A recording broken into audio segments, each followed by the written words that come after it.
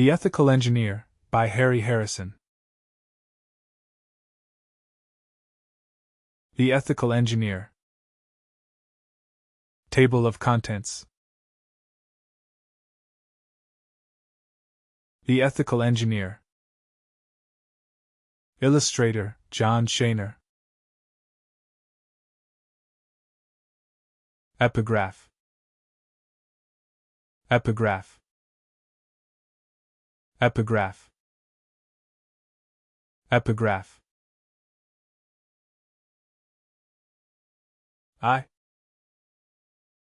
Jason dinAlt looked unhappily at the two stretchers as they were carried by. "Are they at it again?" he asked. Brucko nodded, the scowl permanently ingrained now on his hawk-like face. "We have only one thing to be thankful for. That is, so far at least, they haven't used any weapons on each other." Jason looked down unbelievingly at the shredded clothing, crushed flesh, and broken bones. "The absence of weapons doesn't appear to make much difference when two Pyrrans start fighting. It seems impossible that this damage could be administered bare-handed." Well, it was. Even you should know that much about Pyrrus by now. We take our fighting very seriously. But they never think how much more work it makes for me. Now I have to patch these two idiots up and try to find room for them in the ward. He stalked away, irritated and annoyed as always. Jason usually laughed at the doctor's irascible state, but not today. Today, and for some days past, he had found himself living with a persistent feeling of irritation that had arrived at the same time as his discovery that it is far easier to fight a war than to administer a peace. The battle at the perimeter still continued, since the massed malevolence of the Pyrran life forms were not going to call a truce simply because the two warring groups of humans had done so. There was battle on the perimeter and a continual feeling of unrest inside the city. So far there had been very little traffic between the city Pyrrans and those living outside the walls, and what contact there had been usually led to the kind of violence he had just witnessed. The only minor note of hope in this concert of discord was the fact that no one had died, as yet, in any of these fearsome hand-to-hand conflicts. In spite of the apparent deadliness of the encounters, all of the Pyrrans seemed to understand that, despite past hatreds, they were all really on the same side. A distant rumble from the clouded sky broke through his thoughts. "There is a ship on the radar," Meta said, coming out of the ground control office and squinting up at the overcast. "I wonder if it is that ecology expedition that Brucko arranged, or the cargo ship from Ondian?" "We'll find out in a few minutes," Jason said, happy to forget his troubles for the moment in frank admiration, since just looking at Meta was enough to put a golden edge on this gloom-filled day. Standing there, head back searching the sky, she managed to be beautiful even in the formless Pyrran coverall. Jason put his arms around her waist and exacted a great deal of pleasure from kissing the golden length of her up-stretched throat. "Oh, Jason, not now," she said in exasperation. Pyrran minds, by necessity, run along one track at a time, and at the present moment she was thinking about the descending spaceship. With a quick motion, scarcely aware of her action, she pulled his hands from her and pushed him away, an easy enough thing for a Pyrran girl to do. But in doing so she half fractured one of his wrists, numbed the other, and knocked Jason to the ground.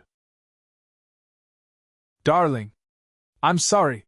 she gasped, suddenly realizing what she had done, bending quickly to help him up.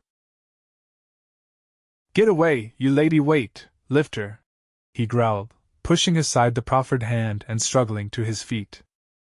"When are you going to realize that I'm only human, not made of chrome steel bars like the rest of your people?"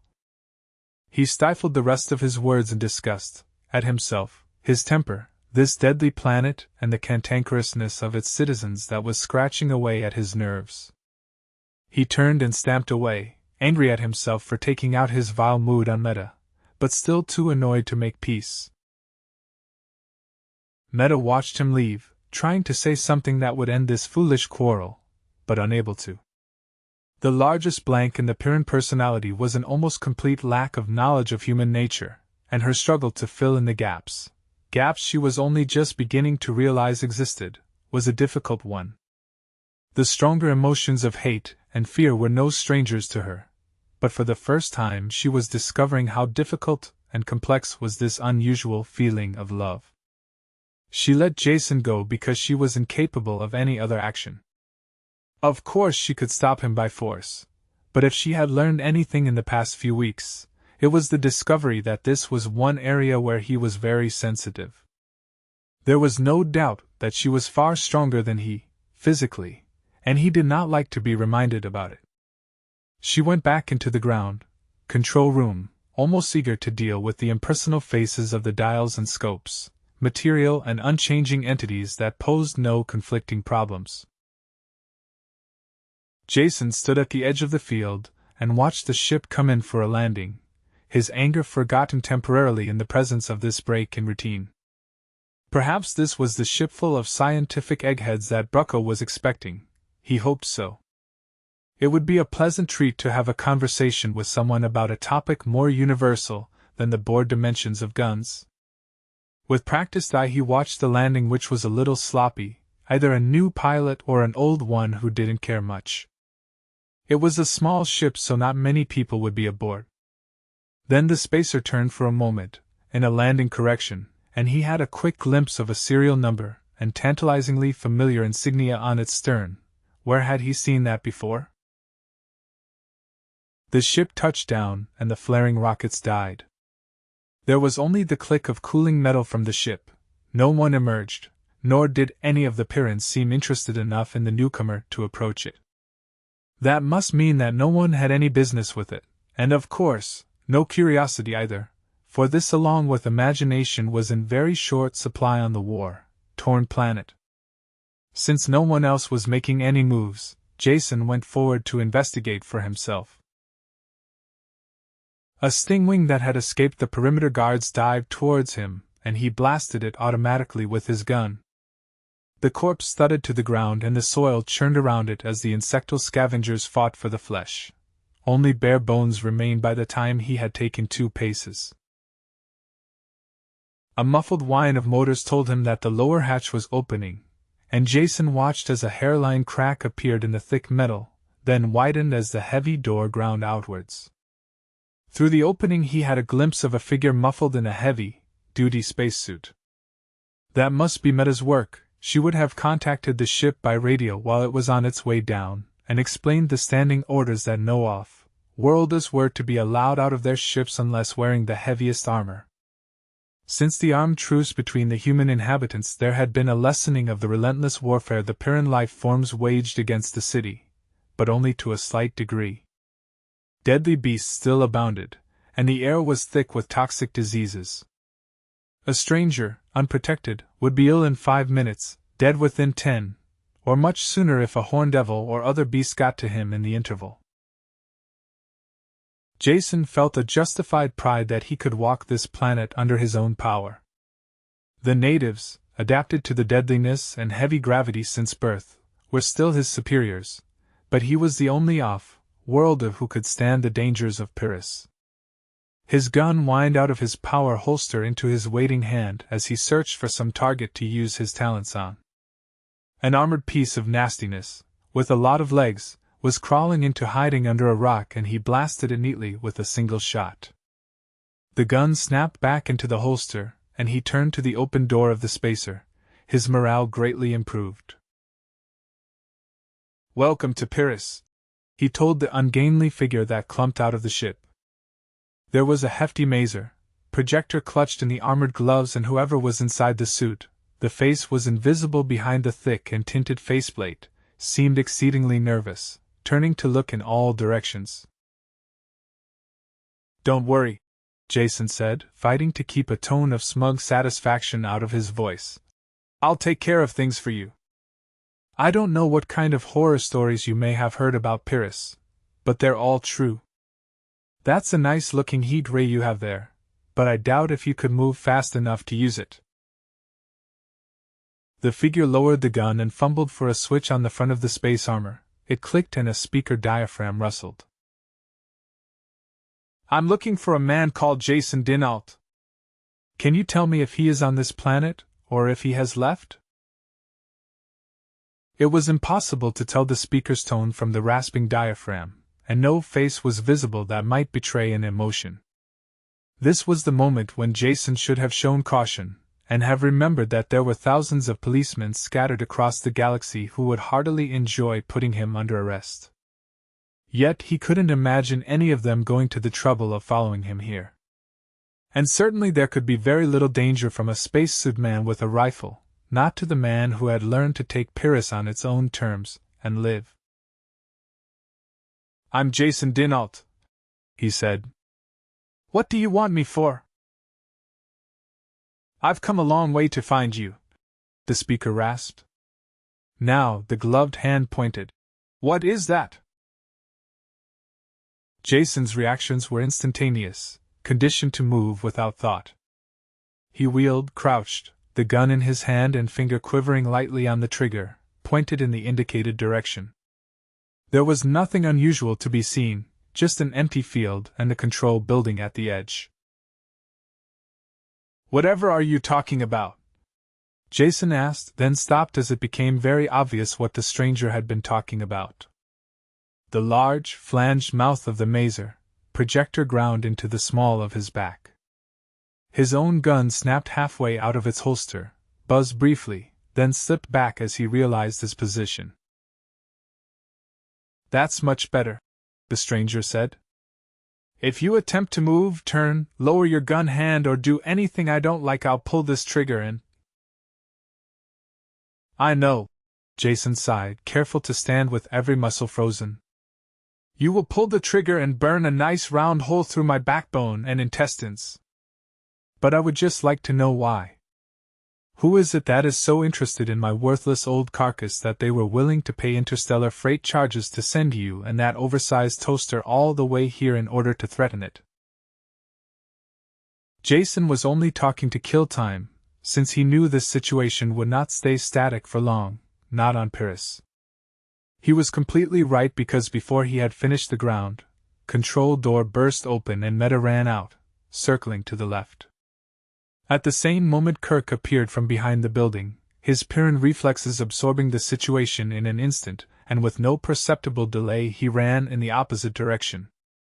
Both Pyrrans had their guns ready and closed in with the merciless precision of trained predators. Tell them to stop, the suit speaker grated at Jason. I'll shoot you if they try anything. Hold it! Jason shouted, and the running Pyrrans stopped instantly. Don't come any closer, and whatever you do, don't shoot. He turned his head and spoke in a quieter voice to the suited figure behind him. Now you see where you stand. Lower the gun and get back into your ship. I guarantee you'll stay alive if you do that at once. Don't try and buff me, dinAlt. The mazer barrel pushed harder against his back. You are my prisoner and your friends can't save you. Start walking backwards now. I'll stay right behind you. Look, Jason said calmly, not permitting himself to get angry. Those are Pyrrans out there. Either of them could kill you so quickly that you couldn't possibly have time to pull that trigger. I'm saving your life, though I don't know why I'm bothering, so be a good boy and get back into your ship and go home, and we'll give you AT for trying. Could I have him, please, Kirk? Meta called out, the deadly assumption of her remark punctuating Jason's logic. After all, Jason means more to me than you. Shall I kill him yet, Jason? Just shoot his gun hand off, Meta, Kirk told her, in the same emotionless tone. I want to know who this is, why he came here, before he dies. Get back into your ship, you fool, Jason hissed. You've got only seconds to live. Start walking backwards, his captor said. You are under arrest. I'll count to 3, then shoot. 1, 2. Jason shuffled a cautious step to the rear, and the Pyrran gun snapped up at the same instant, extended at arm's length.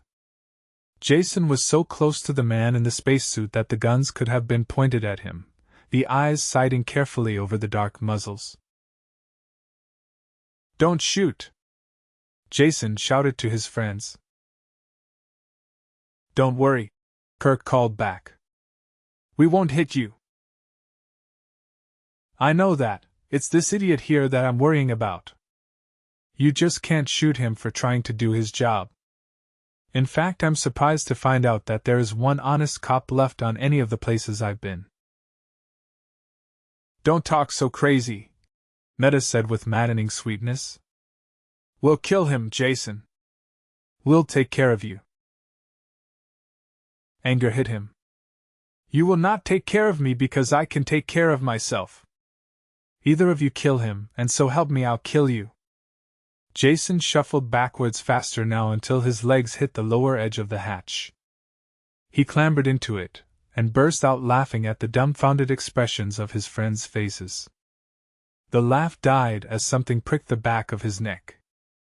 The pressure of the gun was gone and he swung around, surprised to see the floor rushing up towards him, but before it struck him blackness descended. Consciousness returned, accompanied by a thudding headache that made Jason wince when he moved, and when he opened his eyes the pain of the light made him screw them shut again. Whatever the drug was that had knocked him out, it was fast working, and seemed to be oxidized just as quickly. The headache faded away to a dull throb and he could open his eyes without feeling that needles were being driven into them. He was seated in a standard space chair that had been equipped with wrist and ankle locks, now well secured. A man sat in the chair next to him, intent on the spaceship's controls. The ship was in flight and well into space. The stranger was working the computer, cutting a tape to control their flight in jump space. Jason took the opportunity to study the man. He seemed to be a little old for a policeman, though on second thought it was really hard to tell his age. His hair was gray and cropped as short as a skull cap, but the wrinkles on his leathery skin seemed to have been caused more by exposure than advanced years. Tall and firmly erect, he appeared underweight at first glance, until Jason realized this effect was caused by the total absence of any excess flesh. It was as though he had been cooked by the sun and leached by the rain until only bone, tendon and muscle were left. When he turned his head the muscles stood out like cables under the skin of his neck, and his hands at the controls were the brown talons of some bird. A hard finger pressed the switch that actuated the jump control, and he turned away from the board to face Jason. "I see you are awake." It was a mild drug. I did not enjoy using it, but it was the safest way. When he talked his jaw opened and shut with the seriousness of a bank vault. The deep, set and cold blue eyes stared fixedly from under dark brows. Jason stared back just as steadily and chuckled.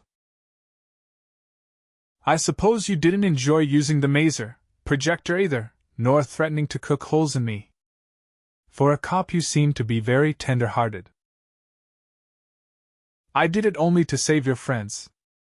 I did not want them to get hurt." "Get hurt?" Jason roared with laughter. "Space, cop, don't you have any idea what Pyrrus are like, or what kind of a setup you were walking into? Don't you realize that I saved your life, though I really don't know why? Call me a natural humanitarian. You may have a swollen head and a ready finger, but you were so far out of your class that you just weren't in the race. They could have blasted you into pieces, then shot the pieces into smaller pieces, while you were still thinking about pulling the trigger. You should just thank me for being your savior." "So you are a liar as well as a thief," Jason's captor answered with no change of expression. "You attempt to play on my sympathies to gain your freedom. Why should I believe this story? I came to arrest you, threatening to kill you if you didn't submit, and your friends were there ready to defend you. Why should you attempt to save my life? It does not make sense." He turned back to the controls to make an adjustment. Micah Saman. "It didn't make sense," Jason agreed completely. Why had he saved this oaf who meant nothing to him? It was not an easy question to answer, though it had seemed so right at the time. If only Meta hadn't said that they would take care of him. He knew they could and was tired of it. He could take care of himself. He felt the anger rising again at the remembered words. Was that the only reason he had let this cop capture him? To show the Pyrrus that he was able to control his own destiny? Was the human ego such a pitiable thing that it had to keep reassuring itself of its own independence, or lie down on its back and curl up its toes? Apparently it was. At least his was. The years had taught him a certain insight into his own personality, and he realized that his greedy little subconscious had collected all the cues and signals from the encounter at the spaceport, and goaded him into a line of action that looked uncomfortably like suicide. The arrival of the stranger, the threat to himself, the automatic assumption by the Pyrrhans that they would take care of him. Apparently his ego and his subconscious felt that he had been taken care of too long. They had managed to get him into this spot from which he could only be extricated by his own talents, far away from Pyrrhus and the pressures that had been weighing on him so long. He took a deep breath and smiled. It wasn't such a bad idea after all. Stupid in retrospect, but the stupidity could hopefully be kept in the past. Now he had to prove that there was something other than a death wish in his subconscious flight from Pyrrhus, and he must find a way to reverse positions with this cop, whoever he was. Which meant that he had to find out a little more about the man before making any plans. "I'm afraid you have the advantage of me, officer. How about telling me who you are and showing me a warrant, or something under which you are performing this deed of interstellar justice?" "I am Micah Saman. I am returning you to Cassilia for trial and sentencing." "Ah, yes," Jason sighed. "I'm not surprised to hear that they are still interested in finding me. But I should warn you that there is very little remaining of the 3,017,000,000 credits that I won from your casino." "Cassilia doesn't want the money back," Micah said as he locked the controls and swung about in his chair. "They don't want you back either. You are their planetary hero now. When you escaped with your ill-gotten gains, they realized that they would never see the money again. So they put their propaganda mills to work, and you are now known throughout all the adjoining star systems as Jason 3 billion, the living proof of the honesty of their dishonest games, and a lure for all the weak in spirit. You tempt them into gambling for money instead of working honestly for it." "Pardon me for being thick today," Jason said, shaking his head rapidly to loosen up the stuck synapses. "I'm having a little difficulty in following you. What kind of a policeman are you to arrest me for trial after the charges have been dropped?"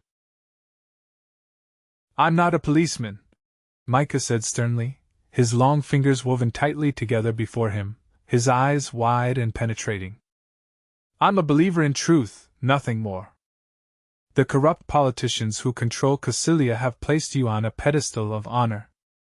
Honoring you, another, and if possible, a more corrupt man, and behind your image they have waxed fat. But I am going to use the truth to destroy that image, and when I destroy the image I shall destroy the evil that produced it." "That's a tall order for one man," Jason said calmly, much calmer than he really felt. "Do you have a cigarette?" "There is, of course, no tobacco or spirits on this ship. And I am more than one man. I have followers. The Truth Party is already a power to be reckoned with. We have spent much time and energy in tracking you down, but it was worth it. We have followed your dishonest trail into the past, to Mahat's planet, to the Nebula Casino on Galipto, through a series of sordid crimes that turns an honest man's stomach. We have warrants for your arrest from each of these places, in some cases even the results of trials and your death sentence. I suppose it doesn't bother your sense of legality that those trials were all held in my absence?" Jason asked. "Or that I have only fleeced casinos and gamblers, who make their living by fleecing suckers. Micah Simon wiped away this consideration with a wave of his hand. You have been proven guilty of a number of crimes. No amount of riddling on the hook can change that. You should be thankful that your revolting record will have a good use in the end. It will be the lever with which we shall topple the grafting government of Cassilia. I'm beginning to be sorry that I stopped Kirk and Meta from shooting you, Jason said, shaking his head in wonder. I have a very strong suspicion that you are going to cause yourself, and a lot of other people, a good deal of trouble before this thing is over. Look at me, for instance. He rattled his wrists in their restraining bands. The servo motors whined a bit as the detector unit came to life and tightened the grasp of the cuffs, limiting his movement. A little while ago I was enjoying my health and freedom, and I threw it all away on the impulse to save your life. I'm going to have to learn to fight those impulses. If that is supposed to be a plea for mercy, it is sickening, Micah said. I have never taken favors, nor do I owe anything to men of your type. Nor will I ever. Ever like never is a long time, Jason said very quietly. I wish I had your serenity of mind about the sure order of things. Your remark shows that there might be hope for you yet. You might be able to recognize the truth before you die. I will help you, talk to you and explain. Better the execution, Jason choked. 2. Are you going to feed me by hand, or unlock my wrists while I eat? Jason asked. Micah stood over him with the tray, undecided. Jason gave a light verbal prod, very gently, because whatever else he was, Micah was not stupid. I would prefer you to feed me, of course. You'd make an excellent body servant. You are capable of eating by yourself, Micah responded instantly, sliding the tray into the slots of Jason's chair. But you will have to do it with only one hand. If you were freed, you would only cause trouble. He touched the control on the back of the chair, and the right wrist lock snapped open. Jason stretched his cramped fingers and picked up the fork. While he ate, Jason's eyes were busy. Not obviously, since a gambler's attention is never obvious. But many things can be seen if you keep your eyes open and your attention apparently elsewhere. A sudden glimpse of someone's cards, the slight change of expression that reveals a player's strength. Item by item, his seemingly random gaze touched the items in the cabin: control console, screens, computer, chart screen, jump control chart case, bookshelf. Everything was observed, remembered, and considered. Some combination of them would fit into the plan. So far, all he had was the beginning and the end of an idea. Beginning, he was a prisoner in this ship, on his way back to Cassilia. End, he was not going to remain a prisoner, nor return to Cassilia. Now all that was missing was the vital middle. It looked impossible at the moment, but Jason never considered that it couldn't be done. He operated on the principle that you made your own luck. You kept your eyes open as things evolved, and at the right moment you acted.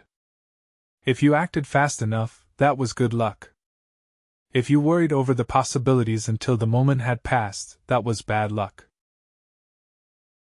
He pushed the empty plate away and stirred sugar into his cup.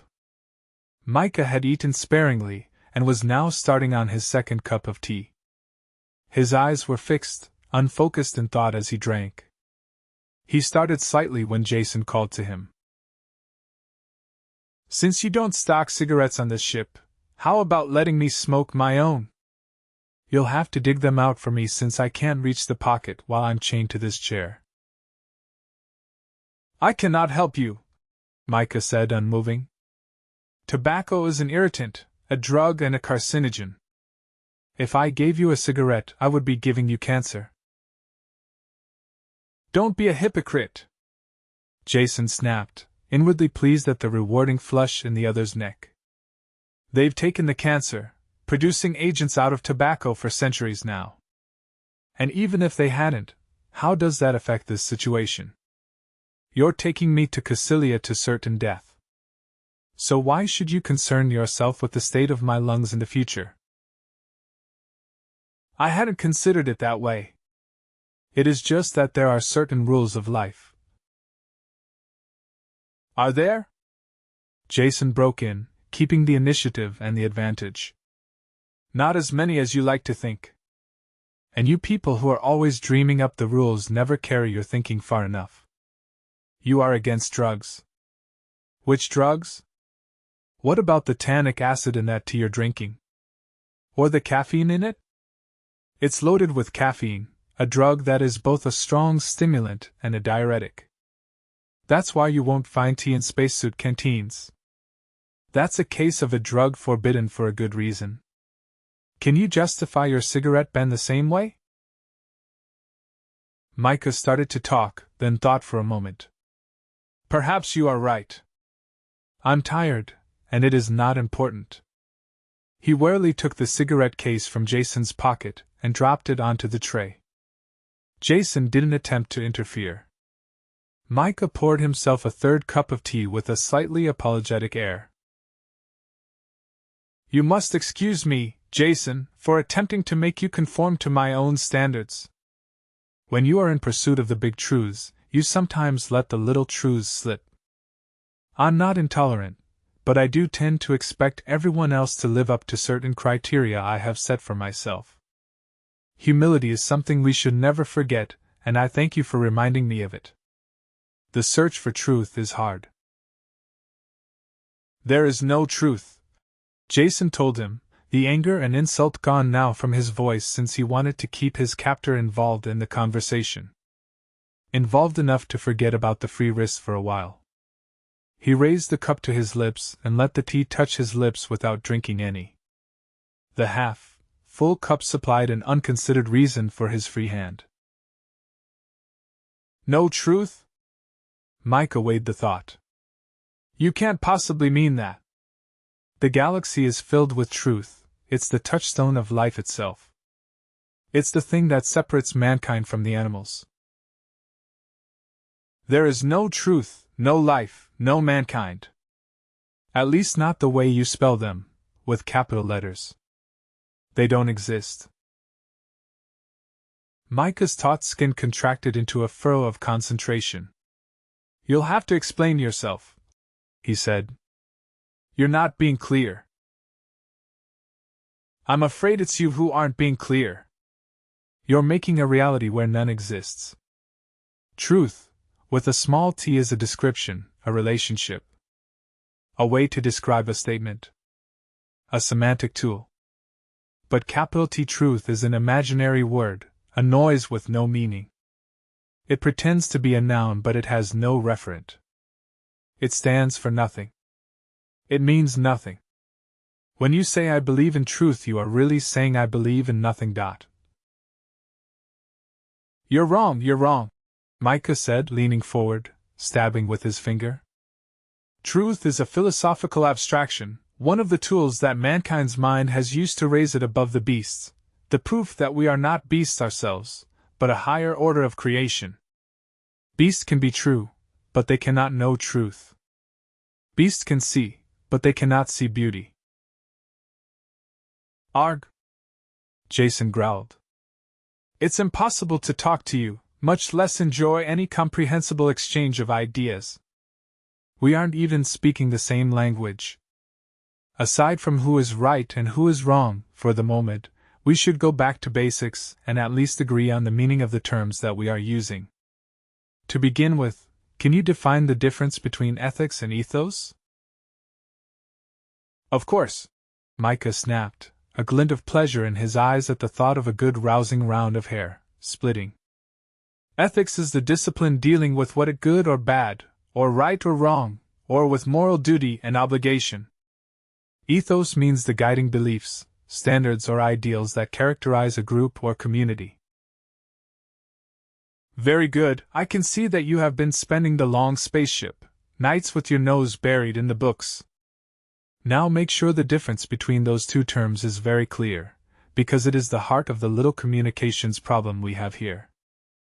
Ethos is inextricably linked with a single society and cannot be separated from it, or it loses all meaning. Do you agree? Well? Come, you have to agree on the terms of your own definition. The ethos of a group is just a catch-all term for the ways in which the members of a group rub against each other. Right. Micah reluctantly produced a nod of acquiescence. Now that we agree about that, we can push on one step further. Ethics, again by your definition, must deal with any number of societies or groups. If there are any absolute laws of ethics, they must be so inclusive that they can be applied to any society. A law of ethics must be as universal of application as is the law of gravity. I don't follow you. I didn't think you would when I got to this point. You people who prattle about your universal laws never really consider the exact meaning of the term. My knowledge of the history of science is very vague, but I'm willing to bet that the first law of gravity ever dreamed up stated that things fell at such and such a speed, and accelerated at such and such a rate. That's not a law, but an observation that isn't even complete until you add on this planet. On a planet with a different mass there will be a different observation. The law of gravity is the formula.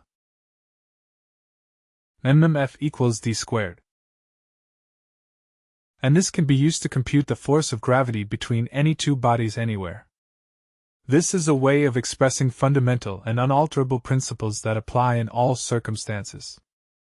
If you are going to have any real ethical laws, they will have to have this same universality. They will have to work on Cassilia or Pyrrus, or on any planet or in any society you can find. Which brings us back to you. What you so grandly call, with capital letters and a flourish of trumpets, laws of ethics aren't laws at all, but are simple little chunks of tribal ethos, aboriginal observations made by a gang of desert sheepherders to keep order in the house, or tent. These rules aren't capable of any universal application, even you must see that. Just think of the different planets that you have been on, and the number of weird and wonderful ways people have of reacting to each other. Then try and visualize 10 rules of conduct that would be applicable in all these societies. An impossible task.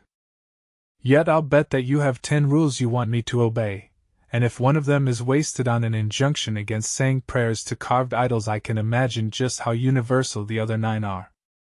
You aren't being ethical if you try to apply them wherever you go, you're just finding a particularly fancy way to commit suicide.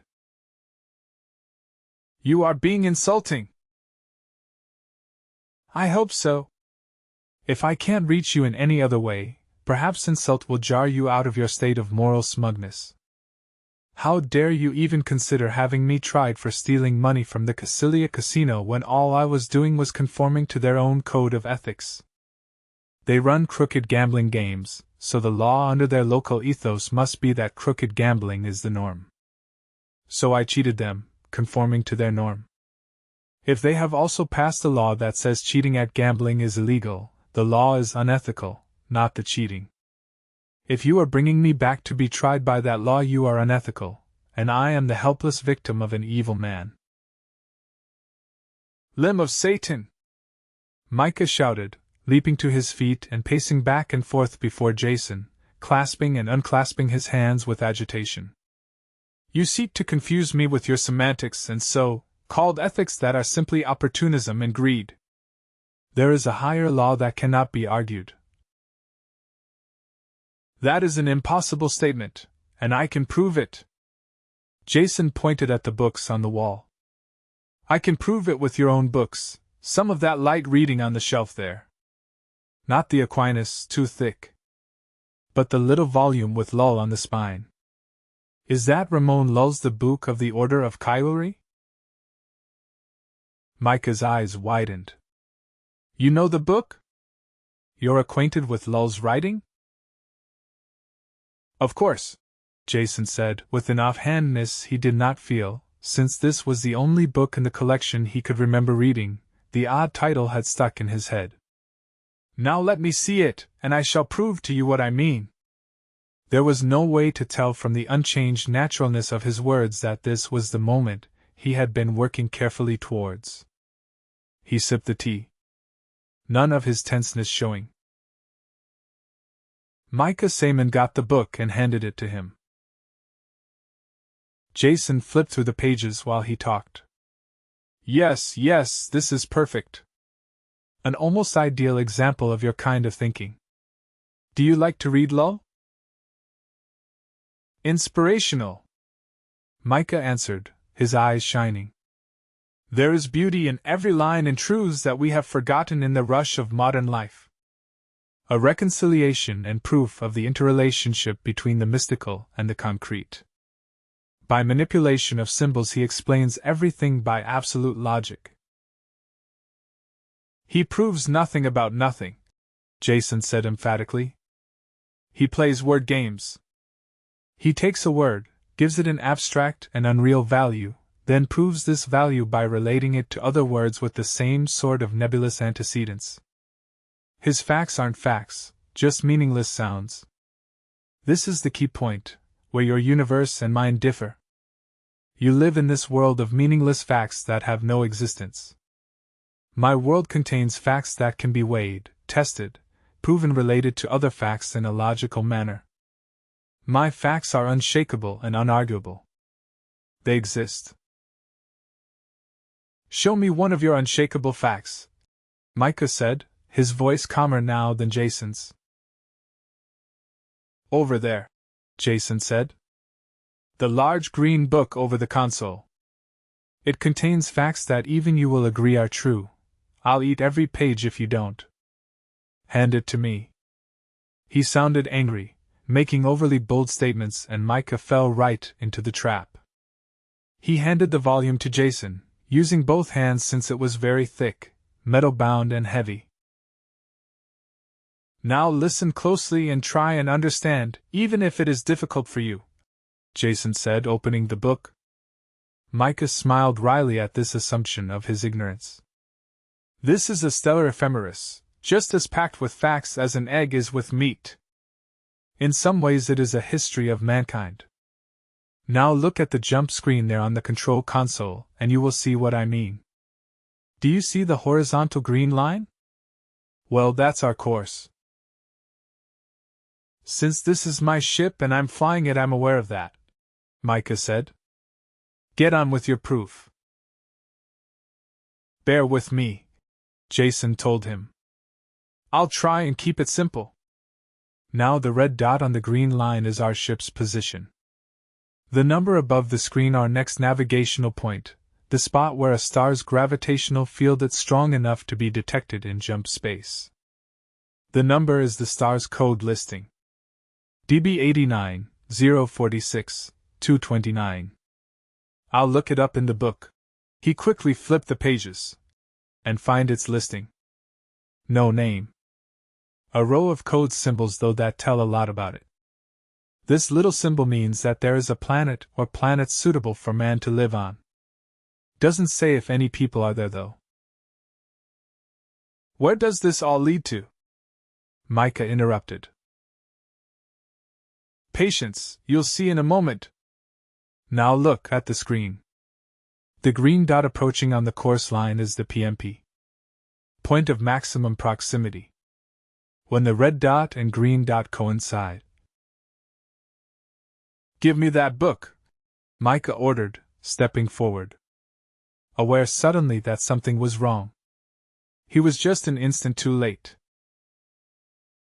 Here's your proof, Jason said, and hurled the heavy book through the jump screen into the delicate circuits behind. Before it hit, he had thrown the second book. There was a tinkling crash, a flare of light, and the crackle of shorted circuits. The floor gave a tremendous heave as the relays snapped open, dropping the ship through into normal space. Micah grunted in pain, clubbed to the floor by the suddenness of the transition. Locked into the chair, Jason fought the heaving of his stomach and the blackness before his eyes. As Micah dragged himself to his feet, Jason took careful aim and sent the tray and dishes hurtling into the smoking ruin of the jump computer. There's your fact, he said in cheerful triumph. Your incontrovertible, gold-plated, uranium-cored fact. We're not going to Cassilia anymore. 3. You've killed us both, Micah said with his face strained and white but his voice under control. Not quite, Jason told him cheerily. But I have killed the jump control so we can't get to another star. However, there's nothing wrong with our space drive, so we can make a landing on one of the planets. You saw for yourself that there is at least one suitable for habitation. Where I will fix the jump drive and continue the voyage to Cassilia. You will have gained nothing. Perhaps, Jason answered in his most noncommittal voice, since he did not have the slightest intention of continuing the trip, no matter what Micah Simon thought. His captor had reached the same conclusion. Put your hand back on the chair arm, he ordered, and lock the cuff into place again. He stumbled as the drive started and the ship changed direction. What was that? He asked. Emergency control. The ship's computer knows that something drastic is wrong, so it has taken over. You can override it with the manuals, but don't bother yet. The ship can do a better job than either of us with its senses and stored data. It will find the planet we're looking for, plot a course and get us there with the most economy of time and fuel. When we get into the atmosphere, you can take over and look for a spot to set down. I don't believe a word you say now, Micah said grimly. I'm going to take control and get a call out on the emergency band. Someone will hear it. As he started forward, the ship lurched again and all the lights went out. In the darkness, flames could be seen flickering inside the controls. There was a hiss of foam and they vanished. With a weak flicker, the emergency lighting circuit came on. Shouldn't have thrown the Ramon Lull book, Jason said. The ship can't stomach it any more than I could. You are irreverent and profane, Micah said through his clenched teeth, as he went to the controls. You attempt to kill us both. You have no respect for your own life or mine. You're a man who deserves the worst punishment the law allows. I'm a gambler, Jason laughed. Not at all as bad as you say. I take chances, but I only take them when the odds are right. You were carrying me back to certain death. The worst my wrecking the controls can do is administer the same end. So I took a chance. There is a bigger risk factor for you, of course, but I'm afraid I didn't take that into consideration. After all, this entire affair is your idea. You'll just have to take the consequences of your own actions and not scold me for them. You're perfectly right, Micah said quietly. I should have been more alert. Now will you tell me what to do to save both our lives? None of the controls work. None! Did you try the emergency override? The big red switch under the safety housing. I did. It is dead, too. Jason slumped back into the seat. It was a moment before he could speak. Read one of your books, Micah, he said at last. Seek consolation in your philosophy. There's nothing we can do.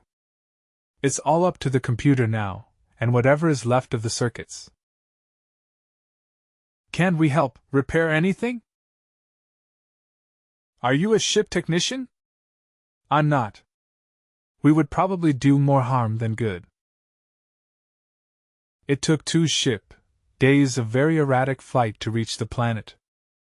A haze of clouds obscured the atmosphere. They approached from the night side and no details were visible. Or lights. If there were cities, we should see their lights, shouldn't we? Micah asked. Not necessarily. Could be storms. Could be enclosed cities. Could be only ocean in this hemisphere. Or it could be that there are no people down there. Even if the ship should get us down safely, what will it matter? We will be trapped for the rest of our lives on this lost planet at the end of the universe. Don't be so cheerful, Jason interrupted. How about taking off these cuffs while we go down? It will probably be a rough landing, and I'd like to have some kind of a chance. Micah frowned at him. Will you give me your word of honor that you won't try to escape during the landing? No. And if I gave it, would you believe it? If you let me go, you take your chances. Let neither of us think it will be any different. I have my duty to do, Micah said. Jason remained locked in the chair. They were in the atmosphere. The gentle sighing against the hull quickly climbed the scale to a shrill scream. The drive cut out, and they were in free fall. Air friction heated the outer hull white hot, and the interior temperature quickly rose in spite of the cooling unit. What's happening? Micah asked. You seem to know more about this. Are we through, going to crash? Maybe. Could be only one of two things. Either the whole works has folded up, in which case we are going to be scattered in very small pieces all over the landscape, or the computer is saving itself for one last effort. I hope that's it. They build computers smart these days, all sort of problem-solving circuits. The hull and engines are in good shape, but the controls spotty and unreliable. In a case like this, a good human pilot would let the ship drop as far and fast as it could before switching on the drive. Then turn it on full, 13 Gs or more, whatever he figured the passengers could take on the couches. The hull would take a beating, but who cares? The control circuits would be used the shortest amount of time in the simplest manner. Do you think that's what is happening? Micah asked, getting into his acceleration chair. That's what I hope is happening. Going to unlock the cuffs before you go to bed? It could be a bad landing, and we might want to go places in a hurry. Micah considered, then took out his gun. I'll unlock you, but I intend to shoot if you try anything. Once we are down, you will be locked in again. Thanks for small blessings, Jason said, rubbing his wrists. Deceleration jumped on them, kicked the air from their lungs in uncontrollable gasps, sank them deep into the yielding couches. Micah's gun was pressed into his chest, too heavy to lift. It made no difference, Jason could not stand nor move. He hovered on the border of consciousness, his vision flickering behind a black and red haze. Just as suddenly the pressure was gone. They were still falling. The drive groaned in the stern of the ship and relays chattered. But it didn't start again. The two men stared at each other, unmoving, for the unmeasurable unit of time that the ship fell. As the ship dropped, it turned and hit at an angle. The end came for Jason in an engulfing wave of thunder, shock, and pain. Sudden impact pushed him against the restraining straps, burst them with the inertia of his body, hurled him across the control room. His last conscious thought was to protect his head. He was lifting his arm when he struck the wall. There is a cold that is so chilling it is a pain, not a temperature. Cold that slices into the flesh before it numbs and kills. Jason came to with the sound of his own voice crying hoarsely. The cold was so great it filled the universe. Cold water, he realized as he coughed it from his mouth and nose. Something was around him, and it took an effort to recognize it as Micah's arm. He was holding Jason's face above the surface while he swam. A receding blackness in the water could only have been the ship, giving off bubbles and groans as it died. The cold water didn't hurt now, and Jason was just relaxing when he felt something solid under his feet. Stand up and walk, curse you! Micah gasped hoarsely. I can't carry you, can't carry myself. They floundered out of the water, side by side, four-legged crawling beasts that could not stand erect. Everything had an unreality to it, and Jason found it hard to think. He should not stop, that he was sure of, but what else could he do?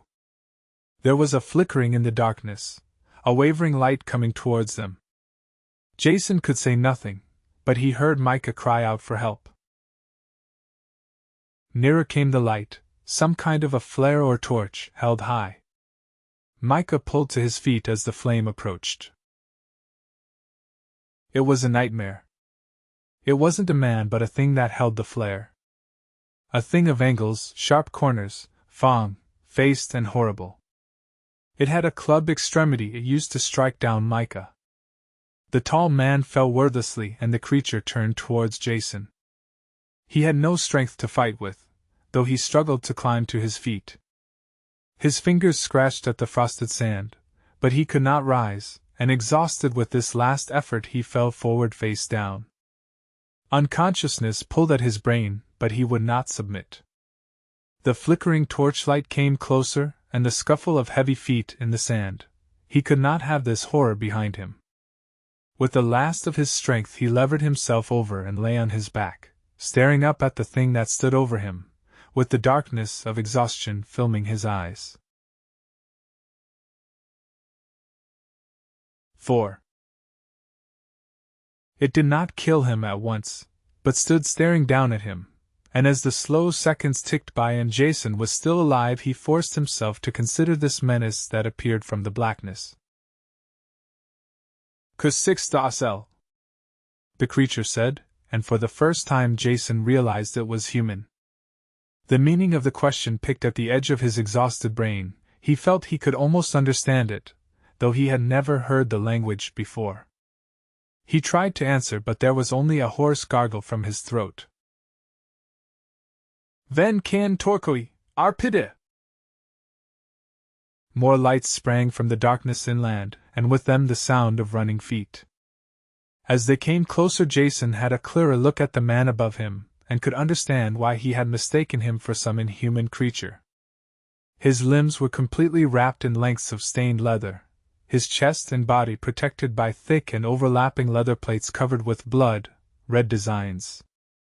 Over his head was fitted the cochlea-shaped shell of some animal, spiraling to a point in front. 2 small openings had been drilled in it for eye holes. Great, long teeth had been set in the lower edge of the shell to heighten the already fearsome appearance.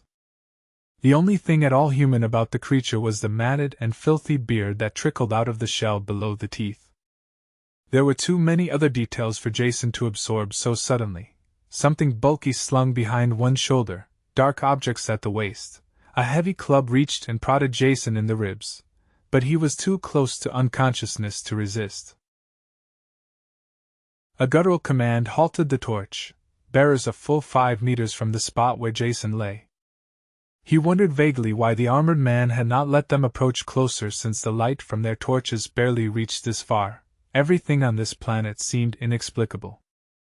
For a few moments Jason must have lost consciousness, because when he looked again the torch was stuck in the sand at his side, and the armored man had one of Jason's boots off and was pulling at the other. Jason could only ride feebly but not prevent the theft. For some reason he could not force his body to follow his will. His sense of time seemed to have altered as well, and though every second dragged heavily by events occurred with startling rapidity. The boots were gone now, and the man fumbled at Jason's clothes, stopping every few seconds to glance up at the row of torch bearers. The magnetic seals were alien to him, the sharp teeth sewn into the leather over his knuckles dug into Jason's flesh as he struggled to open the seals or to tear the resistant metal cloth. He was growling with impatience when he accidentally touched the release button on the medikit, and it dropped into his hand. The shining gadget seemed to please him, but when one of the sharp needles slipped through his thick hand coverings and stabbed him, he howled with rage, throwing the machine down and grinding it into a splintered ruin in the sand. The loss of this irreplaceable device goaded Jason into motion. He sat up and was trying to reach the medikit when unconsciousness surged over him. Sometime before dawn the pain in his head drove him reluctantly back to awareness. There were some foul, smelling hides draped over him that retained a little of his body heat. He pulled away the stifling fold that covered his face and stared up at the stars, cold points of light that glittered in the frigid night. The air was a stimulant, and he sucked deep gasps of it that burned his throat but seemed to clear his thoughts. For the first time he realized that his disorientation had been caused by that crack on the head he had received when the ship crashed. His exploring fingers found a swollen rawness on his skull. He must have a brain concussion. That would explain his earlier inability to move or think straight. The cold air was numbing his face, and he willingly pulled the hairy skin back over his head. He wondered what had happened to Micah Saman after the local thug in the horror outfit had bashed him with the club. This was a messy and unexpected end for the man after he had managed to survive the crash of the ship. Jason had no special affection for the undernourished zealot, but he did owe him a life. Micah had saved him after the crash, only to be murdered himself by this local assassin. Jason made a mental note to kill the man just as soon as he was physically up to it. At the same time, he was a little astonished at his reflexive acceptance of the need for this blood-thirsty atonement of a life for a life.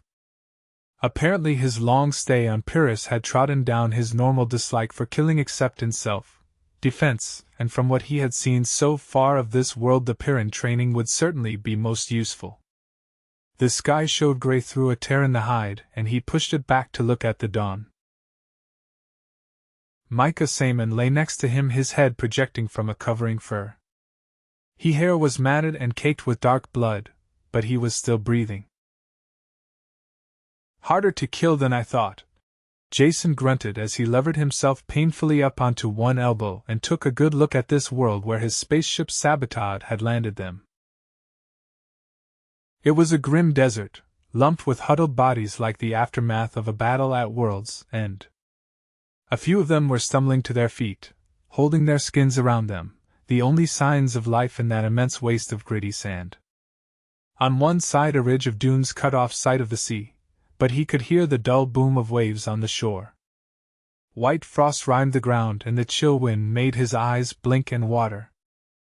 On the top of the dunes a remembered figure suddenly appeared, the armored man, doing something with what appeared to be lengths of rope. There was metallic tinkling, suddenly cut off. Micah Saman groaned and stirred. "How do you feel?" Jason asked. "Those are two of the finest blood-shot eyeballs I have ever seen." "Where am I?" "Now that is a bright and original question. I didn't pick you for the type who watched historical space opera on the TV. I have no idea where we are, but I can give you a brief synopsis of how we arrived here, if you are up to it.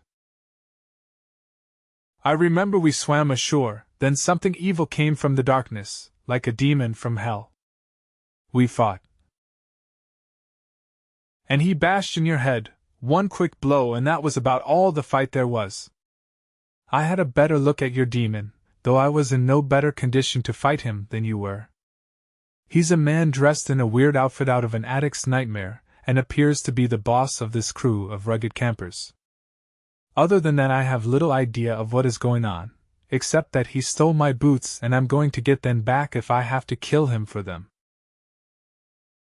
Do not lust after material things, Micah intoned seriously. And do not talk of killing a man for material gain. You are evil, Jason, and my boots are gone, and my clothes too. Micah had thrown back his covering skins and made this startling discovery. Belial! He roared. Asmodeus, Abaddon, Apollyon and Baal, Zebub. Very nice, Jason said admiringly. You really have been studying up on your demonology. Were you just listing them, or calling on them for aid? Silence, blasphemer! I have been robbed. He rose to his feet, and the wind whistling around his almost bare body quickly gave his skin a light touch of blue. I am going to find the evil creature that did this and force him to return what is mine.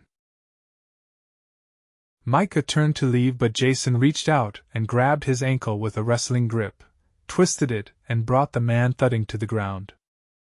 The fall dazed him, and Jason pulled the skins back over the raw, boned form. "We're even," Jason said. "You saved my life last night, just now I saved yours.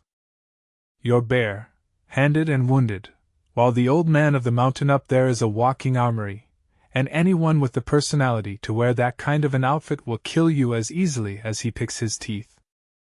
So take it easy and try to avoid trouble. There's a way out of this mess. There's a way out of every mess if you look for it, and I'm going to find it. In fact, I'm going to take a walk right now and start my research. Agreed?" A groan was his only answer, since Micah was unconscious again, fresh blood seeping from his injured scalp. Jason stood and wrapped his hides about his body as some protection from the wind, tying the loose ends together. Then he kicked through the sand until he found a smooth rock that would fit inside his fist with just the end protruding, and thus armed made his way out through the stirring forms of the sleepers. Micah was conscious again when Jason returned, and the sun was well above the horizon. The people were all awake now, a shuffling, scratching herd of about 30 men, women and children. They were identical in their filth and crude skin wrappings, milling about with a random motion or sitting blankly on the ground. They showed no interest at all in the two strangers. Jason handed a tarred leather cup to Micah and squatted next to him. "Drink that. It's water, the only thing that anyone here had to drink. I didn't find any food." He still had the stone in his hand, and while he talked he rubbed it on the sand. The end was moist and red, and some long hairs were stuck in it. "I took a good look around this camp, and there's very little more than you can see from here. Just this crowd of broken-down types, a few bundles rolled in hide, and some of them are carrying skin water bottles. They have a simple stronger pecking order, so I pecked a bit, and we can drink. Food comes next." "Who are they? What are we doing?" Micah asked, mumbling a little, obviously still suffering the after-effects of the blow. Jason looked at the contused skull, and decided not to touch it. The wound had bled freely and clotted. Washing it off with the highly dubious water would accomplish little and might add infection to their other troubles. "I'm only sure of one thing," Jason said. "They're slaves. I don't know why they are here, what they are doing or where they are going, but their status is painfully clear, ours too. Old Nasty up there on the hill is the boss. The rest of us are slaves." "Slaves!" Micah snorted, the word penetrating through the pain in his head. "It is abominable. The slaves must be freed." "No lectures, please, and try to be realistic, even if it hurts. There are only two slaves that need freeing here, you and I. These people seem nicely adjusted to the status quo, and I see no reason to change it. I'm not starting any abolitionist campaigns until I can see my way clearly out of this mess, and I probably won't start any then either. This planet has been going on a long time without me, and will probably keep rolling along once I'm gone." "Coward! You must fight for the truth, and the truth will make you free." "I can hear those capital letters again," Jason groaned. "The only thing right now that is going to make me free is me." Which may be bad poetry, but is still the truth. The situation here is rough but not unbeatable, so listen and learn. The boss, his name is Chak in case you care, seems to have gone off on a hunt of some kind. He's not far away and will be back soon, so I'll try and give you the entire setup quickly. I thought I recognized the language, and I was right. It's a corrupt form of Esperanto, the language all the Territo worlds speak. This altered language, plus the fact that these people live about one step above the Stone Age culture, is pretty sure evidence that they are cut off from any contact with the rest of the galaxy, though I hope not. There may be a trading base somewhere on the planet, and if there is, we'll find it later. We have enough other things to worry about right now, but at least we can speak the language. These people have contracted and lost a lot of sounds and even introduced the glottal stop, something that no language needs, but with a little effort the meaning can still be made out. I do not speak Esperanto. Then learn it. It's easy enough even in this jumbled form. And shut up and listen. These locals are born and bred slaves, and it is all they know. There is a little squabbling in the ranks with the bigger ones pushing the work on the weak ones when CHAK isn't looking, but I have that situation well in hand. CHAK is our big problem, and we have to find out a lot more things before we can tackle him. He is boss, fighter, father, provider, and destiny for this mob, and he seems to know his job. So try to be a good slave for a while. Slave! Micah arched his back and tried to rise. Jason pushed him back to the ground, harder than was necessary. Yes, you, and me too. That is the only way we are going to survive in this arrangement. Do what everyone else does, obey orders, and you stand a good chance of staying alive until we can find a way out of this tangle.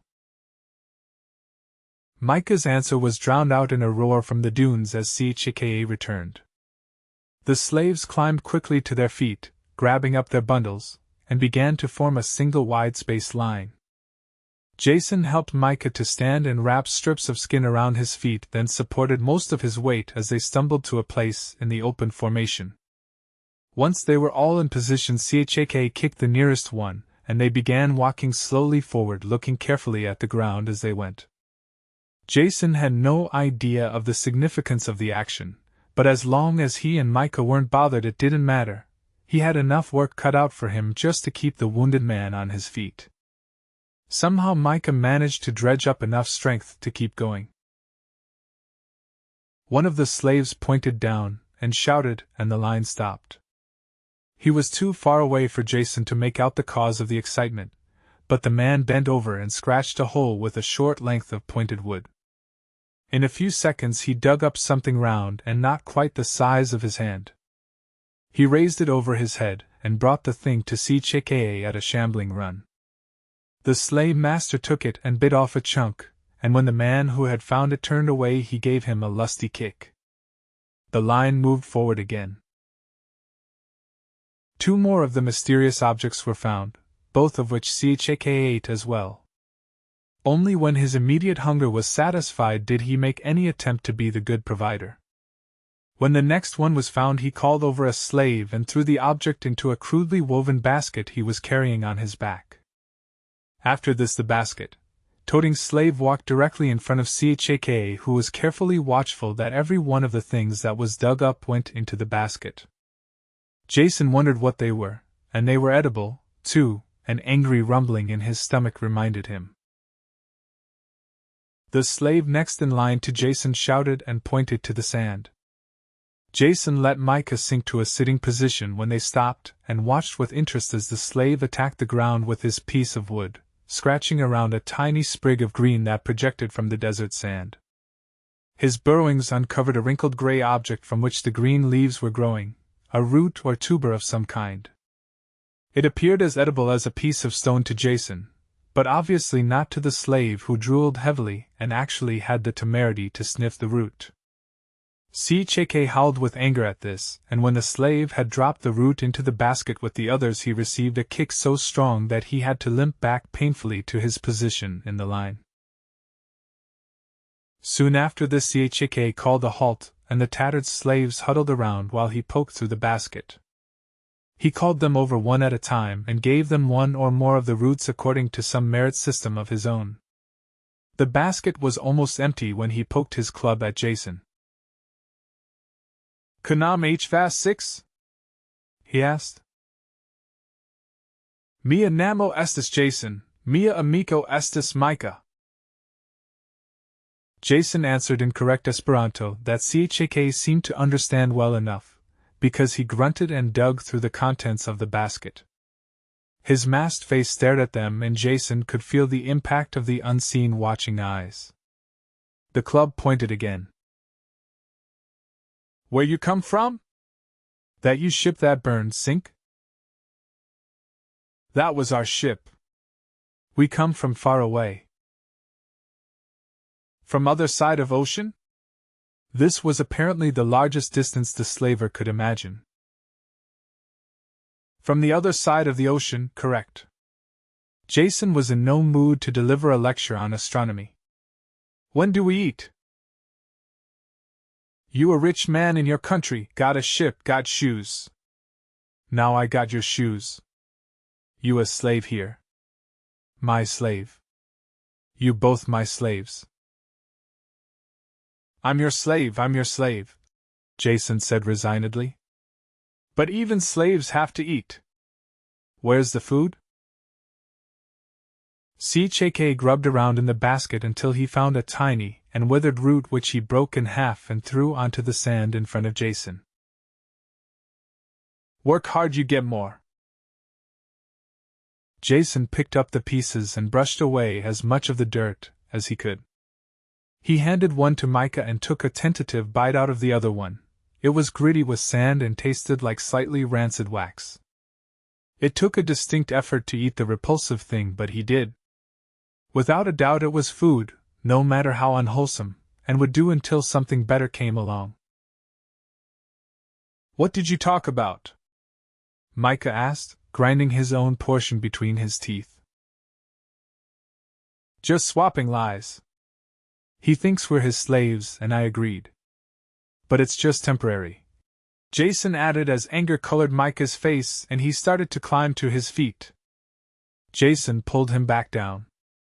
This is a strange planet, you're injured, we have no food or water, and no idea at all how to survive in this place. The only thing we can do to stay alive is to go along with what Old Ugly there says.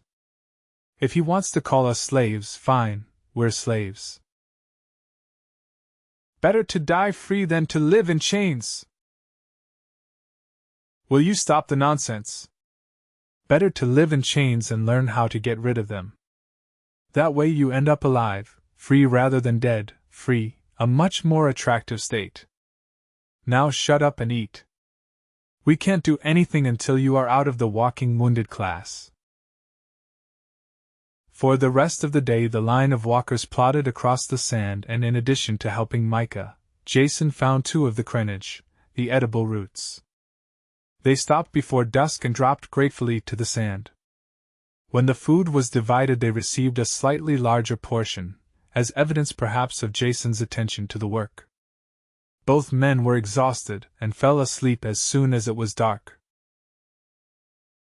During the following morning they had their first break from the walking routine. Their food searching always paralleled the unseen sea, and one slave walked the crest of the dunes that hid the water from sight. He must have seen something of interest because he leaped down from the mound and waved both arms wildly. Chike ran heavily to the dunes and talked with the scout, then booted the man from his presence. Jason watched with growing interest as he unwrapped the bulky package slung from his back and disclosed an efficient-looking crossbow, cocking it by winding on a built-in crank.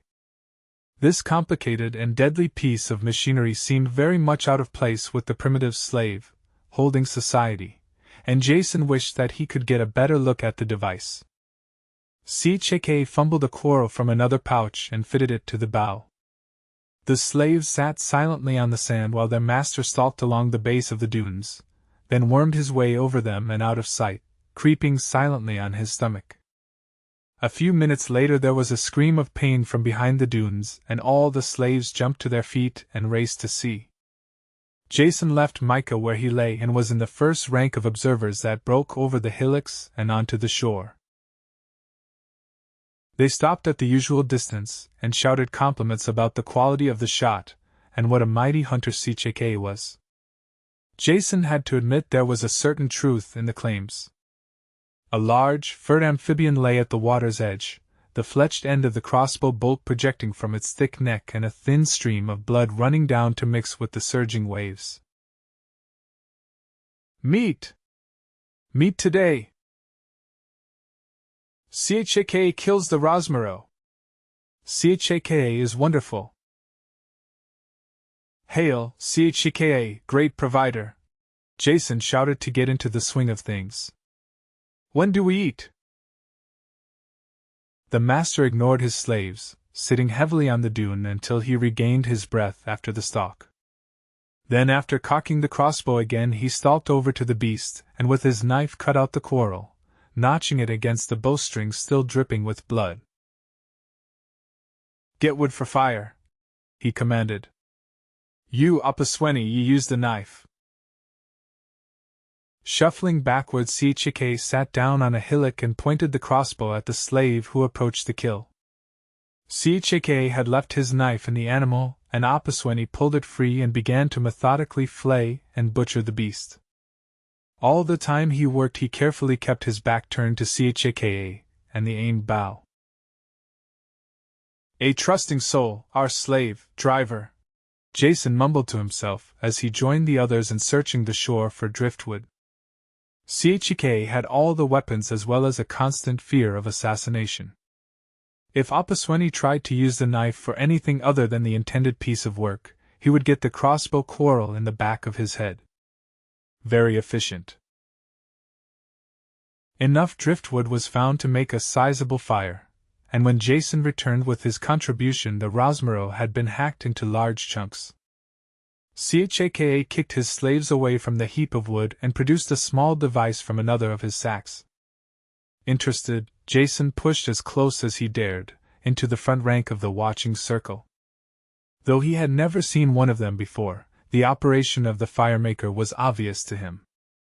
A spring-loaded arm drove a fragment of stone against a piece of steel, sparks flew out, and were caught in a cup of tinder, where Chaka blew on them until they burst into flame. Where had the firelighter and the crossbow come from? They were evidence of a higher level of culture than that possessed by these slave-holding nomads.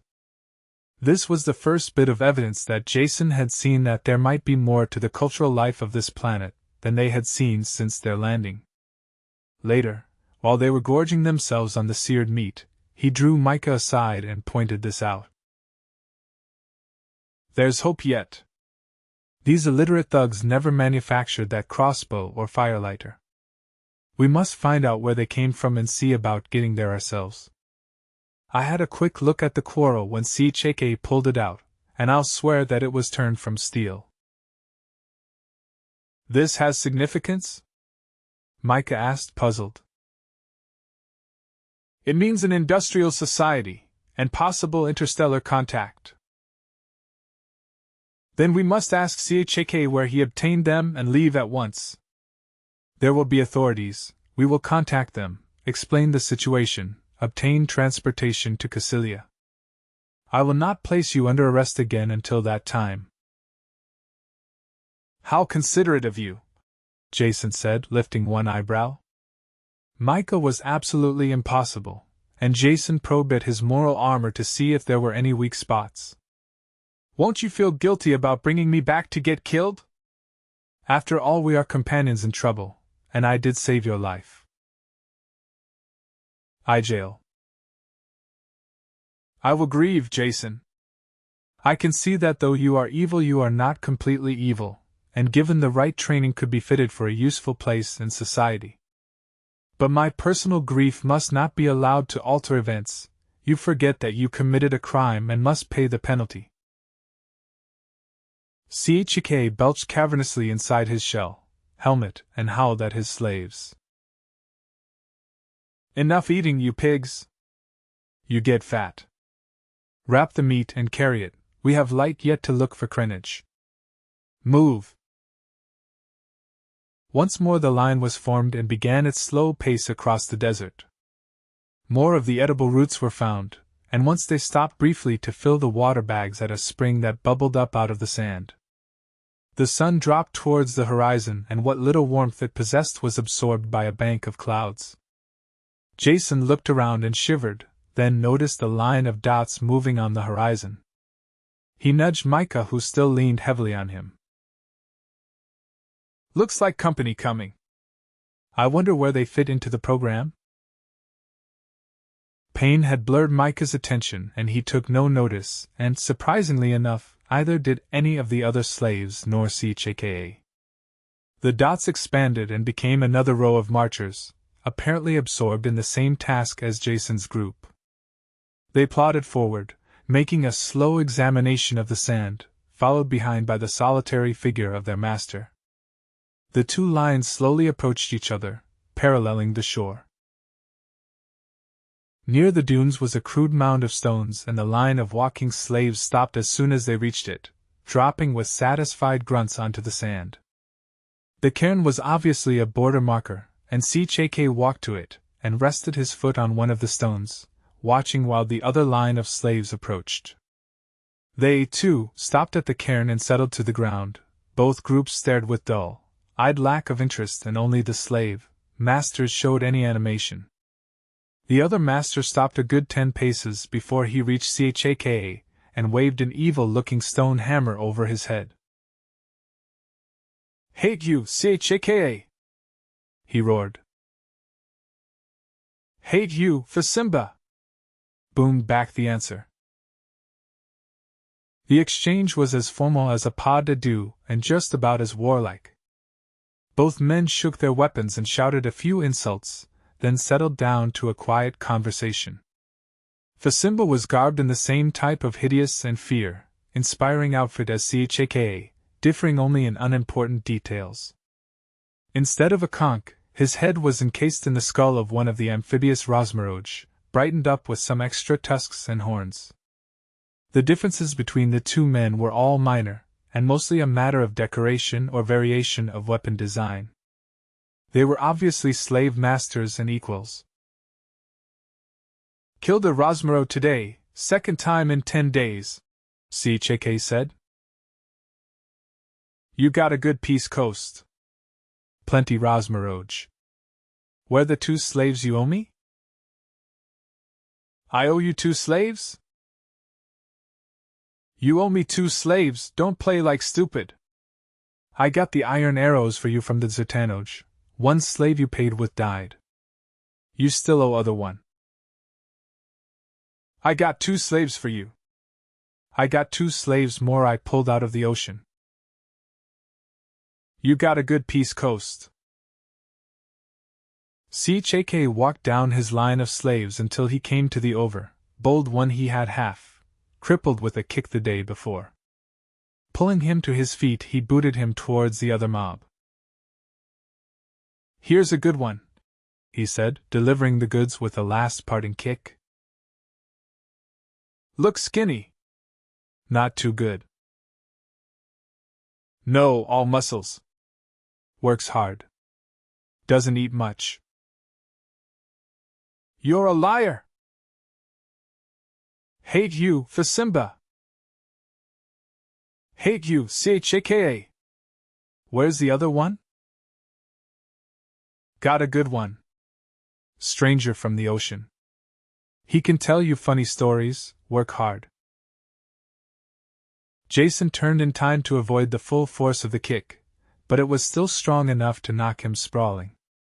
Before he could get up, Chaka had clutched Micah Saman by the arm and dragged him across the invisible line to the other group of slaves. Fasimba stalked over to examine him, prodding him with a spiked toe. "Don't look good. Big hole on the head." "He works hard," Chaka said. "Hole almost healed. He very strong." "You give me new one if he dies?" Fasimba asked doubtfully. "I'll give you." "Hate you, Fasimba." "Hate you, Chaka." The slave herds were prodded to their feet and moved back the way they had come, and Jason shouted after Chaka. "Wait! Don't sell my friend. We work better together, you can get rid of someone else." The slaves gaped at this sudden outburst, and Chaka wheeled, raising his club. "You shut up. You're a slave. You tell me once more to do what and I kill you." Jason shut up since it was very obvious that this was the only thing he could do. He had a few qualms about Micah's possible fate. If he survived the wound, he was certainly not the type to bow to the inevitabilities of holding life. Yet Jason had done his best to save him, and that was that. Now Jason would think about Jason for a while. They made a brief march before dark, apparently just until the other slaves were out of sight, then stopped for the night. Jason settled himself into the lee of a mound that broke the force of the wind a bit, and unwrapped a piece of scorched meat he had salvaged from the earlier feast. It was tough and oily, but far superior to the barely edible crenage that made up the greater part of the native diet. He chewed noisily on the bone and watched while one of the other slaves sidled over towards him. "Give me some your meat?" the slave asked in a whining voice, and only when she talked did Jason realize that this was a girl. All the slaves were alike in their matted hair and skin wrappings. He ripped off a chunk of meat. "Here. Sit down and eat it. What's your name?"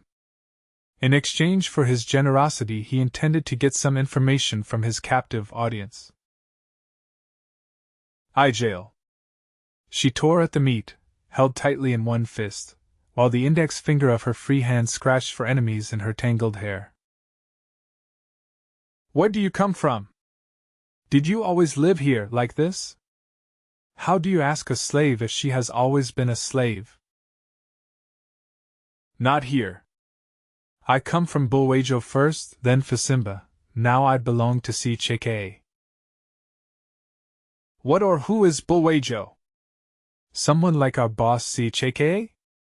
She nodded, gnawing at the meat. "And the Zertanoj that Fasimba gets his arrows from, who are they?" "You don't know much," she said, finishing the meat and licking the grease from her fingers. "I know enough to have meat when you don't have any, so don't abuse my hospitality." "Who are the Zertanoj?" "Everyone knows who they are." She shrugged with incomprehension and looked for a soft spot in the sand to sit down. "They live in the desert. They go around in carriage. They stink. They have many nice things. One of them gave me my best thing. If I show it to you, you won't take it?" "No, I won't touch it. But I would like to see anything they have made. Here's some more meat. Now let me see your best thing." Ijail rooted in her skins for a hidden pocket, and dragged out something that she concealed in her clenched fist. She held it out proudly and opened it, and there was enough light left for Jason to make out the rough form of a red glass bead. "Isn't this so very nice?" she asked. "Very nice," Jason agreed, and for an instant felt a touch of real sorrow when he looked at the pathetic bauble. This girl's ancestors had come to this planet in spaceships with a knowledge of the most advanced sciences. Cut off, their children had degenerated into this, barely conscious slaves, who could pride a worthless piece of glass above all things. "I like you? I'll show you my best thing again." "I like you too. Good night." The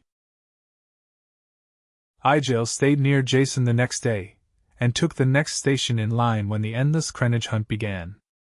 Whenever it was possible he questioned her, and before noon had extracted all of her meager knowledge of affairs beyond the barren coastal plain where they lived. The ocean was a mystery that produced edible animals, fish and an occasional human corpse. Ships could be seen from time to time offshore, but nothing was known about them. On the other flank the territory was bounded by desert even more inhospitable than the one in which they scratched out their existence, a waste of lifeless sand, habitable only by the Zertanoj and their mysterious carriage.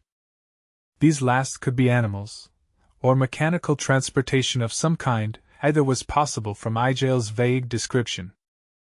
Ocean, coast and desert, these made up all of her world, and she could conceive of nothing that might exist beyond.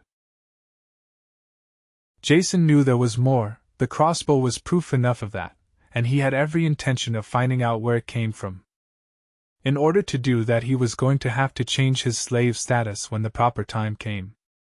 He was developing a certain facility in dodging Chaka's heavy boot. The work was never hard and there was ample food. Being a slave left him with no responsibilities other than obeying orders, and he had ample opportunity to discover what he could about this planet, so that when he finally did leave he would be as well prepared as was possible. Later in the day, another column of marching slaves was sighted in the distance, on a course paralleling their own, and Jason expected a repeat performance of the previous day's meeting. He was agreeably surprised that it was not.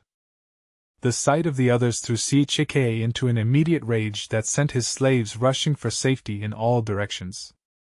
By leaping into the air, howling with anger and beating his club against his thick leather armor, he managed to work himself into quite a state before starting off on a slogging run. Jason followed close behind him, greatly interested by this new turn of affairs. Ahead of them the other slaves scattered, and from their midst burst another armed and armored figure. They churned towards each other at top speed, and Jason hoped for a shattering crash when they met. However, they slowed before they hit and began circling each other, spitting curses. "Hate you, Mshika! Hate you, Chaka!" The words were the same, but shouted with fierce meaning, with no touch of formality this time. "Kill you, Mshika! You coming again on my part of the ground with your carrion, meats slaves! You lie, Chaka! This ground mine from way back! I kill you way back!" Chaka leaped in as he screamed the words and swung a roundhouse blow with his club that would have broken the other man in two if it had connected. But Mshika was expecting this and fell back, swinging a counter blow with his own club that Chaka easily avoided. There followed a quick exchange of club work that did little more than fan the air, until suddenly both men were locked together, and the fight began in earnest.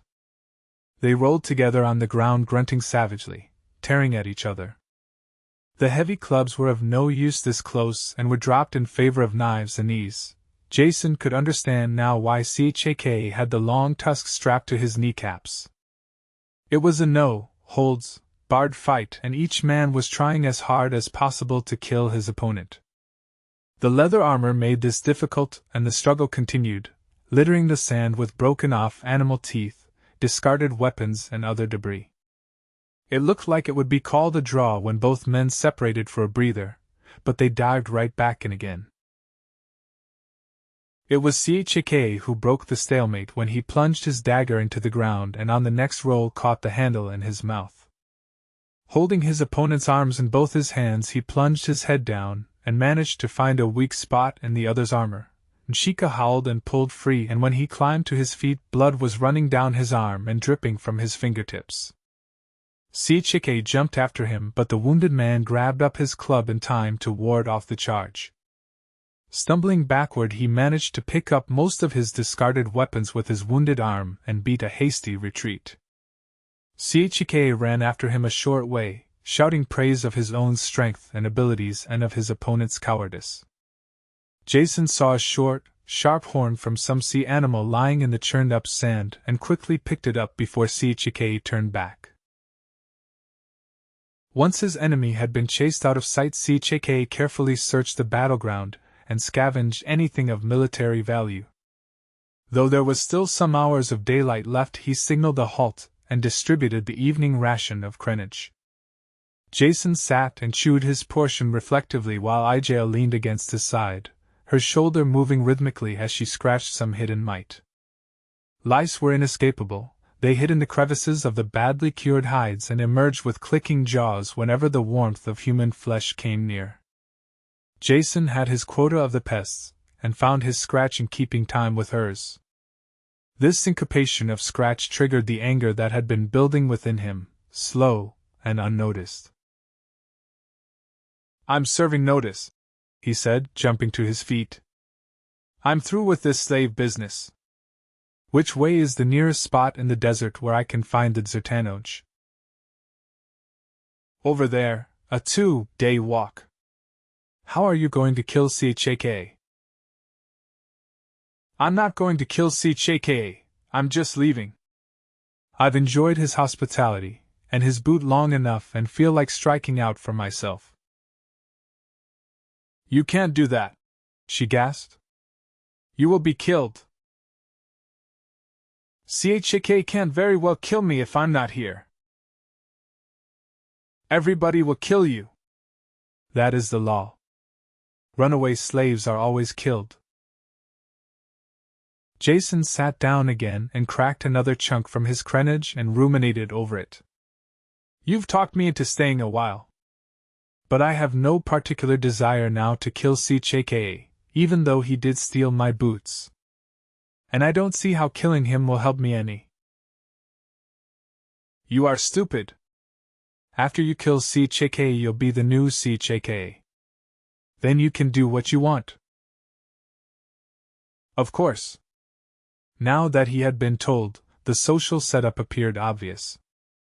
Because he had seen slaves and slave holders, Jason had held the mistaken notion that they were different classes of society, when in reality there was only one class, what might be called the dog class.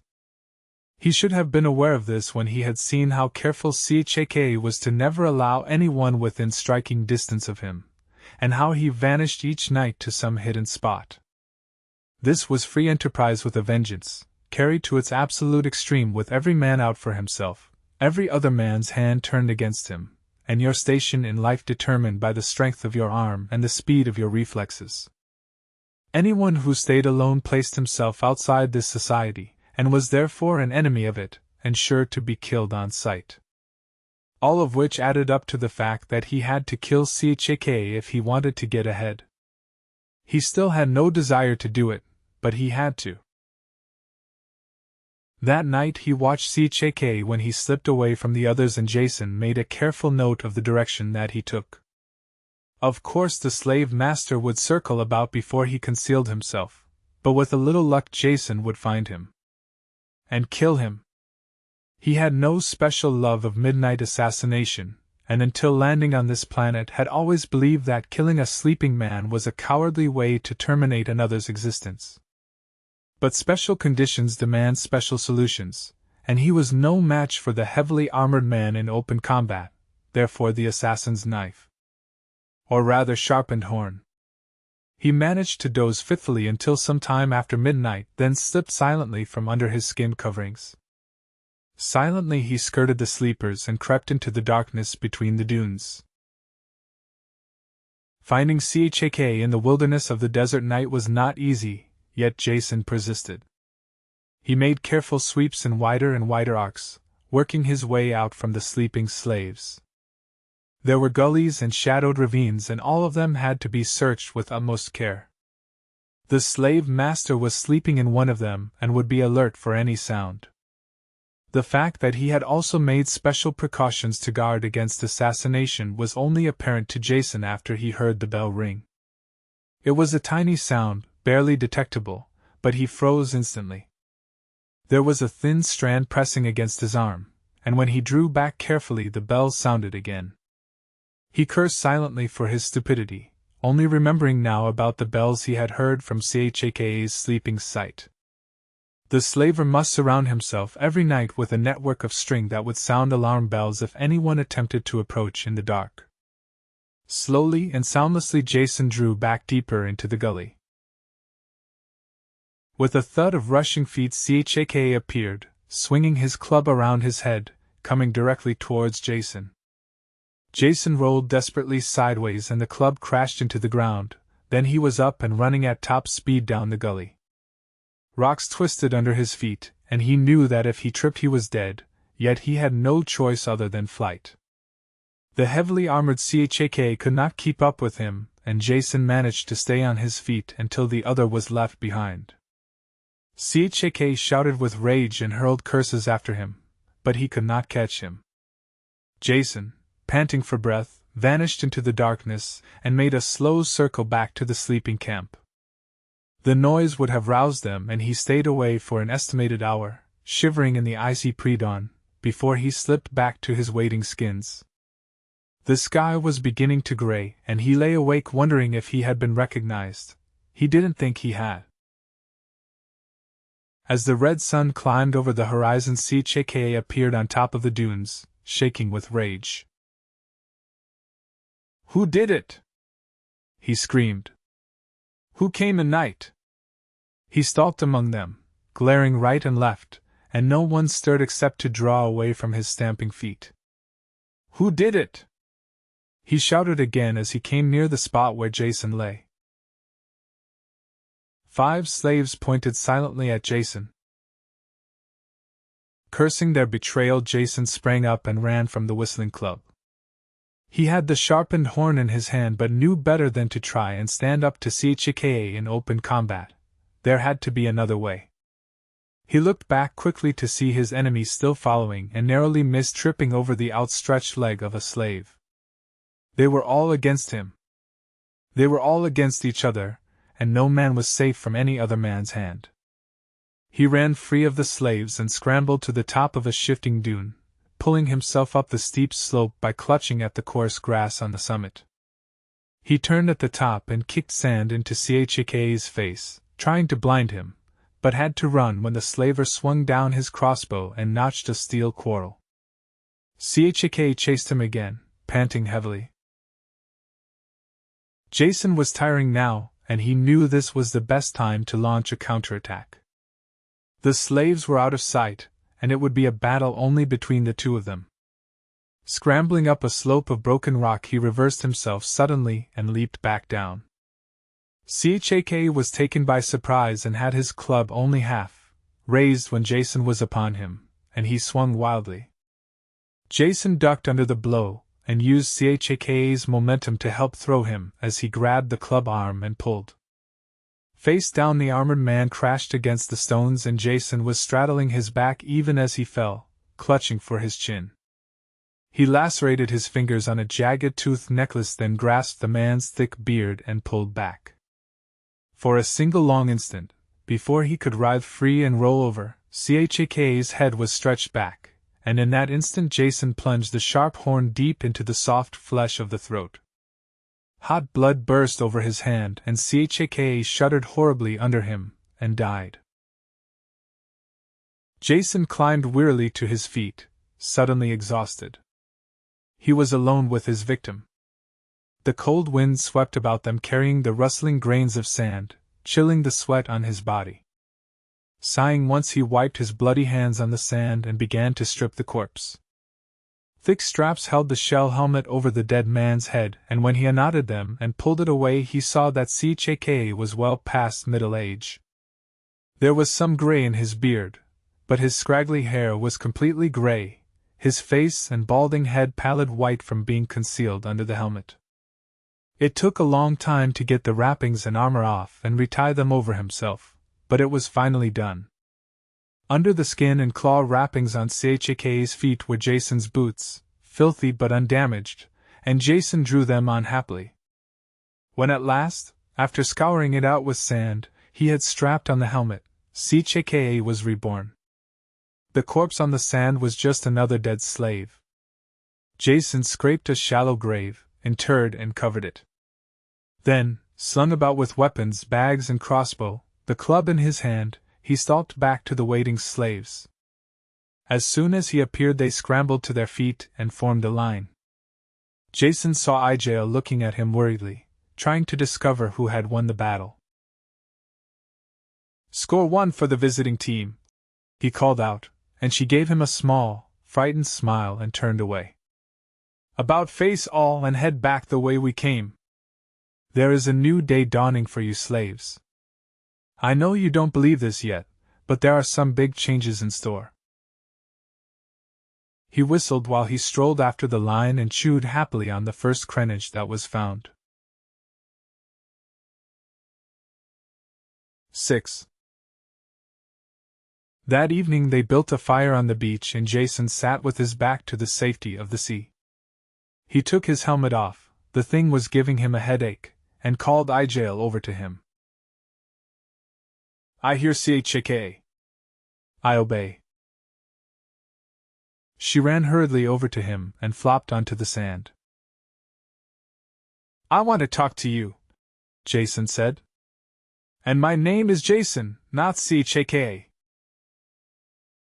"Yes, Chaka," she said, darting a quick glance at his exposed face, then turning away. He grumbled and pushed the basket of crenage over to her. "I can see where it is not going to be an easy thing changing this social setup. Tell me, do you or any of the others ever have any desire to be free?" "What is free?" "Well, I suppose that answers my question. Free is what you are when you are not a slave, or a slave owner, free to go where you want and do what you want." "I wouldn't like that." She shivered. "Who would take care of me?" "How could I find any crenage? It takes many people together to find crenage. One alone would starve." "If you are free, you can combine with other free people and look for crenage together." "That is stupid. Whoever found would eat, and not share unless a master made him. I like to eat." Jason rasped his sprouting beard. "We all like to eat, but that doesn't mean we have to be slaves. But I can see that unless there are some radical changes in this environment, I am not going to have much luck in freeing anyone, and I had better take all the precautions of a Chaka to see that I can stay alive." He picked up his club and stalked off into the darkness, silently circling the camp until he found a good-sized knoll with smooth sides. Working by touch, he pulled the little pegs from their bag and planted them in rows, carefully laying the leather strings in their forked tops. The ends of the strings were fastened to delicately balanced steel bells that tinkled at the slightest touch. Thus protected, he lay down in the center of his warning spiderweb and spent a restless night, half awake, waiting tensely for the bells to ring. In the morning the march continued and they came to the barrier cairn, and when the slaves stopped, Jason urged them past it. They did this happily, looking forward to witnessing a good fight for possession of the violated territory. Their hopes were justified when later in the day the other row of slaves was seen far off to the right, and a figure detached itself and ran towards them. "Hate you, Chaka!" Fasimba shouted as he ran up, only this time he meant what he said. "Coming on my ground, I kill you!" "Not yet," Jason called out. "And hate you, Fasimba, sorry I forgot the formalities. I don't want any of your land and the old treaty or whatever it is still holds. I just want to talk to you." Fasimba stopped, but kept his stone hammer ready, very suspicious. "You got new voice, Chaka." "I got new Chaka, old Chaka now pushing up the daisies. I want to trade back a slave from you and then we'll go." Chaka fight hard. You must be good fighter, Chaka. He shook his hammer angrily. "Not as good as me, Chaka." "You're the tops, Fasimba. 9 slaves out of 10 want you for a master. Look, can't we get to the point, then I'll get my mob out of here." He looked at the row of approaching slaves, trying to pick out Micah. "I want back the slave who had the hole in his head. I'll give you 2 slaves in trade, your choice. What do you say to that?" "Good trade, Chaka. You pick one of mine, take the best, I'll take 2 of yours. But hole in head gone. Too much trouble. Talk all the time. I got sore foot from kicking him. Got rid of him." "Did you kill him?" "Don't waste slave. Traded him to the Zertanoj. Got arrows. You want arrows?" "Not this time, Fasimba, but thanks for the information." He rooted around in a pouch and pulled out a crenage. "Here, have something to eat." "Where you get poisoned crenage?" Fasimba asked with interest. "I could use a poisoned crenage." "This isn't poisoned, it's perfectly edible, Or at least as edible as these things ever are. Fasimba laughed. You pretty funny, Chaka. I give you 1 arrow for poisoned crenage. You're on, Jason said, throwing the crenage to the ground between them. But I tell you it is perfectly good. That's what I tell man I give it to. I got good use for a poisoned crenage. He threw an arrow into the sand away from them and grabbed up the vegetable as he left. When Jason picked up the arrow it bent, and he saw that it was rusted almost completely in two and that the break had been craftily covered by clay. That's all right, he called after the retreating slaver. Just wait until your friend eats the crenage. The march continued, first back to the boundary cairn with the suspicious Fasimba dogging their steps.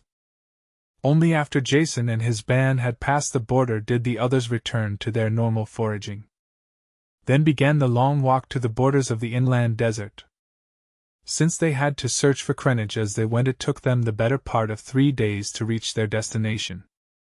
Jason merely started the line in the correct direction, but as soon as he was out of sight of the sea he had only a rough idea of the correct course. However, he did not confide his ignorance to the slaves, and they marched steadily on, along what was obviously a well-known route to them. Along the way they collected and consumed a good number of crenage, found 2 wells from which they refilled the skin bags, and pointed out a huddled animal sitting by a hole that Jason, to their unvoiced disgust, managed to miss completely with a bolt from the crossbow.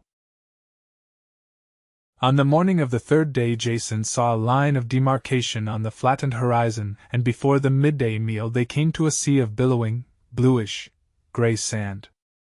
The ending of what he had been accustomed to thinking of as the desert was startling. Beneath their feet were yellow sand and gravel, while occasional shrubs managed a sickly existence, as did some grass and the life-giving crenage. Animals as well as men lived here, and, ruthless though survival was, they were at least alive. In the wastes ahead no life was possible or visible, though there seemed to be no doubt that the Zertanoj lived there. This must mean that though it looked unlimited, as Igael believed it to be, there were probably arable lands on the other side. Mountains as well, if they weren't just clouds, since a line of gray peaks could just be made out on the distant horizon. Where do we find the Zertanoj? He asked the nearest slave, who merely scowled and looked away. Jason was having a problem with discipline. The slaves would not do a thing he asked unless he kicked them. Their conditioning had been so thorough that an order unaccompanied by a kick just wasn't an order, and his continued reluctance to impose the physical coercion with the spoken command was just being taken as a sign of weakness. Already some of the Belir slaves were licking their lips and sizing him up. His efforts to improve the life of the slaves were being blocked completely by the slaves themselves. With a mumbled curse at the continued obduracy of the human race, Jason sank the toe of his boot into the man. Edipon. Find them there by Big Rock, was the immediate response. There was a dark spot at the desert's edge in the indicated direction, and when they approached Jason saw that it was an outcropping of rock that had been built up with a wall of bricks or boulders to a uniform height. A good number of men could be concealed behind that wall, and he was not going to risk his precious slaves or even more precious skin anywhere near it. At his shout the line halted and settled to the sand while he stalked a few meters in front, settling his club in his hand and suspiciously examined the structure. That there were unseen watchers was proven when a man appeared from around the corner and walked slowly towards Jason.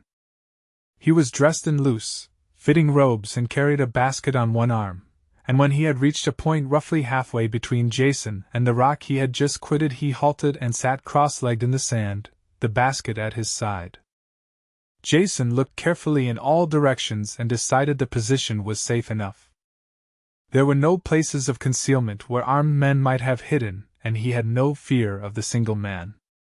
Club ready, he walked out and stopped a full 3 paces from the other. "Welcome, Chaka," the man said. "I was afraid we wouldn't be seeing you again after that little difficulty we had." He remained seated while he talked, stroking the few strands of his scraggly beard.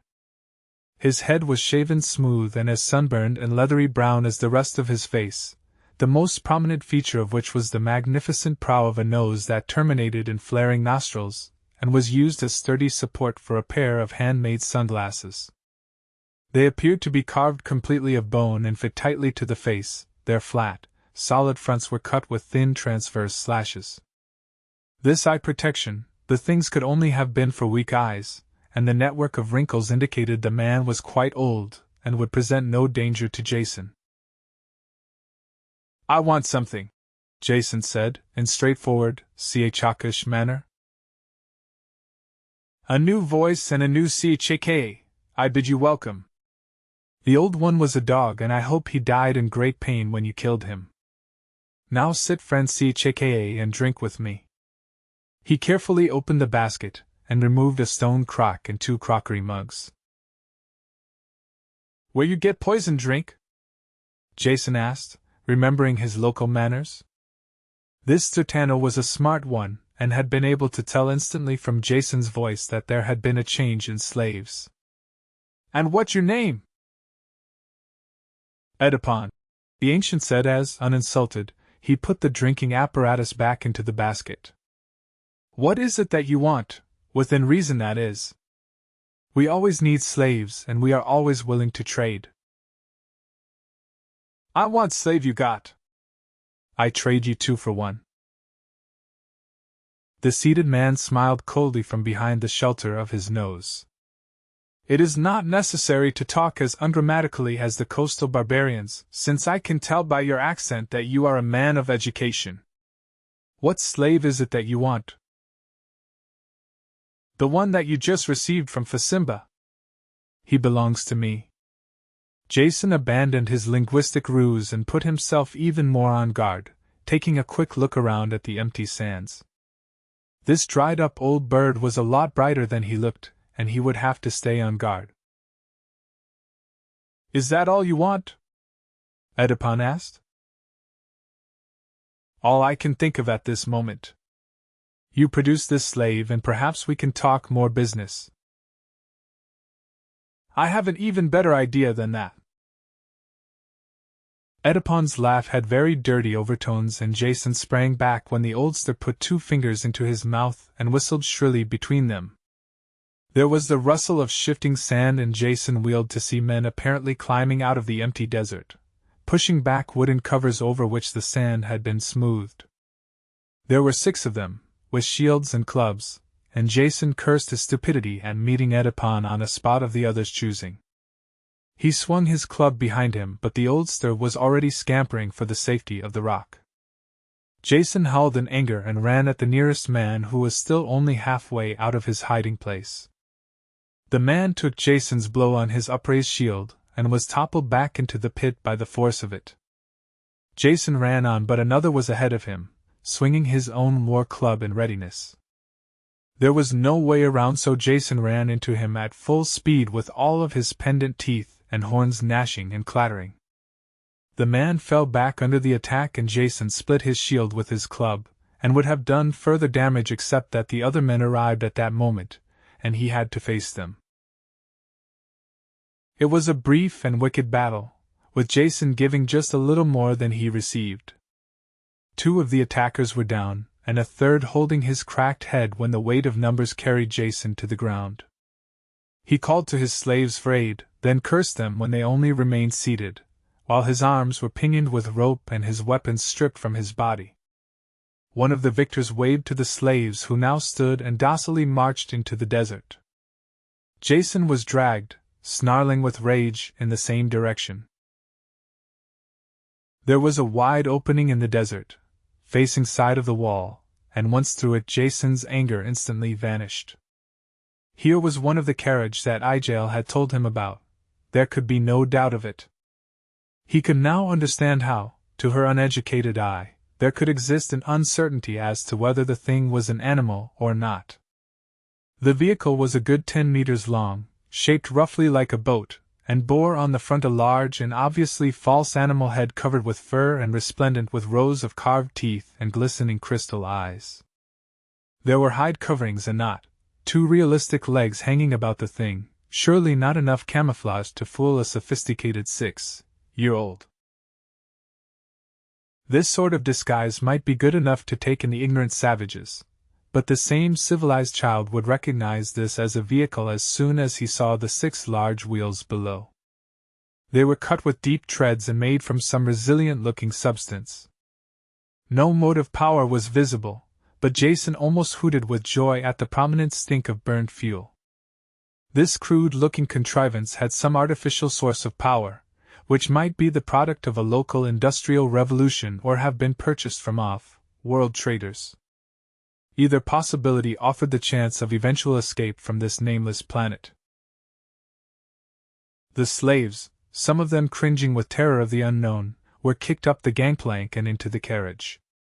4 of the huskies who had subdued and bound Jason carried him up and dumped him onto the deck, where he lay quietly and examined what could be seen of the desert vehicle's mechanism. A post projected from the front of the deck, and one of the men fitted what could only have been a tiller handle over the square top of it. If this monolithic apparatus steered with the front pair of wheels, it must be driven with the rear, so Jason flopped around on the deck until he could look towards the stern.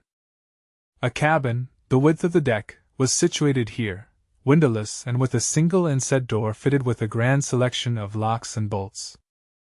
Any doubt that this was the engine room was displaced by the black metal smokestack that rose up through the cabin roof. "We are leaving," Edipon screeched and waved his thin arms in the air. "Bring in the entranceway." Narcisse stand forward to indicate the way to the carriage. "Now, all pray as I go into the shrine to induce the sacred powers to move us towards Putukeo." He started towards the cabin, then stopped to point to one of the club bearers. "Iribo, you lazy sod, did you remember to fill the water cup of the gods this time, because they grow thirsty?" I filled it, Iribo muttered, chewing on a looted crenage. Preparations made, Edipon went into the recessed doorway and pulled a concealing curtain over it. There was much clanking and rattling as the locks and bolts were opened, and he let himself inside. Within a few minutes a black cloud of greasy smoke rolled out of the smokestack, and was whipped away by the wind. Almost an hour passed before the sacred powers were ready to move, and they announced their willingness to proceed by screaming and blowing their white breath up in the air.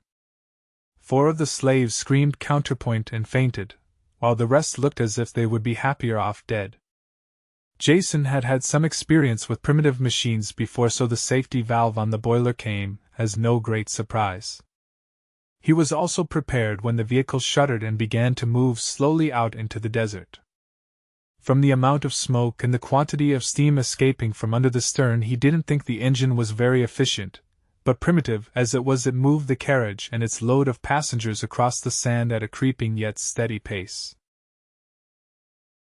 There were more screams from the slaves, and a few tried to leap over the side but were clubbed down.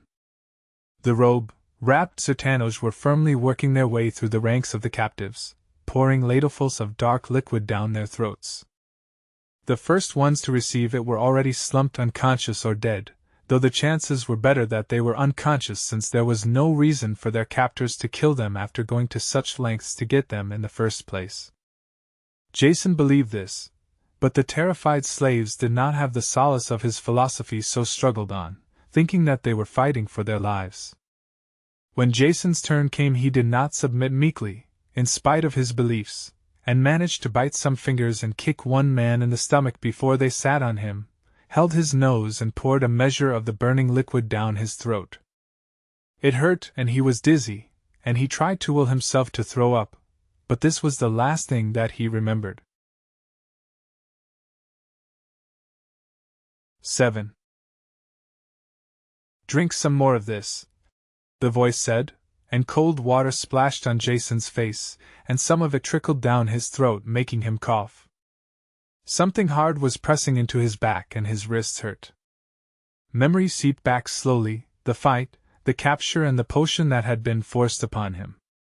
When he opened his eyes, he saw a flickering yellow lamp overhead, hung from a chain. He blinked at it, and tried to gather enough energy to sit up. A familiar face swam in front of the light, and Jason squinted his eyes at it and groaned. Is that you, Micah, or are you just part of a nightmare? There is no escape from justice, Jason. It is I, and I have some grave questions to put to you. Jason groaned again. You're real, all right.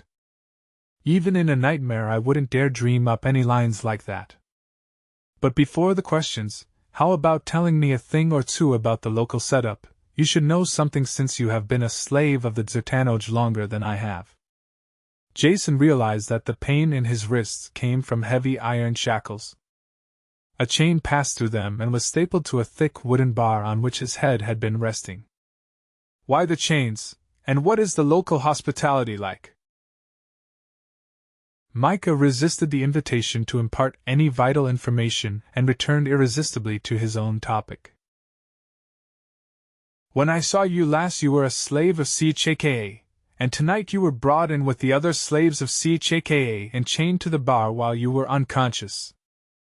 There was an empty place next to mine and I told them I would tend you if they placed you there, and they did. Now there is something I must know. Before they stripped you I saw that you were wearing the armor and helmet of CHKA.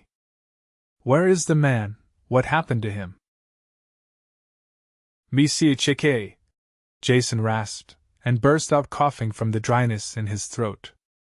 He took a long drink of water from the bowl.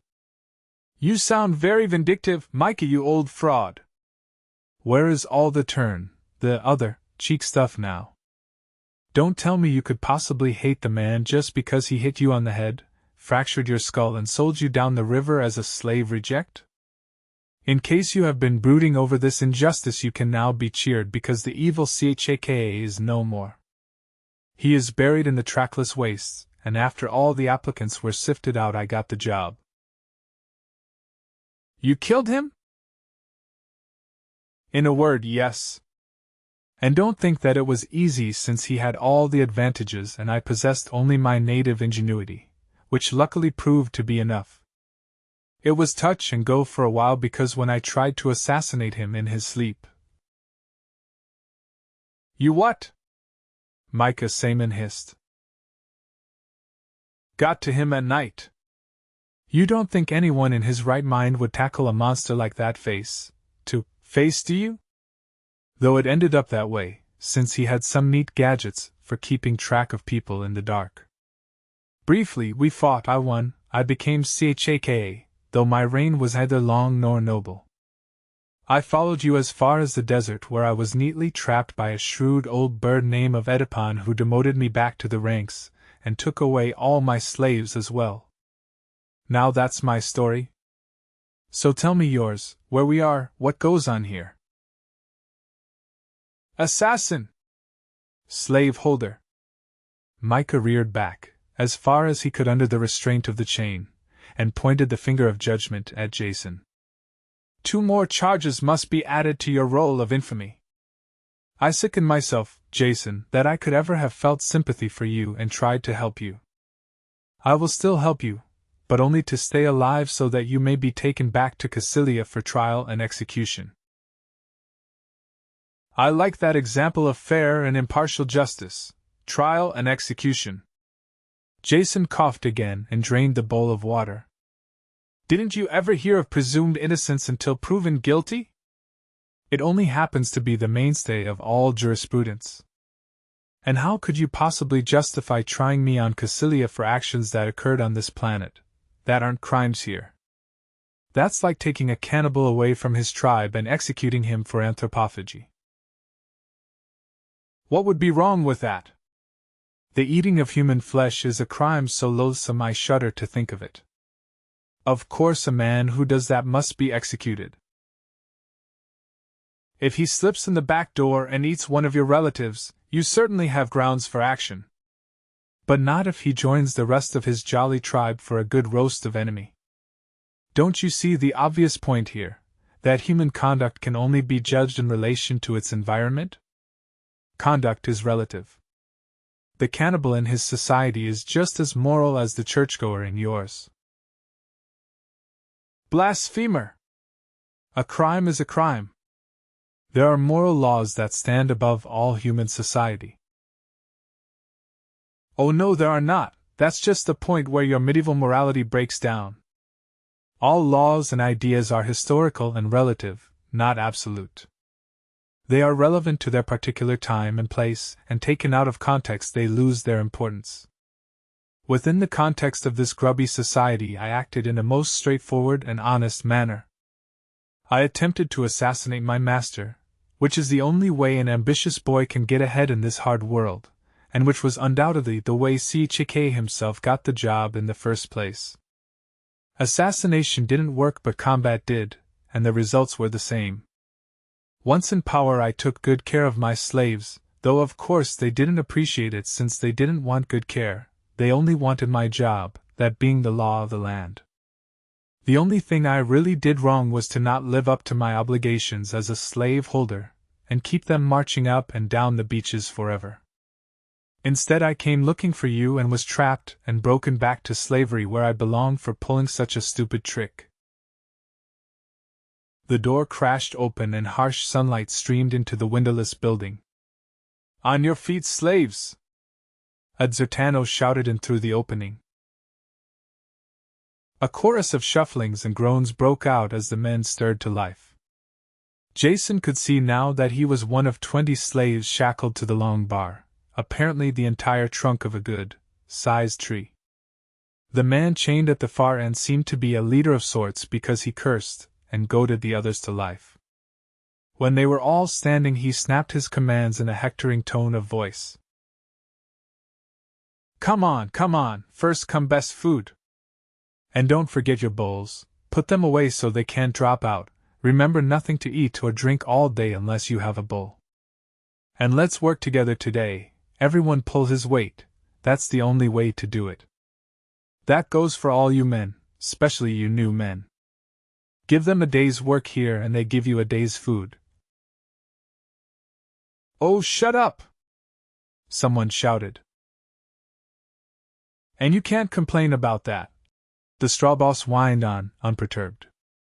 Now all together, 1. Bend down and get your hands around the bar, get a good grip, and 2. Lift it clear of the ground, that's the way. And 3. Stand up and out the door we go.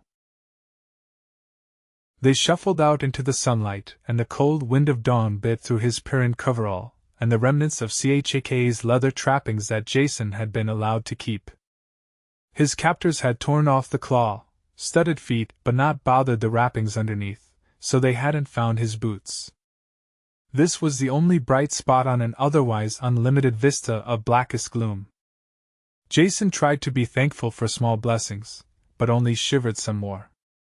As soon as possible this situation had to be changed since he had already served his term as slave on this backwoods planet, and was cut out for better things. On order the slaves lined up against the walls of the yard. Presenting their bowls like scruffy penitents, they accepted dippers of lukewarm soup from another slave who pushed along a wheeled tub of the stuff. He was chained to the tub. Jason's appetite vanished when he tasted the sludge. It was Krenish soup, and the desert tubers tasted even worse. He hadn't thought it was possible, when served up in a broth. But survival was more important than fastidiousness, so he gulped the evil stuff down. Breakfast over, they marched out the gate into another compound, and fascinated interest displaced all of Jason's concerns. In the center of the yard was a large capstan into which the first group of slaves were already fitting the end of their bar. Jason's group, and the 2 others, shuffled into position and seated their bars, making a 4-spoked wheel out of the capstan. An overseer shouted and the slaves groaned and threw their weight against the bars until they shuddered and began to turn, then trudging slowly they kept the wheel moving. Once this slogging labor was underway, Jason turned his attention to the crude mechanism that they were powering.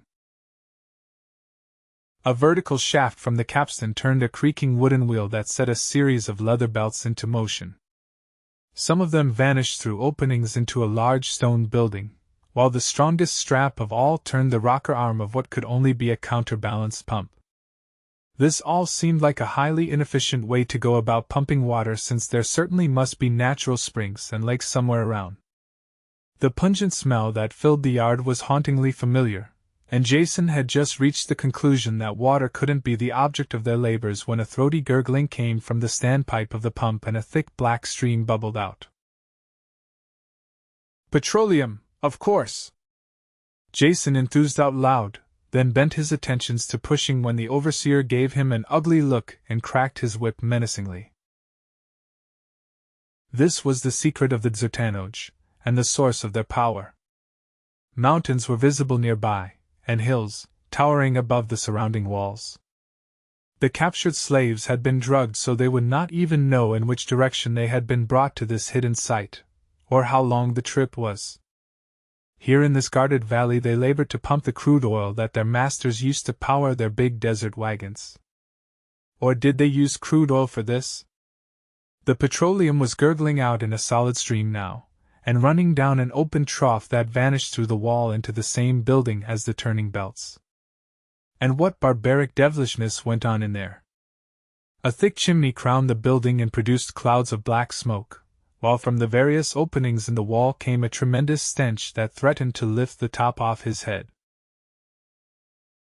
At the same moment that he realized what was going on in the building, a guarded door was opened and Edipon came out, blowing his sizable nose in a scrap of rag. The creaking wheel turned, and when its rotation brought Jason around again, he called out to him.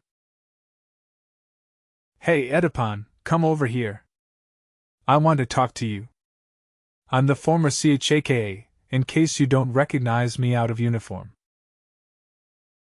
Edipon gave him one look, then turned away, dabbing at his nose. It was obvious that slaves held no interest for him, no matter what their position had been before their fall. The slave driver ran over with a roar, raising his whip, while the slow rotation of the wheel carried Jason away. He shouted back over his shoulder, "Listen to me, I know a lot and can help you." Only a turn back for an answer, and the whip was already whistling down. It was time for the hard sell. "You had better hear me, because I know that what comes out first is best." Yow! This last was involuntary as the whip landed. Jason's words were without meaning to the slaves as well as the overseer, who was raising his whip for another blow, but their impact on Edipon was as dramatic as if he had stepped on a hot coal. He shuddered to a halt and wheeled about, and even at this distance Jason could see that a sickly gray tone had replaced his normal brown color of his skin. "Stop the wheel!" he shouted. This unexpected command drew the startled attention of everyone. The gape-mouthed overseer lowered his whip while the slaves stumbled and halted and the wheel groaned to a stop. In the sudden silence Edipon's steps echoed loudly as he ran to Jason, halting a hand's breadth away, his lips drawn back from his teeth with tension as if he were prepared to bite. "What was that you said?" He hurled the words at Jason while his fingers plucked a knife from his belt. Jason smiled, looking and acting calmer than he felt. His barb had gone home, but unless he proceeded carefully so would Edipon's knife, into his stomach. This was obviously a very sensitive topic. "You heard what I said, and I don't think you want me to repeat it in front of all these strangers. I know what happens here because I come from a place far away where we do this kind of thing all the time. I can help you. I can show you how to get more of the best, and how to make your carriage work better. Just try me. Only unchain me from this bar first, and let's get to some place private where we can have a nice chat." Edipon's thoughts were obvious. He chewed his lip and looked hotly at Jason, fingering the edge of his knife. Jason only returned a smile of pure innocence and tapped his fingers happily on the bar, just marking time while he waited to be released. Yet, in spite of the cold, there was a rivulet of sweat trickling down his spine. He was gambling everything on Edipon's intelligence, that the man's curiosity would overcome the immediate desire to silence the slave who knew so much about things so secret, hoping that he would remember that slaves could always be killed, and that it wouldn't hurt to ask a few questions first. Curiosity won, and the knife dropped back into the sheath while Jason let his breath out in a relieved sigh. It had been entirely too close, even for a professional gambler. His own life on the board was a little higher stakes than he enjoyed playing for. "Release him from the bar and bring him to me," Edipon ordered, then strode agitatedly away. The other slaves watched wide-eyed as the blacksmith was rushed out, and with much confusion and shouted orders Jason's chain was cut from the bar where it joined the heavy staple. "What are you doing?" Micah asked, and one of the guards backhanded him to the ground. Jason just smiled and touched his finger to his lips as his chain was released, and they led him away. He was free from bondage, and he would stay that way if he could convince Edipon that he would be better off in some capacity other than dumb labor. The room they led him to contained the first touches of decoration or self-indulgence that he had seen on this planet. The furniture was carefully constructed, with an occasional bit of carving to brighten it, and there was a woven cover on the bed.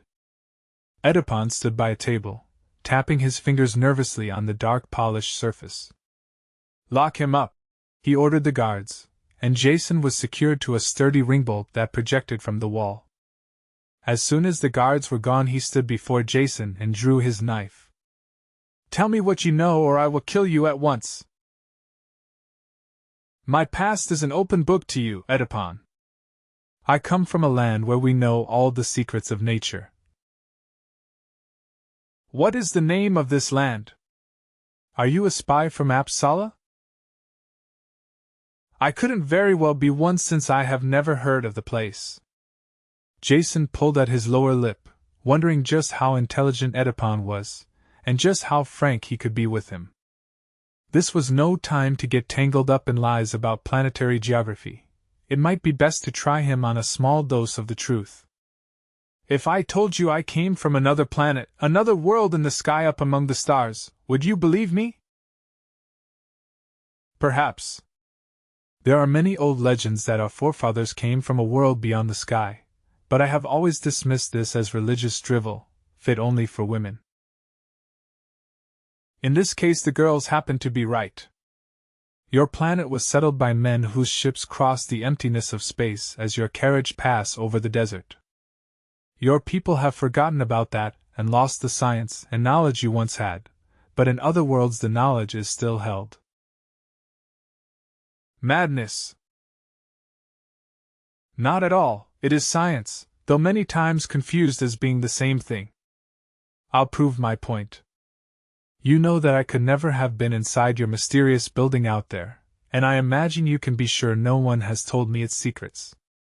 Yet I'll bet you that I can describe fairly accurately what is in there, not from seeing the machinery, but from knowing what must be done to oil in order to get the products you need.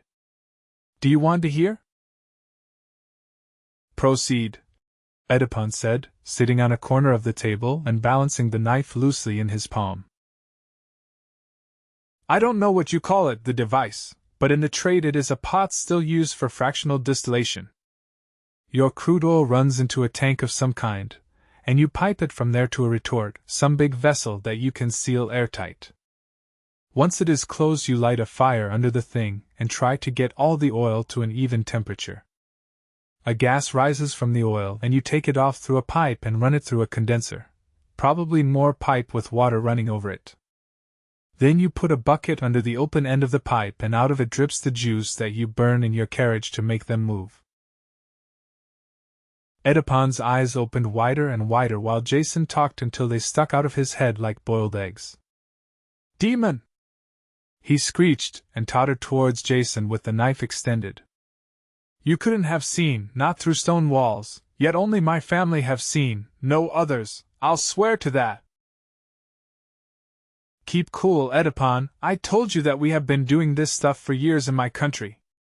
He balanced on one foot, ready for a kick at the knife in case the old man's nerves did not settle down. "I'm not out to steal your secrets. In fact, they are pretty small potatoes where I come from, since every farmer has a still for cooking up his own mash and saving on taxes. I'll bet I can even put in some improvements for you, sight unseen. How do you monitor the temperature on your cooking brew?" Do you have thermometers? What are thermometers? Edipon asked, forgetting the knife for the moment, drawn on by the joys of a technical discussion. That's what I thought. I can see where your bootleg joy juice is going to take a big jump in quality, if you have anyone here who can do some simple glassblowing. Though it might be easier to rig up a coiled metallic strip.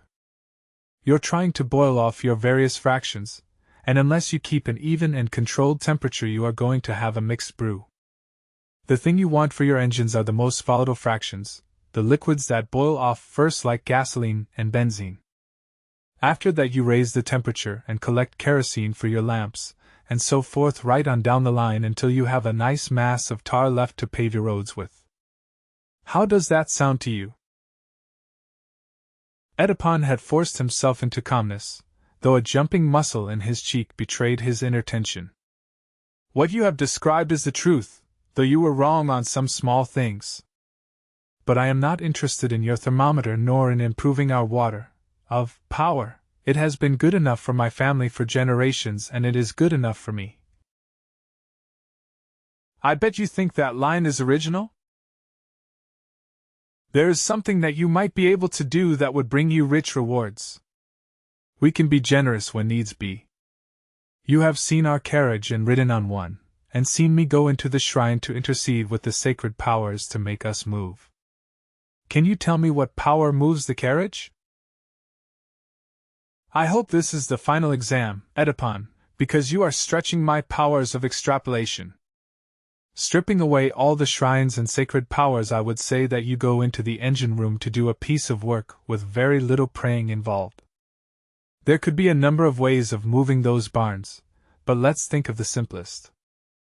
This is top of the head now, so no penalties if I miss any of the fine points. Internal combustion is out. I doubt if you have the technology to handle it, plus the fact there was a lot to do about the water tank and it took you almost an hour to get underway. That sounds like you were getting up ahead of steam, the safety valve. I forgot about that. So it is steam.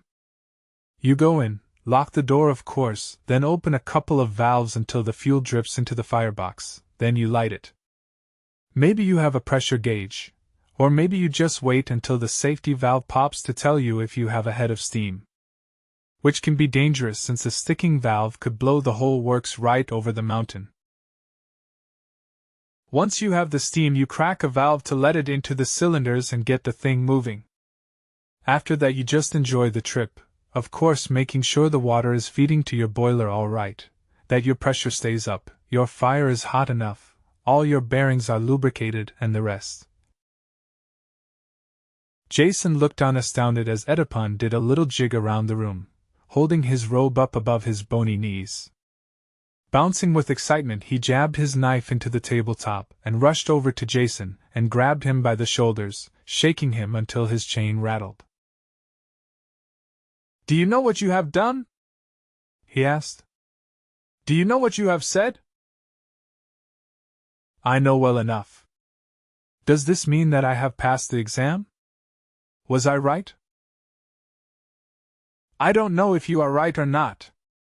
I have never seen the inside of one of the Absalon Devil boxes. He danced around the room again.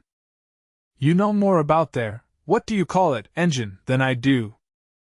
I have only spent my life tending them and cursing the people of Apsala who keep the secret from us. But you will reveal it to us. We will build our own engines, and if they want water, of power, they will have to pay dearly for it. Would you mind being a little bit clearer? Jason pleaded. I have never heard anything so confused in my entire life. I will show you, man from a far world, and you will reveal the Absalon secrets to us.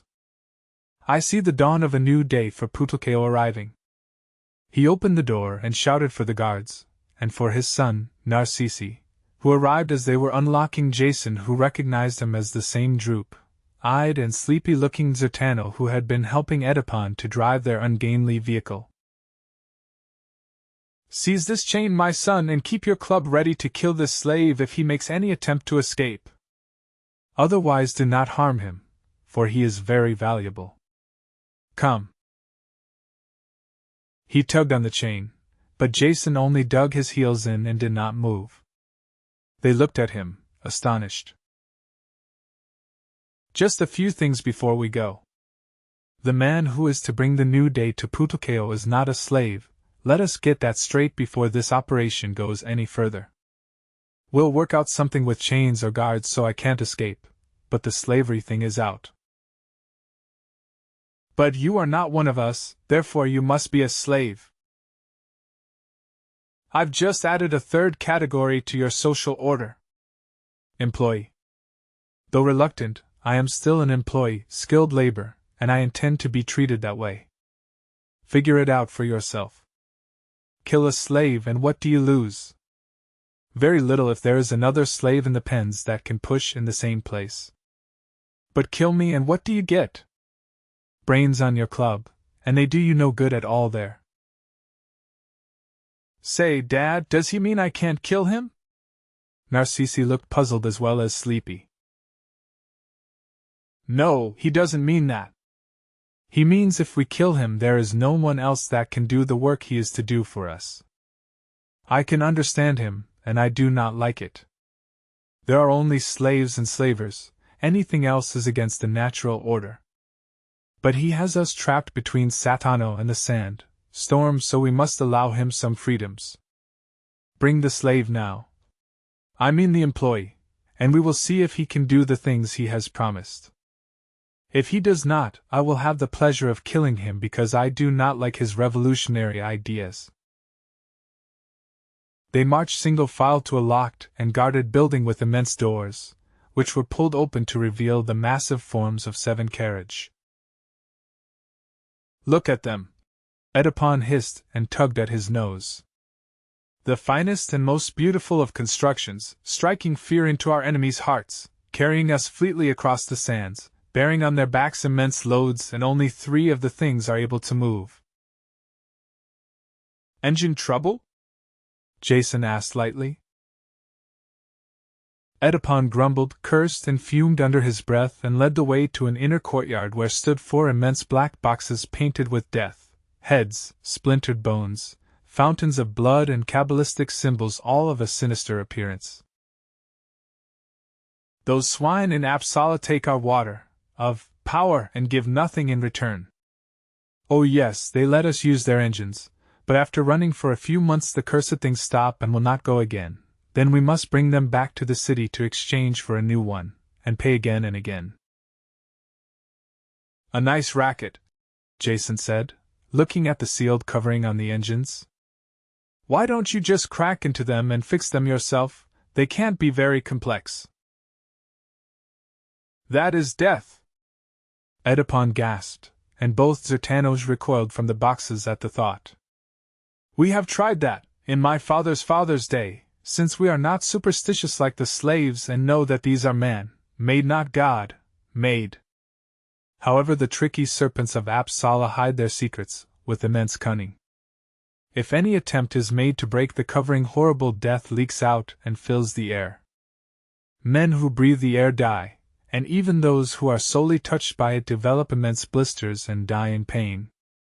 The man of Apsala laughed when this happened to our people, and after that raised the price even higher. Jason circled one of the boxes, examining it with interest, trailing Narcisse behind him at the end of the chain. The thing was higher than his head and almost twice as long. A heavy shaft emerged through openings on opposite sides, probably the power takeoff for the wheels.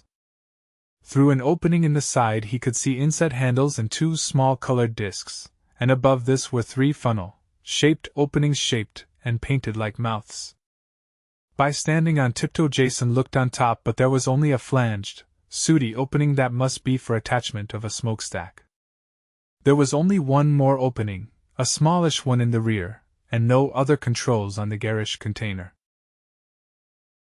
I'm beginning to get the picture, but you will have to tell me how you work the controls. Death before that, Narcisse shouted. Only my family.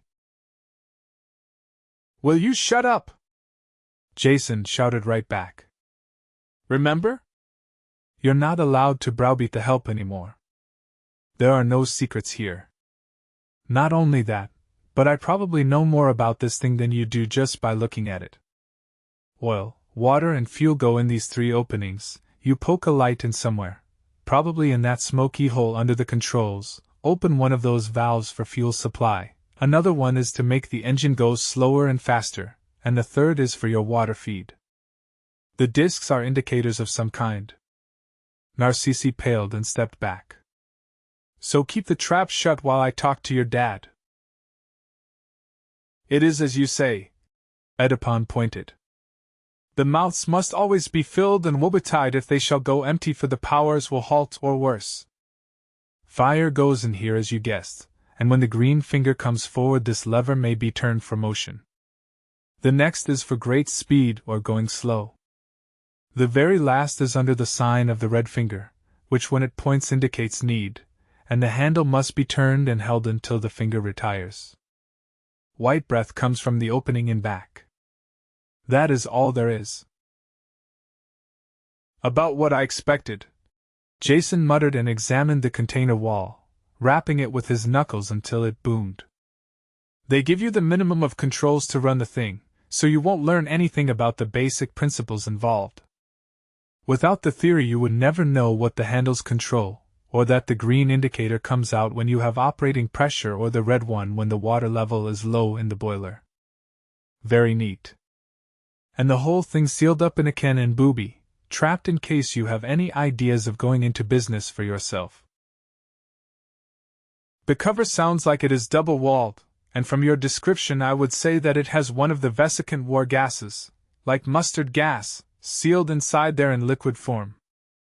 Anyone who tries to cut their way in will quickly forget their ambitions after a dose of that. Yet there must be a way to get inside the case and service the engine. They aren't just going to throw them away after a few months' use.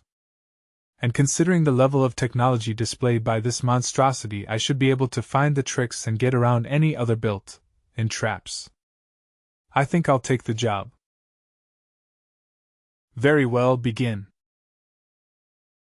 Wait a minute, boss, you still have a few things to learn about hired labor.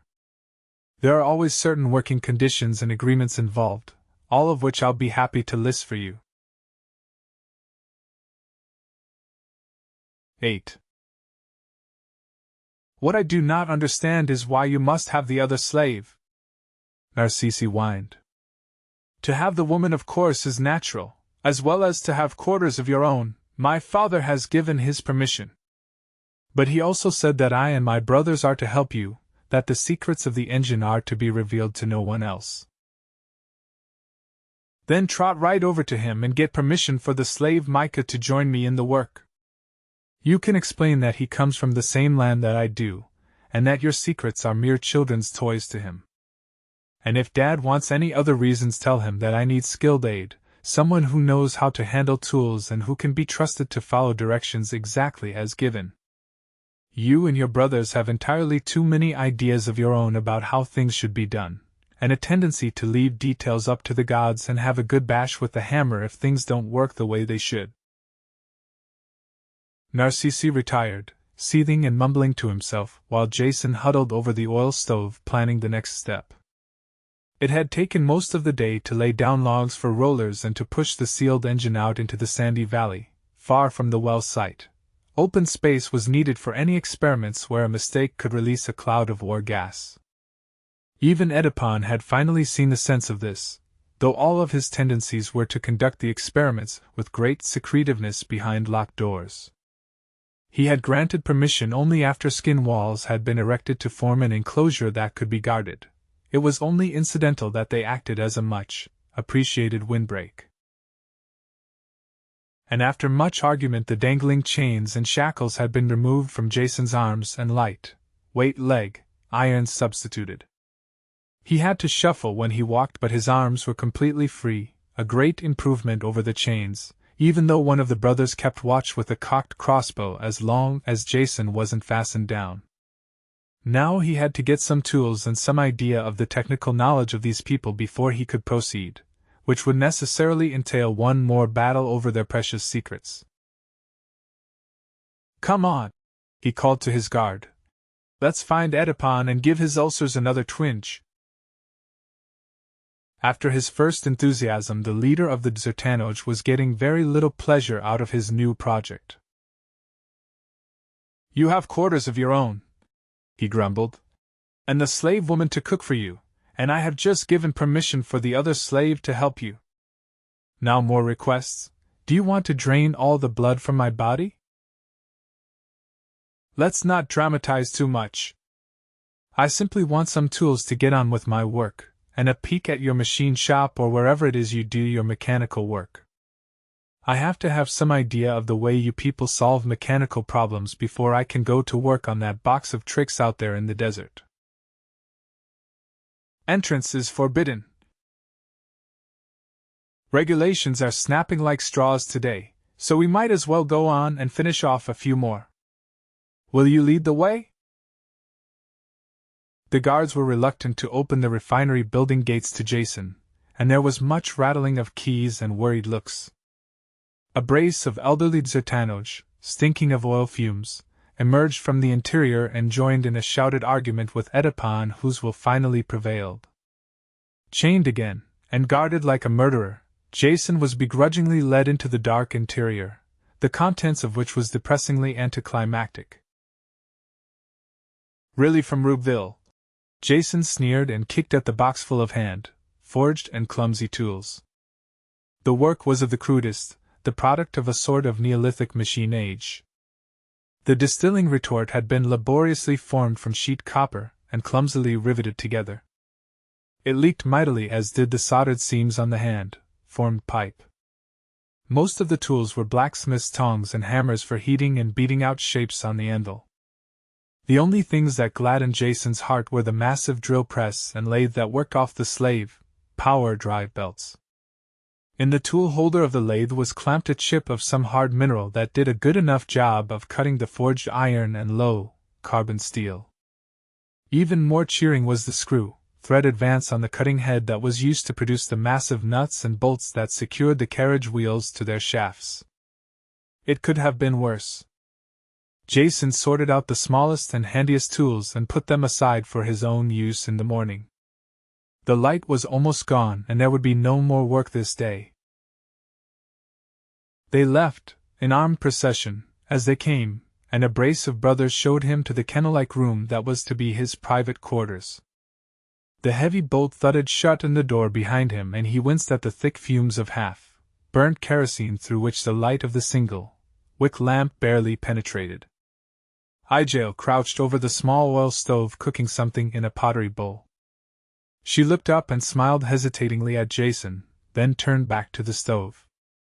Jason walked over, sniffed, and shuddered. What a feast!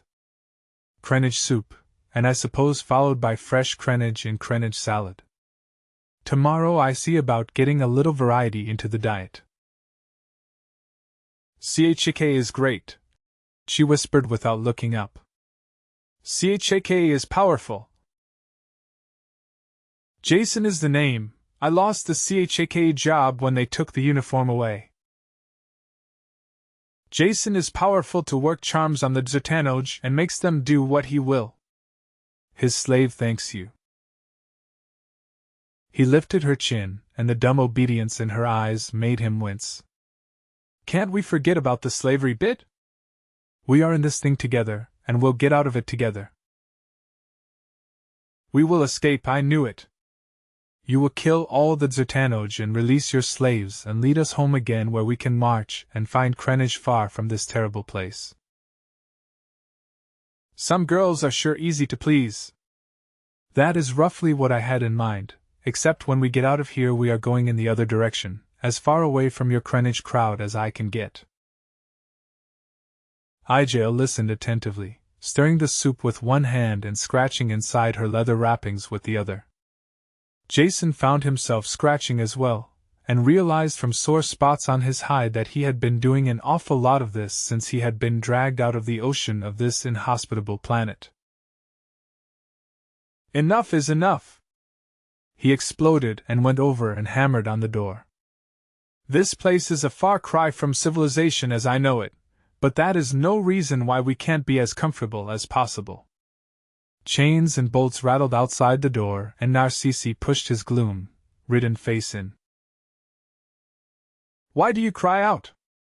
What is wrong? I need some water, lots of it. But you have water, Narcisse said, puzzled, and pointed to a stone crock in the corner. There is water there enough for days. By your standards, Nars, old boy, not mine. I want at least 10 times as much as that, and I want it now.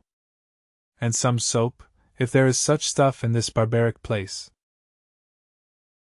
There was a good deal of argument involved, but Jason finally got his way with the water by explaining it was needed for religious rites to make sure that he would not fail in the work tomorrow. It came in a varied collection of containers along with a shallow bowl full of powerful soft soap. We're in business, he chortled.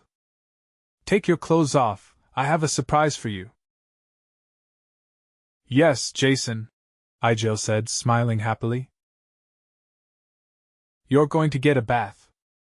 Do you know what a bath is? No, she said, and shuddered. It sounds evil. Over here and off with the clothes, he ordered, poking at a hole in the floor. This should serve as a drain, at least the water went away when I poured some into it. The water was warm from the stove, yet Igel still crouched against the wall and shuddered when he poured it over her. She screamed when he rubbed the slippery soap into her hair, and he continued with his hand over her mouth so that she wouldn't bring in the guards. He rubbed the soap into his own head, too, and it tingled delightfully as it soaked through to his scalp. Some of it was in his ears, muffling them, so the first intimation he had that the door was opened was the sound of Micah's hoarse shout. He was standing in the doorway, finger pointed and shaking with wrath. Narcisse was standing behind him, peering over his shoulder with fascination at this weird religious rite. Degradation! Micah thundered. You force this poor creature to bend to your will, humiliate her, strip her clothes from her and gaze upon her though you are not united in lawful wedlock. He shielded his eyes from sight with a raised arm. You are evil, Jason, a demon of evil, and must be brought to justice. Out! Jason roared, and spun Micah about and started him through the door with one of his practiced CHK kicks. The only evil here is in your mind, you snooping scut. I'm giving the girl the first scrubbing of her life, and you should be giving me a medal for bringing sanitation to the natives instead of howling like that. He pushed them both out the door and shouted at Narcisse. I wanted this slave, but not now. Lock him up until morning, then bring him back. He slammed the door and made a mental note to get hold of a bolt to be placed on this side as well. There were more crenage for breakfast, but Jason was feeling too good physically to mind. He was scrubbed raw and clean, and the itching was gone even from his sprouting beard. The metal cloth of his Pyrrhus coverall had dried almost as soon as it had been washed, so he was wearing clean clothes as well. Igel was still recovering from the traumatic effects of her bath, but she looked positively attractive with her skin cleaned and her hair washed and combed a bit. He would have to find some of the local cloth for her, since it would be a shame to ruin the good work by letting her get back into the badly cured skins she was used to wearing. It was with a sensation of positive good feeling that he bellowed for the door to be opened and stamped through the cool morning to his place of labor. Micah was already there, looking scruffy and angry as he rattled his chains. Jason gave him the friendliest of smiles that only rubbed salt into the other's moral wounds. Leg irons for him, too, Jason ordered. And do it fast. We have a big job to do today. He turned back to the sealed engine, rubbing his hands together with anticipation. The concealing hood was made of thin metal that could not hide many secrets. He carefully scratched away some of the paint and discovered a crimped and soldered joint where the sides met, but no other revealing marks. After an hour spent tapping all over with his ear pressed to the metal, he was sure that the hood was just what he had thought it was when he first examined the thing, a double-walled metal container filled with liquid. Puncture it, and you were dead. It was there merely to hide the secrets of the engine, and served no other function. Yet it had to be passed to service the steam engine, or did it? The construction was roughly cubical, and the hood covered only 5 sides. What about the 6th, the base? Now you're thinking, Jason. He chortled to himself, and knelt down to examine it. A wide flange, apparently of cast iron, projected all around, and was penetrated by 4 large bolt holes. The protective casing seemed to be soldered to the base, but there must be stronger concealed attachments because it would not move even after he carefully scratched away some of the solder at the base. Therefore the answer simply had to be on the 6th side. "Over here, Micah!" he called, and the man detached himself reluctantly from the warmth of the stove and shuffled up. "Come close and look at this medieval motive power while we talk, as if we are discussing business. Are you going to co-operate with me?" "I do not want to, Jason. I am afraid that you will soil me with your touch, as you have others." "Well, you're not so clean now." "I do not mean physically." "Well, I do. You could certainly do with a bath and a deep shampoo. I'm not worried about the state of your soul, you can battle that out on your own time. But if you work with me, I'll find a way to get us out of this place and to the city that made this engine, because if there is a way off this planet, we'll find it only in the city." "I know that, yet I still hesitate. Small sacrifices now for the greater good later. Isn't the entire purpose of this trip to get me back to justice? You're not going to accomplish that by rotting out the rest of your life as a slave." "You are the devil's advocate the way you twist my conscience, yet what you say is true. I will help you here so that we can escape." "Fine. Now get to work. Take Narcisse and have him round up at least 3 good-sized poles, the kind we were chained to in the pumping gang. Bring them back here along with a couple of shovels." Slaves carried the poles only as far as the outside of the skin walls, since Edipon would not admit them inside, and it was up to Jason and Micah to drag them laboriously to the site. The Zertanoj, who never did physical labor, thought it was very funny when Jason suggested that they help. Once in position by the engine, Jason dug channels beneath it and forced the bars under. When this was done, he took turns with Micah in digging out the sand beneath until the engine stood over a pit supported only by the bars. Jason let himself down and examined the bottom of the machine. It was smooth and featureless. Once more he scratched away the paint with careful precision, until it was cleared around the edges. Here the solid metal gave way to solder, and he picked at this until he discovered that a piece of sheet metal had been soldered at the edges and fastened to the bed plate. "Very tricky, these Apsilanoj."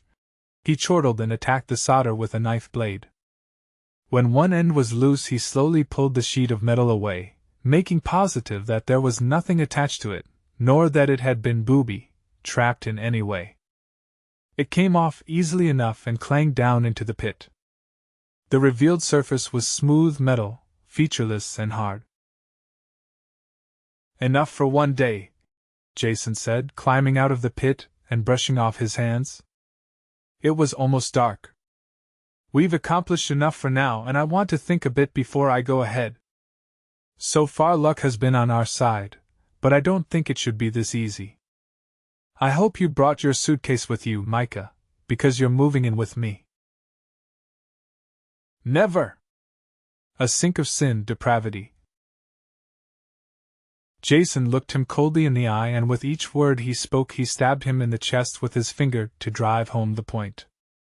"You are moving in with me because that is essential to our plans. And if you stop referring to my moral weaknesses, I'll stop talking about yours. Now come on." Living with Micah Saman was trying, but barely possible. He made Ijael and Jason go to the far wall and turn their backs and promised not to look while he bathed behind a screen of skins. Jason did this but exacted a small revenge by telling Ijael jokes so that they tittered together, and Micah would be sure they were laughing at him. The screen of skins remained after the bath, and was reinforced, and Micah retired behind it to sleep. Their food still consisted only of crenage, and Jason shuddered while he admitted that he was actually growing used to them. The following morning, under the frightened gaze of his guards, Jason tackled the underside of the base plate. He had been thinking about it a good part of the night, and he put his theories to the test at once. By pressing hard on a knife he could make a good groove in the metal. It was not as soft as the solder, but seemed to be some simple alloy containing a good percentage of lead. What could it be concealing? Probing carefully with the point of the knife, he covered the bottom in a regular pattern. The depth of the metal was uniformly deep except in two spots where he found irregularities. They were on the midline of the rectangular base, and equidistant from the ends and sides. Picking and scraping, he uncovered two familiar-looking shapes, each as big as his head. "Micah! Get down in this hole and look at these things. Tell me what you think they are." Micah scratched his beard. "They're still covered with this metal, I can't be sure." "I'm not asking you to be sure of anything, just tell me what they make you think of."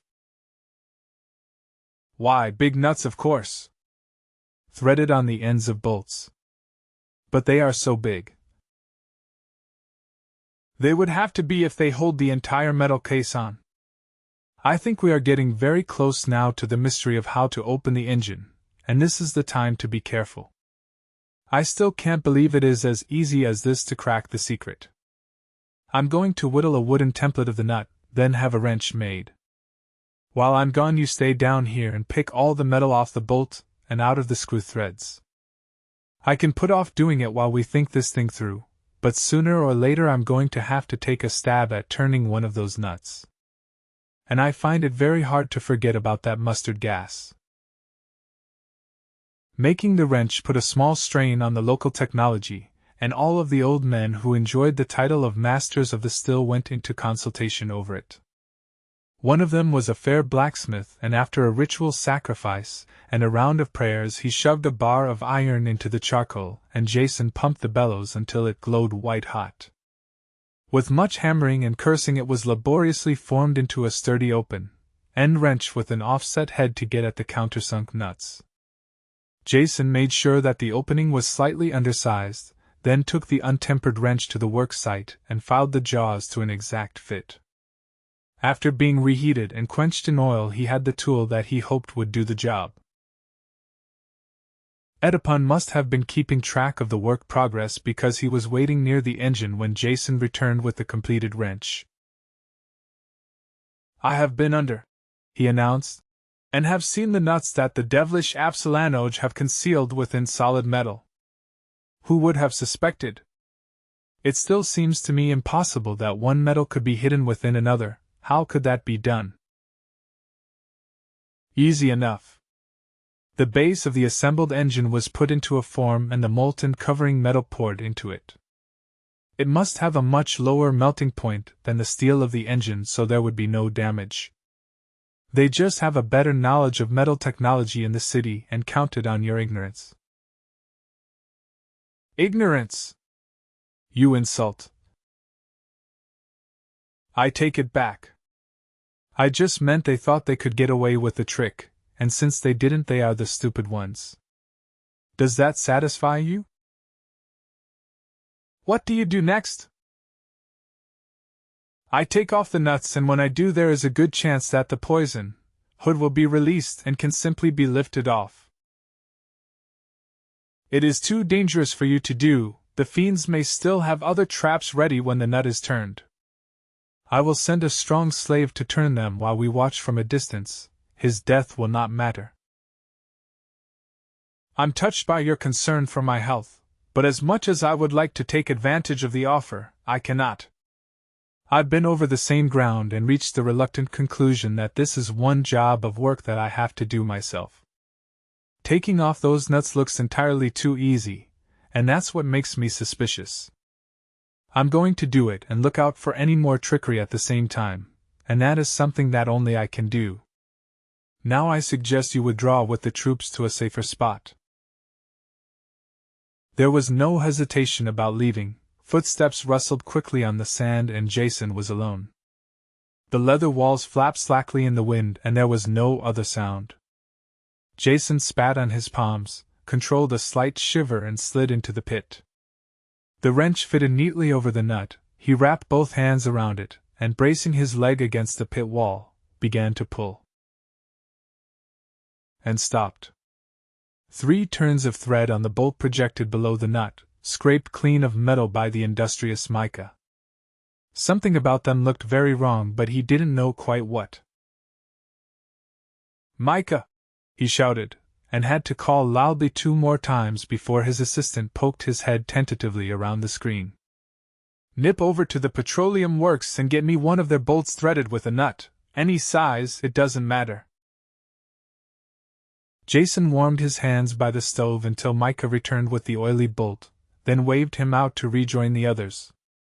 Back in the pit he held it up next to the protruding section of Absalon bolt, and chortled with joy. The threads on the angle bolt were canted at a slightly different angle. Where one ran up, the other ran down. The Absalon threads had been cut in reverse, with a left-hand thread. Throughout the galaxy there existed as many technical and cultural differences as there were planets, yet one of the few things they all had in common, inherited from their terrestrial ancestors, was a uniformity of thread. Jason had never thought about it before, but when he mentally ran through his experiences on different planets he realized that they were all the same. Screws went into wood, bolts went into threaded holes, and nuts all went onto bolts when you turned them with a clockwise motion. Counterclockwise removed them. In his hand was the crude Zertano nut and bolt, and when he tried it moved in the same manner. But the engine bolt did not work that way, it had to be turned clockwise to remove it. Dropping the nut and bolt he placed the wrench on the massive engine bolt, and slowly applied pressure in what felt like the completely wrong direction, as if he were tightening not loosening. It gave slowly, first a quarter then a half turn. And bit by bit the projection threads vanished until they were level with the surface of the nut. It turned easily now, and within a minute it fell into the pit. He threw the wrench after it and scrambled out. Standing at the edge he carefully sniffed the air, ready to run at the slightest smell of gas. There was nothing. The second nut came off as easily as the first, and with no ill effects. Jason pushed a sharp chisel between the upper case and the base plate where he had removed the solder, and when he leaned on it the case shifted slightly, held down only by its own weight. From the entrance to the enclosure he shouted to the group huddled in the distance. "Come on back, this job is almost finished." They all took turns at sliding into the pit and looking at the projecting bolts, and made appreciative sounds when Jason leaned on the chisel and showed how the case was free. "There is still the little matter of taking it off," he told them. "And I'm sure that grabbing and heaving is the wrong way. That was my first idea too, but the people who assembled that thing had some bad trouble in store for anyone who tightened those nuts instead of loosening them. Until we find out what that is we are going to tread very lightly. Do you have any big blocks of ice around here, Edipon? It is winter now, isn't it?" "Ice? Winter?" Edipon mumbled, caught off guard by the change of direction, rubbing abstractedly at the reddened tip of his prominent nose. "Of course it is winter." "Ice, there must be ice at the higher lakes in the mountain, they are always frozen at this time of the year. But what do you want ice for?" "You get it and I'll show you. Have it cut in nice flat blocks that I can stack. I'm not going to lift the hood, I'm going to drop the engine out from underneath it." By the time the slaves had brought the ice down from the distant lakes, Jason had rigged a strong wooden frame flat on the ground around the engine and pushed sharpened metal wedges under the hood, then had secured the wedges to the frame. Now, if the engine was lowered into the pit, the hood would stay above supported by the wedges. The ice would take care of this. Jason built a foundation of ice under the engine, then slipped out the supporting bars. Now, as the ice slowly melted, the engine would be gently lowered into the pit. The weather remained cold, and the ice refused to melt until Jason had the pit ringed with smoking oil stoves. Water began to run down into the pit, and Micah went to work bailing it out, while the gap between the hood and the baseplate widened. The melting continued for the rest of the day, and almost all of the night. Red-eyed and exhausted, Jason and Micah supervised the soggy sinking, and when the Zertanos returned at dawn, the engine rested safely in a pool of mud on the bottom of the pit. The hood was off. "They're tricky devils over there in Apsala, but Jason dinAlt wasn't born yesterday," he exulted. "Do you see that crock sitting there on top of the engine?" He pointed to a sealed container of thick glass the size of a small barrel, filled with an oily greenish liquid. It was clamped down tightly with padded supports. "That's the booby trap." The nuts I took off were on the threaded ends of 2 bars that held the hood on, but instead of being fastened directly to the hood, they were connected by a crossbar that rested on top of that jug.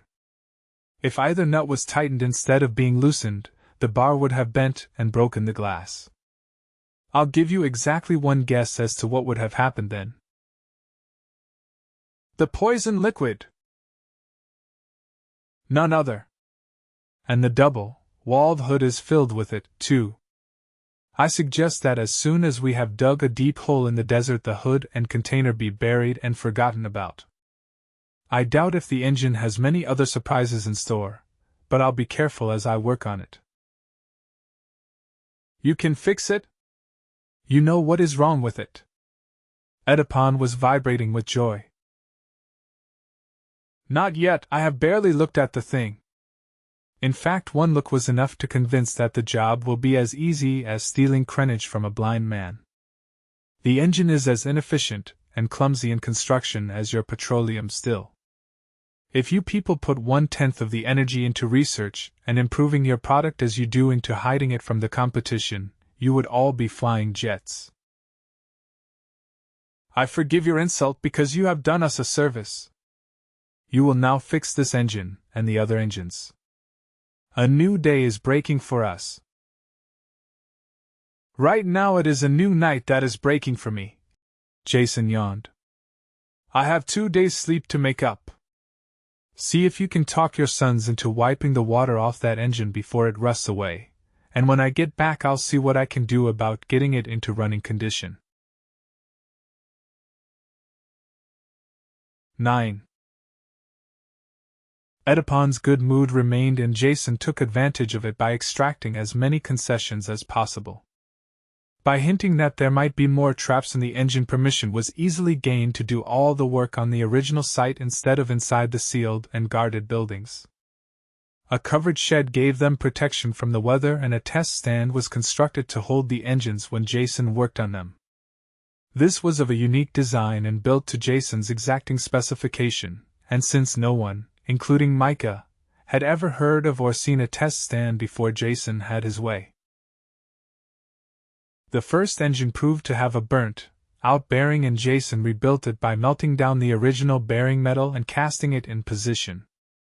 When he unbolted the head of the massive single cylinder, he shuddered at the clearance around the piston.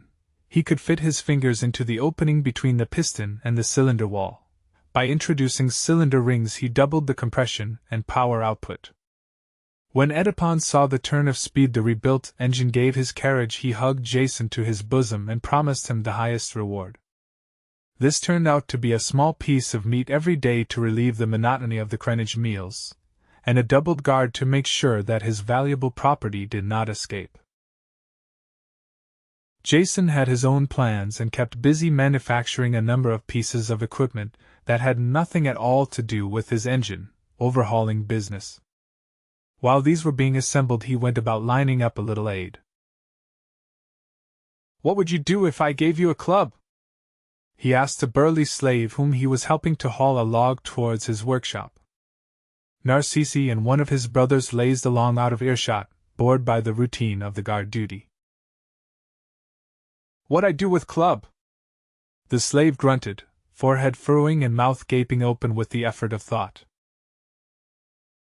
That's what I asked? And keep pulling while you think. I don't want the guards to notice anything.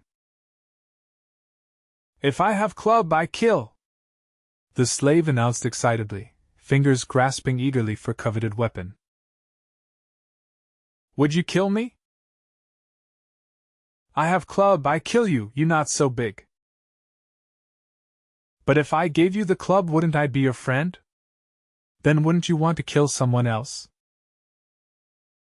The novelty of this alien thought stopped the slave dead, and he scratched his head perplexedly until Narcisse lashed him back to work.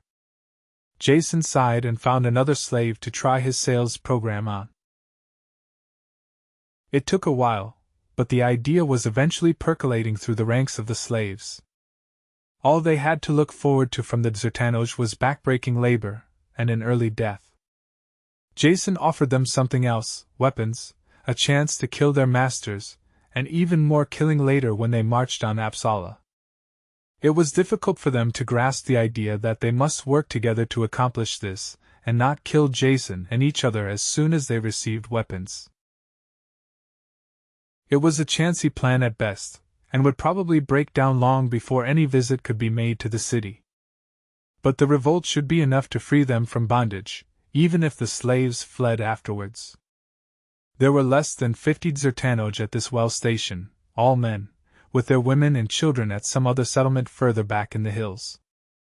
It would not be too hard to kill them or chase them off, and long before they could bring reinforcements, Jason and his runaway slaves would be gone.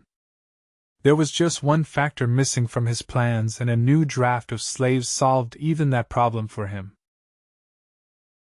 Happy days, he laughed, pushing open the door to his quarters and rubbing his hands together with glee.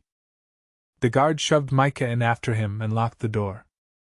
Jason secured it with his own interior bolt, then waved the two others over to the corner farthest from the door and tiny window opening.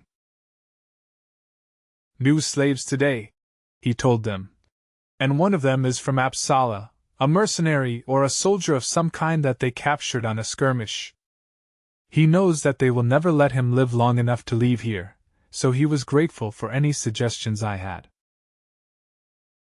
This is man's talk I do not understand, Igel said, turning away and starting towards the cooking fire. You'll understand this, Jason said, taking her by the shoulder. The soldier knows where Apsala is and can lead us there. The time has come to think about leaving this place. He had all of her attention now, and Micah's as well. How is this? She gasped. I have been making my plans. I have enough files and lockpicks now to crack into every room in this place, a few weapons, the key to the armory, and every able-bodied slave on my side. What do you plan to do? Micah asked. Stage a servo revolt in the best style. The slaves fight the Zertanoj and we get away, perhaps with an army helping us, but at least we get away. You are talking revolution! Micah bellowed, and Jason jumped him and knocked him to the floor. Igel held his legs down, while Jason squatted on his chest and covered his mouth. What is the matter with you? Want to spend the rest of your life rebuilding stolen engines? They are guarding us too well for there to be much chance of our breaking out on our own, so we need allies. We have them ready-made, all the slaves. Revolution! Micah mumbled through the restraining fingers. Of course it's a revolution. It is also the only possible chance of survival that these poor devils will ever have. Now they are human cattle, beaten and killed on whim. You can't be feeling sorry for the Zertanoj. Every one of them is a murderer 10 times over. You've seen them beat people to death. Do you feel that they are too nice to suffer a revolution? Micah relaxed and Jason removed his hand slightly, ready to clamp down if the other's voice rose above a whisper. Of course they are not nice. Beasts in human garb is more truthful. I feel no mercy for them, and they should be wiped out and blotted from the face of the earth, as was Sodom and Gomorrah. But it cannot be done by revolution. Revolution is evil, inherently evil. Jason stifled a groan. Try telling that to 2/3 of the governments that now exist, since that's about how many were founded by revolution. Nice, liberal democratic governments that were started by a bunch of lads with guns and the immense desire to run things in a manner more beneficial to themselves. How else do you get rid of the powers on your neck if there is no way to legally vote them away? If you can't vote them, shoot them. Bloody revolution, it cannot be.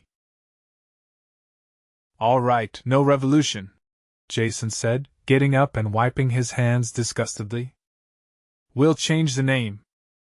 How about calling it a prison break? No, you wouldn't like that either. I have it. Liberation. We are going to strike the chains off these poor people and restore them to the lands from which they were stolen. The tiny fact that the slave holders regard them as property, and won't think much of the idea, therefore might get hurt in the process, shouldn't bother you. So, will you join me in this liberation movement? It is still revolution. It is whatever I decide to call it, Jason raged. You come along with me on the plans or you will be left behind when we go. You have my word on that. He stomped over and helped himself to some soup and waited for his anger to simmer down. I cannot do it. I cannot do it, Micah brooded, staring into his rapidly cooling soup as into an oracular crystal ball, seeking guidance there. Jason turned his back in disgust. Don't end up like him, he warned Ijael, pointing his spoon back over his shoulder. Not that there is much chance that you ever will coming as you do from a society with its feet firmly planted on the ground, or on the grave to be more accurate.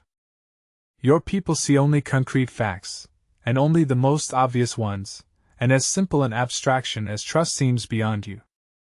While this long-faced clown can only think in abstractions of abstractions, and the more unreal they are the better.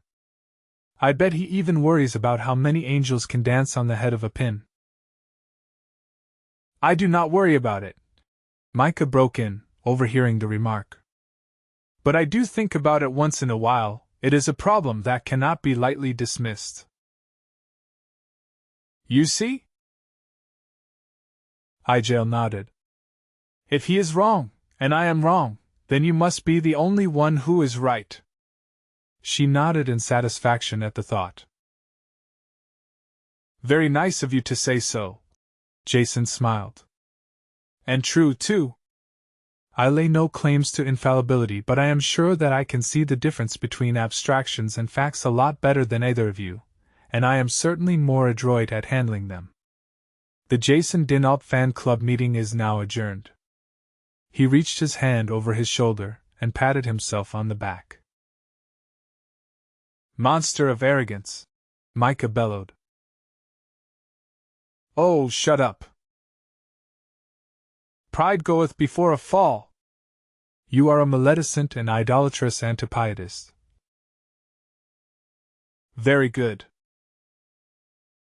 And I grieve that I could have considered aiding you for even a second, or of standing by while you sin, and fear for the weakness of my own soul that I have not been able to resist temptation as I should. It grieves me, but I must do my duty. He banged loudly on the door. Guard! Guard! Jason dropped his bowl and started to scramble to his feet, but slipped in the spilled soup and fell. As he stood again, the locks rattled on the door, and it opened. If he could reach Micah before the idiot opened his mouth, he would close it forever, or at least knock him out before it was too late. It was too late. Narcisse poked his head in and blinked sleepily. Micah struck his most dramatic pose and pointed to Jason. Seize and arrest that man. I denounce him for attempted revolution, For planning red murder. Jason skidded to a halt and back-tracked, diving into a bag of his personal belongings that lay against the wall. He scrabbled in it, then kicked the contents about, and finally came up with a metal-forming hammer that had a weighty solid lead head. "More traitor you!" Jason shouted at Micah as he ran at Narcisse, who had been dumbly watching the performance and mulling over Micah's words. Slow as he appeared, there was nothing wrong with his reflexes, and his shield snapped up and took Jason's blow while his club spun over neatly and rapped Jason on the back of the hand. The numbed fingers opened and the hammer dropped to the floor. "I think you two better come with me. My father will know what to do," he said, pushing Jason and Micah ahead of him out the door. He locked it and called for one of his brothers to stand guard, then poked his captives down the hall. They shuffled along in their irons, Micah nobly as a martyr and Jason seething and grinding his teeth. Oedipon was not at all stupid when it came to slave rebellions, and sized up the situation even faster than Narcisse could relate it. "I have been expecting this, so it comes as no surprise." His eyes held a mean little glitter when he leveled them at Jason. "I knew the time would come when you would try to overthrow me, which was why I permitted this other to assist you and to learn your skills. As I expected, he has betrayed you to gain your position, which I award him now." "Betray? I did this for no personal gain," Micah protested. "Only the purest of motives," Jason laughed coldly. "Don't believe a word this pious crook tells you, Oedipon. I'm not planning any revolutions, he just said that to get my job." "You calumniate me, Jason!" "I never lie, you are planning revolt. You told me." "Silence both of you, or I'll have you beaten to death. This is my judgment. The slave Micah has betrayed the slave Jason, and whether the slave Jason is planning rebellion or not is completely unimportant. His assistant would have not denounced him unless he was sure that he could do the work as well, which is the only fact that has any importance to me. Your ideas about a worker class have troubled me, Jason. I will be glad to kill them, and you at the same time. Chain him with the slaves. Micah, I award you Jason's quarter and woman, and as long as you do the work well, I will not kill you. Do it a long time and you will live a long time." "Only the purest of motives, is that what you said, Micah?" Jason shouted back as he was kicked from the room. The descent from the pinnacle of power was fast and smooth. Within half an hour new shackles were on Jason's wrists, and he was chained to the wall in a dark room filled with other slaves. His irons had been left on as an additional reminder of his new status. He rattled the chains and examined them in the dim light of a distant lamp as soon as the door was closed.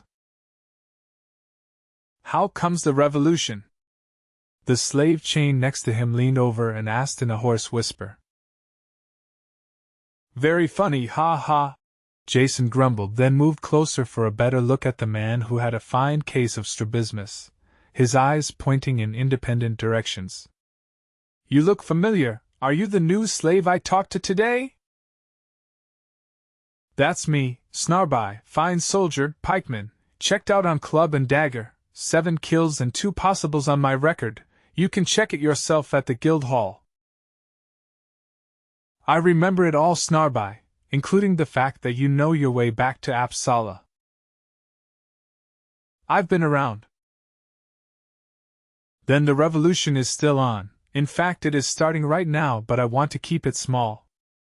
Instead of freeing all these slaves, what do you say to the idea that we two escape by ourselves?"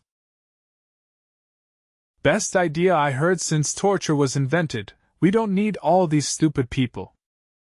They just get in the way. Keep the operation small and fast, that's what I always say."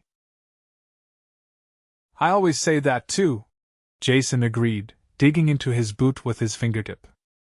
He had managed to shove his best file and a lockpick into hiding there while Micah was betraying him back in their room. The attack on Narcisse with the hammer had just been a cover-up. Jason had made the file himself after many attempts at manufacturing and hardening steel, and the experiments had been successful. He picked out the clay that covered the cut he had made in his leg, cuffs, and tackled the soft iron with vigor. Within 3 minutes they were lying on the floor. "You a magician?" Snarby whispered, shuddering back. "Mechanic. On this planet they're the same thing." He looked around, but the exhausted slaves were all asleep and had heard nothing. Wrapping a piece of leather around it to muffle the sound, he began to file a link in the chain that secured the shackles on his wrists. "Snarby," he asked, "are we on the same chain?" "Yeah, the chain goes through these iron cuff things and holds the whole row of slaves together. The other end goes out through a hole in the wall." "Couldn't be better. I'm filing one of these links, and when it goes we're both free. See if you can't slip the chain through the holes in your shackles and lay it down without letting the next slave know what is happening. We'll wear these iron cuffs for now. There is no time to play around with them, and they shouldn't bother us too much. Do the guards come through here at all during the night to check on the slaves?" "Not since I've been here. Just wake us up in the morning by pulling on the chain." "Then let's hope that's what happens again tonight, because we are going to need plenty of time, there." The file had cut through the link. "See if you can get enough of a grip on the other end of this link while I hold this end. We'll try and bend it open a bit." They strained silently until the opening gaped wide and the next link fitted through the cut. They slipped the chain and laid it silently on the ground, then drifted noiselessly to the door. "Is there a guard outside?" Jason asked. "Not that I know. I don't think they have enough men here to guard all the slaves." The door would not budge when they pushed against it, and there was just light enough to make out the large keyhole of a massive inset lock. Jason probed lightly with the pick and curled his lip in contempt. "These idiots have left the key in the lock." He pulled off the stiffest of his leather wrappings and, after flattening it out, pushed it under the badly fitting bottom edge of the door, leaving just a bit to hold onto. Then he poked lightly at the key through the keyhole and heard it thud to the ground outside. When he pulled the leather back and the key was lying in the center of it. The door unlocked silently, and a moment later they were outside, staring tensely into the darkness. "Let's go!" "Run, get away from here," Snarby said, and Jason grabbed him by the throat and pulled him back.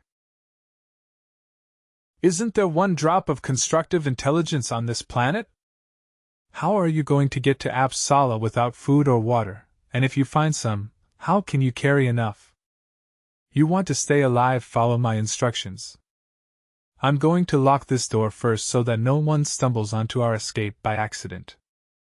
Then we are going to get some transport and leave here in style. Agreed?" The answer was only a choked rattle until Jason opened his fingers a bit and let some air into the man's lungs. A labored groan must have meant assent, because Snarby tottered after him when he made his way through the dark alleys between the buildings. Getting clear of the walled refinery town presented no problem, since the few sentries were only looking for trouble from the outside. It was equally easy to approach Jason's leather walled worksite from the rear and slip through it at the spot where Jason had cut the leather and sewn up the opening with thin twine. "Sit here and touch nothing, or you will be cursed for life," he commanded the shivering Snarby, then slipped towards the front entrance with a small sledge-hammer clutched in his fist. He was pleased to see one of Edapon's other sons on guard duty, leaning against a pole and dozing. Jason gently lifted his leather helm with his free hand and tapped once with the hammer. The guard slept even more soundly. "Now we can get to work," Jason said when he had returned inside, and clicked a firelighter to the wick of a lantern. "What are you doing?" "They'll see us, kill us, escaped slaves." "Stick with me, Snarby, and you'll be wearing shoes. Lights here can't be seen by the sentries, I made sure of that when I sighted the place. And we have a piece of work to do before we leave. We have to build a carriage. They did not have to build it from scratch, but there was enough truth in the statement to justify it. His most recently rebuilt and most powerful engine was still bolted to the test stand, a fact that justified all the night's risks. 3 carriage wheels lay among the other debris of the camp, and 2 of them were to be bolted to the engine while it was still on the stand. The ends of the driving axle cleared the edges of the stand. Jason threaded the securing wheel bolts into place and utilized Snarby to tighten them. At the other end of the stand was a strong, swiveling post that had been a support for his test instruments, and seemed strangely large for this small task. It was. When the instruments were stripped away, a single bar remained projecting backwards like a tiller handle. When a third wheel was fitted with a stub axle and slid into place in the forked lower end of the post, the test stand looked remarkably like a 3-wheeled, steerable, steam engine-powered platform that was mounted on legs. This is exactly what it was, what Jason had designed it to be from the first, and the supporting legs came away with the same ease that the other parts had been attached. Escape had always taken first priority in his plans. Snarby dragged over the crockery jars of oil, water and fuel while Jason filled the tanks. He started the fire under the boiler and loaded aboard tools and the small supply of crenage he had managed to set aside from their rations. All of this took time, but not time enough. It would soon be dawn and they would have to leave before then, and he could no longer avoid making up his mind. He could not leave Igel here, and if he went to get her he could not refuse to take Micah as well. The man had saved his life, no matter what murderous idiocies he had managed to pull since that time. Jason believed that you owed something to a man who prolonged your existence, but he also wondered just how much he still owed. In Micah's case he felt the balance of the debt to be mighty small, if not overdrawn. Perhaps this one last time. "Keep an eye on the engine and I'll be back as soon as I can," he said, jumping to the ground and loading on equipment. "You want me to do what? Stay here with this devil machine? I cannot. It will burn and consume me." "Act your age, Snarby, your physical age if not your mental one. This rolling junk pile was made by men and repaired and improved by me, no demons involved. It burns oil to make heat that makes steam that goes to this tube to push that rod to make those wheels go around so we can move, and that is as much of the theory of the steam engine as you are going to get from me. Maybe you can understand this better, only I can get you safely away from here. Therefore, you will stay and do as I say or I will beat your brains in. Clear?" Snarby nodded dumbly. "Fine. All you have to do is sit here and look at this little green disc, see it? If it should pop out before I come back, turn this handle in this direction. Clear enough? That way the safety valve won't blow and wake the whole country, and we'll still have a head of steam." Jason went out past the still, silent sentry and headed back towards the refinery station. Instead of a club or a dagger, he was armed with a well-tempered broadsword that he had managed to manufacture under the noses of the guards.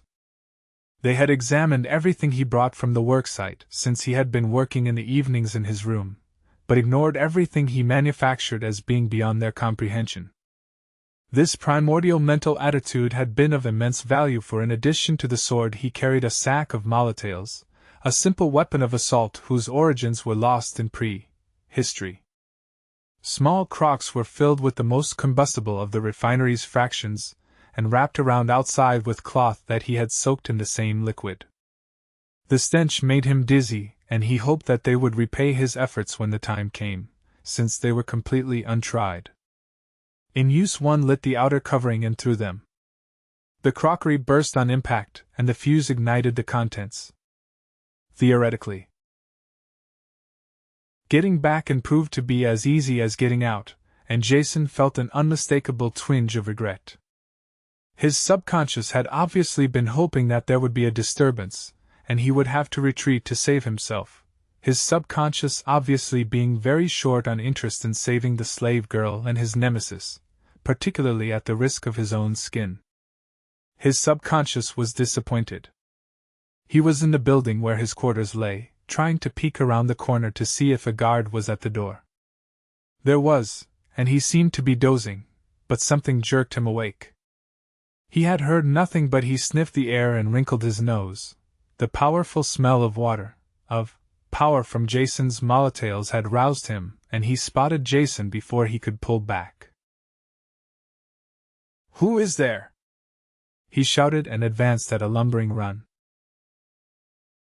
There was no quiet way out of this one, so Jason leaped out with an echoing shout and lunged. The blade went right under the man's guard. He must never have seen a sword before, and the tip caught him full in the throat. He expired with a bubbling wail that stirred voices deeper in the building. Jason sprang over the corpse and tore at the multifold bolts and locks that sealed the door. Footsteps were running in the distance when he finally threw the door open and ran in. "Get out, and quick, we're escaping!" He shouted at them and pushed the dazed Igel towards the door, and exacted a great deal of pleasure from landing a tremendous kick that literally lifted Micah through the opening, where he collided with Oedipon, who had just run up waving a club. Jason leaped over the tumbled forms, rapped Oedipon behind the ear with the hilt of his sword, and dragged Micah to his feet. "Get out to the engine works," he ordered his still uncomprehending companions. "I have a carriage there that we can get away in." He cursed them, and they finally broke into clumsy motion. There were shouts from behind him, and an armed mob of Zertanoj ran into view. Jason pulled down the hall light, burning his hand on the hot base at the same time, and applied its open flame to one of his molotails. The wick caught with a roar of flame, and he threw it at approaching soldiers before it could burn his hand. It flew towards them, hit the wall and broke. Inflammable fuel spurted in every direction, and the flame went out. Jason cursed and grappled for another molotail, because if they didn't work he was dead.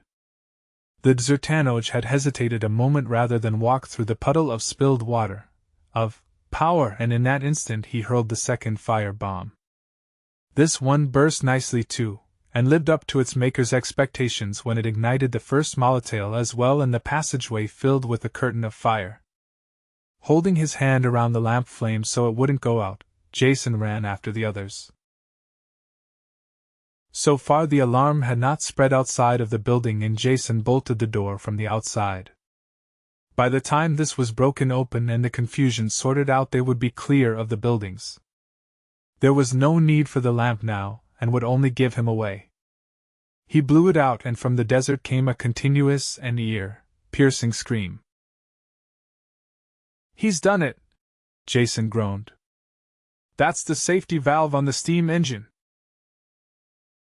He bumped into Igel and Micah, who were milling about confusedly in the dark, kicked Micah again out of sheer malice and hatred of all mankind, and led them towards the worksite at a dead run. They escaped unharmed mainly because of the confusion on all sides of them. The Zertanoj seemed to never have experienced a night attack before, which they apparently thought this was, and did an incredible amount of rushing about and shouting. Matters were not helped by the burning building nor the unconscious form of Oedipon that was carried from the blaze. All the Zertanoj had been roused by the scream of the safety valve, that was still bleeding irreplacable steam into the night air, and there was much milling about. In the confusion the fleeing slaves were not noticed, and Jason led them around the guard post on the walls and directly towards the worksite. They were spotted as they crossed the empty ground, and after some hesitation the guard ran in pursuit.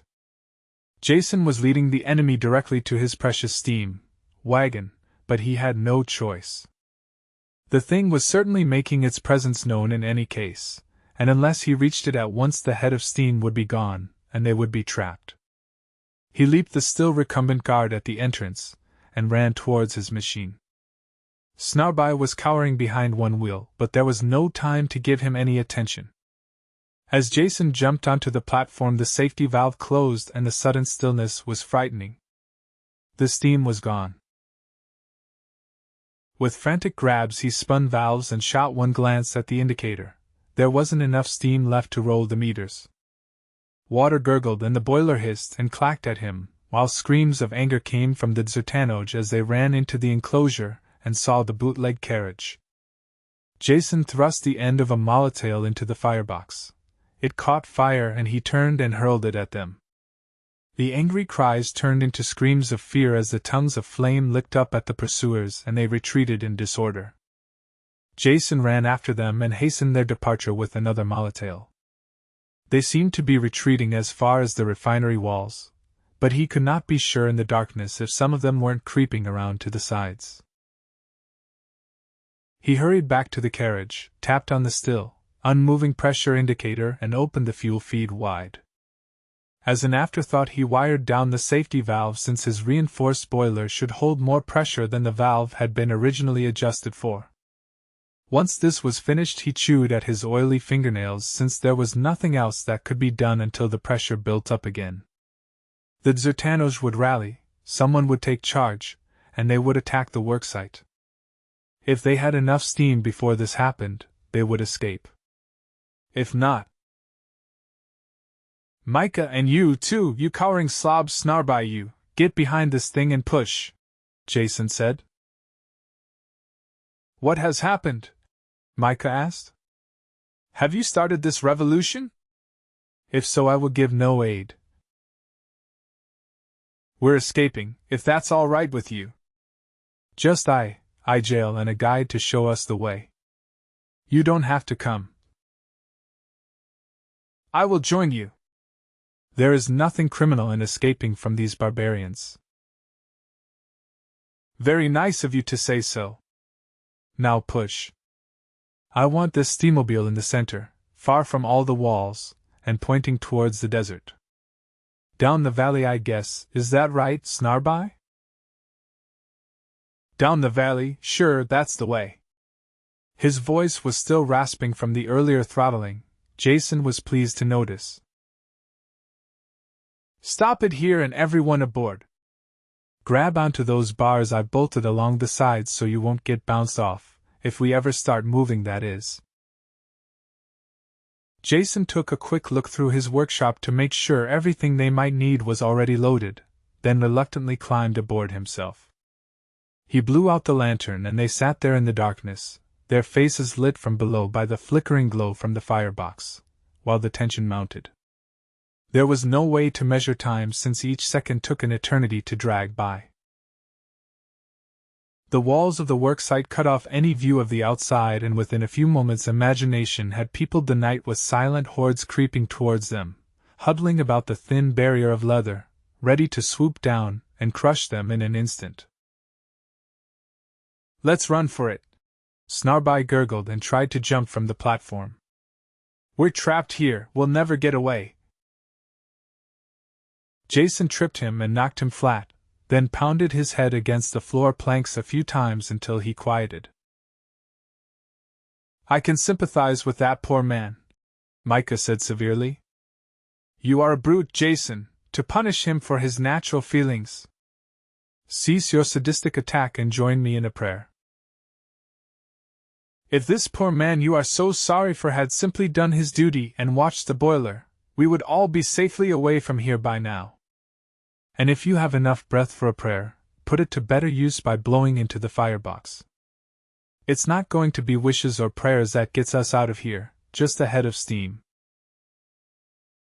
A howled battlecry was echoed by massed voices and a squad of Zertanoj burst into the entrance, and at the same instant the rear of the leather wall went down and more armed men swarmed over it. The immobile carriage was trapped between the two groups of attackers who laughed happily as they charged. Jason cursed and lit 4 molotails at the same time and hurled them 2 and 2 in opposite directions. Before they hit he had jumped to the steam valve and wound it open. With a hissing clank the carriage shuddered and got underway. For the moment the attackers were held back by the walls of flame and screamed even louder as the machine moved away at right angles from between their two groups. The air whistled with crossbow bolts, but most were badly aimed and only a few thudded into the baggage. With each revolution of the wheels their speed picked up, and when they hit the walls the hides parted with a creaking snap. Strips of leather whipped at them, then they were through. The shouts and the fires grew dimmer behind them as they streaked down the valley at a suicidal pace, hissing, rattling and crashing over the bumps. Jason clung to the tiller and shouted for Micah to come relieve him, since if he let go of the thing they would turn and crash in an instant, and as long as he held it he couldn't cut down the steam. Some of this finally penetrated to Micah because he crawled forward grasping desperately to every hand, hold until he crouched beside Jason. Grab this tiller, and hold it straight and steer around anything big enough to see. As soon as the steering was taken over, Jason worked his way back to the engine and throttled down. They slowed to a clanking walk, then stopped completely.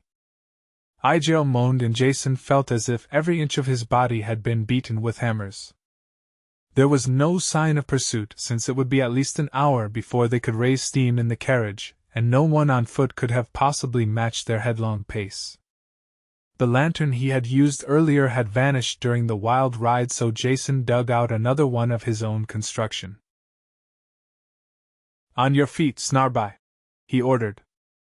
"I've cracked us all out of slavery, so now it is time for you to do some of the guiding that you were telling me about. Walk ahead with this light and pick out a nice smooth track going in the right direction.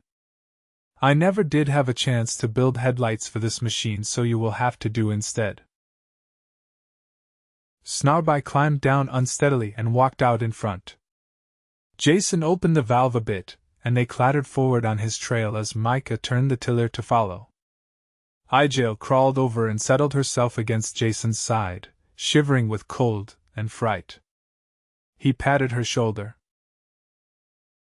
"Relax," he said. "From now on this is just a pleasure trip."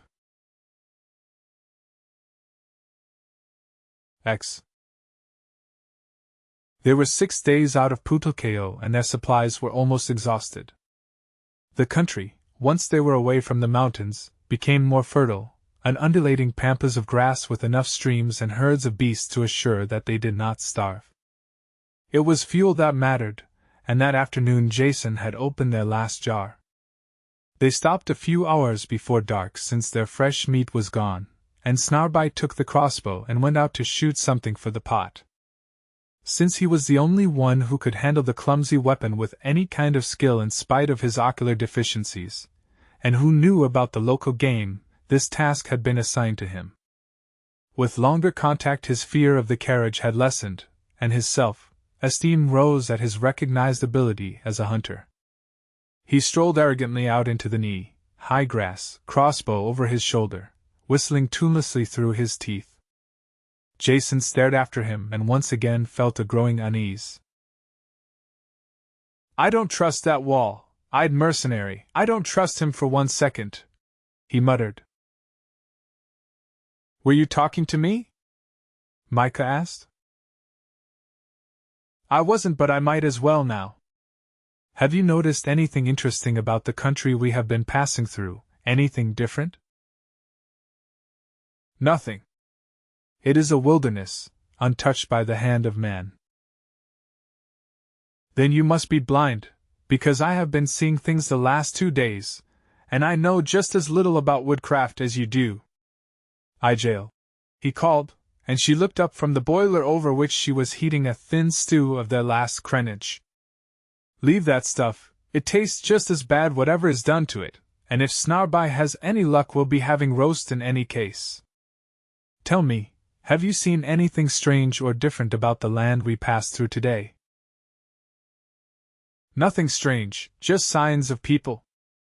Twice we passed places where the grass was flat and branches broken as if a carriage passed 2 or 3 days ago, maybe more. And once there was a place where someone had built a cooking fire, but that was very old." "Nothing to be seen, Micah?" Jason asked with raised eyebrows. "See what a lifetime of crenage hunting can do for the sense of observation and terrain." "I am no savage. You cannot expect me to look out for that sort of thing." "I don't. I have learned to expect very little from you beside trouble. Only now I am going to need your help. This is Snarbai's last night of freedom whether he knows it or not, and I don't want him standing guard tonight, so you and I will split the shift. Micah was astonished. I do not understand. What do you mean this is his last night of freedom? It should be obvious by now, even to you, after seeing how the social ethic works on this planet. What did you think we were going to do when we came to Apsala? Follow Snarbai like sheep to the slaughter? I have no idea what he is planning. I just know he must be planning something. When I ask him about the city, he only answers in generalities. Of course, he is a hired mercenary who wouldn't know too much of the details, but he must know a lot more than he is telling us. He says we are still 4 days away from the city. My guess is that we are no more than 1 or 2. In the morning I intend to grab him and tie him up, then swing over to those hills there and find a place to hole up. I'll fix some chains for Snarbai so he can't get away, then I'll do a scout of the city. You are going to chain this poor man, make a slave of him for no reason. I'm not going to make a slave of him. Just chain him to make sure he doesn't lead us into some trap that will benefit him. This souped-up carriage is valuable enough to tempt any of the locals, and if he can sell me as an engine, mechanic slave, his fortune is made. I will not hear this! Micah stormed. You condemn the man on no evidence at all, just because of your nasty-minded suspicions. Judge not lest ye be judged yourself. And you play the hypocrite as well, because I well remember your telling me that a man is innocent until proven guilty. Well, this man is guilty, if you want to put it that way, guilty of being a member of this broken-down society, which means that he will always act in certain ways at certain times. Haven't you learned anything about these people yet? Jail. She looked up from contented munching on a crenage, obviously not listening to the argument. Tell me, what is your opinion? We are coming soon to a place where Snarbai has friends, or people who will help him. What do you think he will do? Say hello to the people he knows? Maybe they will give him a crenage. She smiled in satisfaction at her answer and took another bite. That's not quite what I had in mind, Jason said patiently. What if we 3 are with him when we come to the people, and the people see us and the carriage? She sat up, alarmed. We can't go with him. If he has people there, they will fight us, make us slaves, take the carriage. You must kill Snarbai at once. Bloodthirsty heathen! Micah began in his best denunciatory voice, but quit when he saw Jason pick up a heavy hammer. Do you understand yet? Jason asked. By tying up Snarbai, I'm only conforming to a local code of ethic, like saluting in the army or not eating with your fingers in polite society. In fact, I'm being a little slipshod, since by local custom I should kill him before he can make us trouble. It cannot be, I cannot believe it. You cannot judge and condemn a man upon such flimsy evidence. I'm not condemning him, Jason said with growing irritation. Just making sure that he can't cause me any trouble. You don't have to agree with me to help me, just don't get in my way. And split the guard with me tonight. Whatever I do in the morning will be on my shoulders and no concern of yours. He is returning, Igel hissed, and a moment later Snarbai came up through the high grass. Got a servo, he announced proudly, and dropped the animal down before them. Cut him up, makes good chops and roasts. We eat tonight. He was completely innocent, and without guile, and the only thing guilty about him was his shifty gaze, which could be blamed completely on his crossed eyes. Jason wondered for a second if his assessment of the danger was correct, then remembered where he was and lost his doubts. Snarbai would be committing no crime if he tried to kill or enslave them, just doing what any ordinary, decent slave, holding barbarian would do in his place.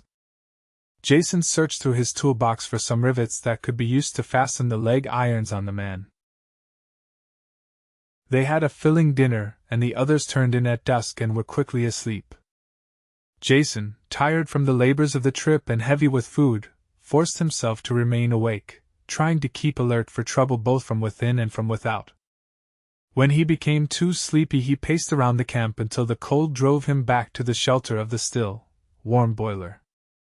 Above him the stars wheeled slowly, and when a prominent one reached the zenith, he estimated it was midnight, or a bit after. He shook Micah awake. "You're on now. Keep your eyes and ears open for anything stirring, and don't forget a careful watch there." He jerked his thumb at Snarbai's silent form. "Wake me up at once if there's anything suspicious." Sleep dropped like a heavy curtain, and Jason barely stirred until the first light of dawn touched the sky. Only the brighter stars were visible on the eastern horizon, and he could see a ground fog rising from the grass around them. Near him were the huddled forms of the two sleepers, and the farthest one shifted in his sleep, and he realized it was Micah. Sleep fell away instantly, and he bounded out of his skin covers and grabbed the other man by the shoulders. "What are you doing asleep?" he raged. "You were supposed to be on guard."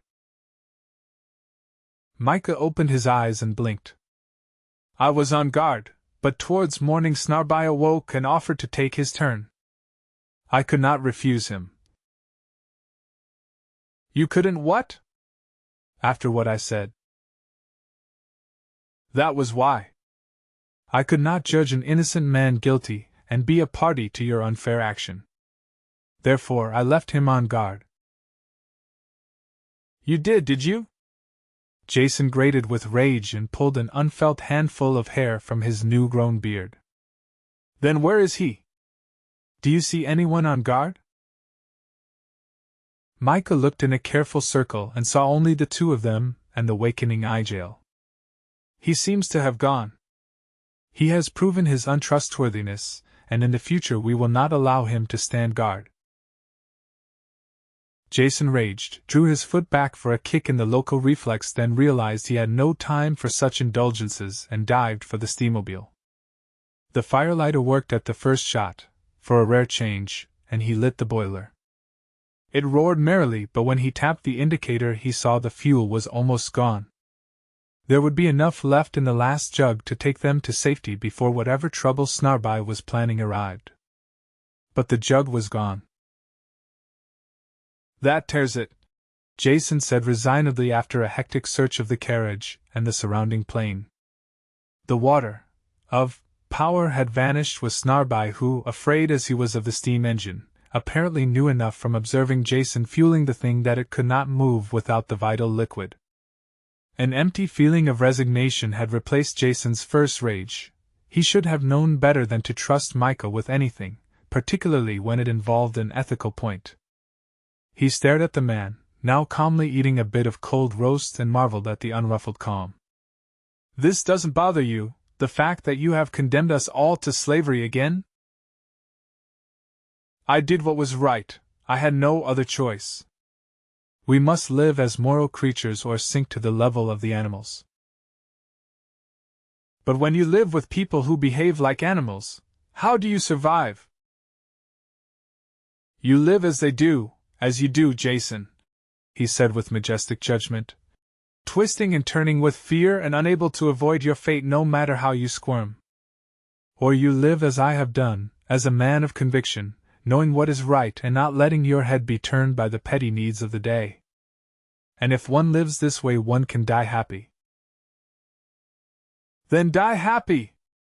Jason snarled and reached for his sword, but settled back again glumly before he picked it up. "To think that I ever thought I could teach you anything about the reality of existence here when you have never experienced reality before nor ever will until the day you die. You carry your own attitudes, which are your reality, around with you all the time, and they are more solid to you than this ground we are sitting upon. For once we are in agreement, Jason. I have tried to open your eyes to the true light, but you turn away and will not see. You ignore the eternal law for the exigencies of the moment and are, therefore, damned. The pressure indicator on the boiler hissed and popped out, but the fuel level was at the absolute bottom. Grab some food for breakfast, Jail, Jason said, and get away from this machine. The fuel is gone and it's finished. I shall make a bundle to carry. We will escape on foot. No, that's out of the question. Snarby knows this country, and he knew we would find out that he was missing at dawn. Whatever kind of trouble he is bringing is already on the way, and we wouldn't be able to escape on foot. So we might as well save our energy. But they aren't getting my handmade, super-charged steamobile, he added with sudden vehemence, grabbing up the crossbow. Back, both of you, far back. They'll make a slave of me for my talents, but no free samples go with it. If they want one of these hot rod steam wagons, they are going to have to pay for it. Jason lay down flat at the maximum range of the crossbow, and his third quarrel hit the boiler. It went up with a most satisfactory bang, and small pieces of metal and wood rained down all around. In the distance he heard shouting and the barking of dogs. When he stood he could see a distant line of men advancing through the tall grass, and when they were closer large dogs were also visible, tugging at their leashes. Though they must have come far in a few hours, they approached at a steady trot, experienced runners, in thin leather garments, each carrying a short, laminated bow and a full quiver of arrows. They swooped up in a semicircle, their great hounds slavering to be loosed, and stopped when the three strangers were within bow range. They notched their arrows and waited with alert patience, staying well clear of the smoking ruins of the carriage, until Snarby finally staggered up, half supported by two other runners. You now belong to the Hertug person, and are his slaves. What happened to the carriage? He screamed this last when he spotted the smoking wreck and would have collapsed except for the sustaining arms. Evidently the new slaves decreased in value with the loss of the machine. He stumbled over to it, and when none of the soldiers would help him, gathered up what he could find of Jason's artifacts and tools. When he had bundled them up, and the foot cavalry had seen that he suffered no injury from the contact, they reluctantly agreed to carry them. One of the soldiers, identical in dress with the others, seemed to be in charge, and when he signaled a return they closed in on the three prisoners and nudged them to their feet with drawn bows. I'm coming, Jason said, gnawing on a bone. But I'm going to finish my breakfast first. I see an endless vista of crenage stretching out before me and intend to enjoy this last meal before entering servitude. The lead soldiers looked confused and turned to their officer for orders. Who is this? He asked Snarby, pointing at the still-seated Jason. Is there any reason why I should not kill him? You can't! Snarby choked, and turned a dirty shade of white. He is the one who built the devil wagon and knows all of its secrets. Hertug person will torture him to build another. Jason wiped his fingers on the grass and reluctantly stood. All right, gentlemen, let's go. And on the way perhaps someone can tell me just who Hertug person is, and what is going to happen next. I'll tell you, Snarby bragged as they started the march. He is Hertug of the personage. I have fought for the personage, and they knew me, and I saw the Hertug himself, and he believed me. The personage are very powerful in Apsala and have many powerful secrets, but not as powerful as the Trozeligoge, who have the secret of the carriage and the jetilo. I knew I could ask any price of the personage if I brought them the secret of the carriage. And I will. He thrust his face close to Jason's with a fierce grimace. You will tell them the secret. I will help them torture you until you tell. Jason put out his toe as they walked, and Snarby tripped over it, and when the traitor fell he walked the length of his body. None of the soldiers paid any attention to this exchange, and when they had passed Snarby staggered to his feet and tottered after them shouting curses. Jason did not hear them. He had troubles enough as it was. 11. Seen from the surrounding hills, Apsala looked like a burning city that was being slowly washed into the sea. Only when they had come closer was it clear that the smoke was from the multifold chimneys, both large and small, that studded the buildings, and that the city began at the shore and covered a number of islands in what must be a shallow lagoon. Large sea-going ships were tied up at the seaward side of the city, and closer to the mainland smaller craft were being pulled through the canals. Jason searched anxiously for a spaceport, or any signs of interstellar culture, but saw nothing. Then the hills intervened as the trail cut off to one side and approached the sea some distance from the city. A fair-sized sailing vessel was tied up at the end of a stone wharf, obviously awaiting them, and the captives were tied hand and foot and tossed into the hold. Jason managed to wriggle around until he could get his eye to a crack between two badly fitting planks and recited a running travelogue of the cruise, apparently for the edification of his companions, but really for his own benefit, since the sound of his own voice always cheered and encouraged him. Our voyage is nearing its close, and before us opens up the romantic and ancient city of Apsala, famed for its loathsome customs, murderous natives, and archaic sanitation facilities, of which this watery channel this ship is now entering seems to be the major cloaca. There are islands on both sides, the smaller ones covered with hovels so decrepit that in comparison the holes in the ground of the humblest animals appear to be palaces, while the larger islands appear to be forts, each one walled and barbicaned and presenting a warlike face to the world. There couldn't be that many forts in a town this size, so I am led to believe that each one is undoubtedly the guarded stronghold of one of the tribes, groups or clans that our friend Judas told us about. Look on these monuments to ultimate selfishness and beware. This is the end product of the system that begins with slave holders like the former CHK with their tribes of Greenwich crackers, and builds up through familiar hierarchies like the Zertanoj and reaches its zenith of depravity behind those strong walls. It is still absolute power that rules absolutely, each man out for all that he can get, and the only way to climb being over the bodies of others, and all physical discoveries and inventions being treated as private and personal secrets to be hidden and used only for personal gain. Never have I seen human greed and selfishness carried to such extremes, and I admire Homo sapiens' capacity to follow through on an idea, no matter how it hurts. The ship lost way as it backed its sails, and Jason fell from his precarious perch into the stinking bilge. The descent of man, he muttered and inched his way out. Piles grated along the sides, and with much shouting and cursed orders the ship came to a halt. The hatch above was slid back and the three captives were rushed to the deck. The ship was tied up to a dock in a pool of water surrounded by buildings and high walls. Behind them a large sea gate was just swinging shut, through which the ship had entered from the canal. They could see no more because they were pushed into a doorway and through halls and past guards until they ended up in a large central room. It was unfurnished except for the dais at the far end, on which stood a large and rusty iron throne.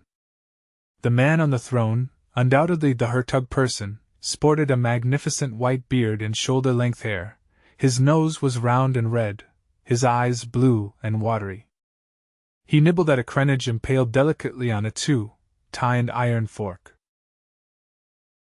"Tell me," the Hertug shouted suddenly, "why you should not be killed at once?"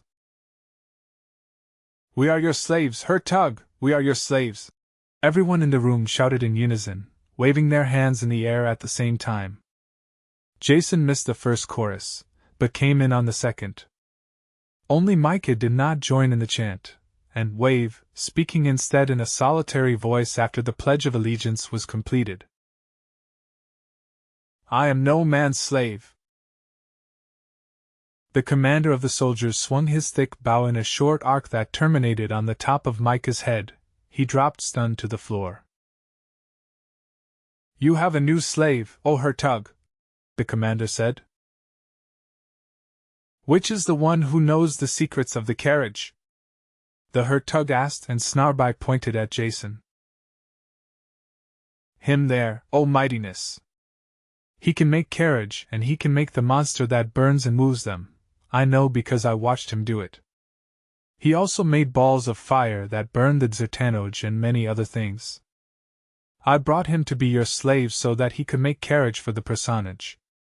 Here are the pieces of the carriage we traveled in, after it was consumed by its own fire. Snarby shook the tools and burnt fragments out onto the floor, and the Hertug curled his lip at them. "What proof is this?" he asked, and turned to Jason.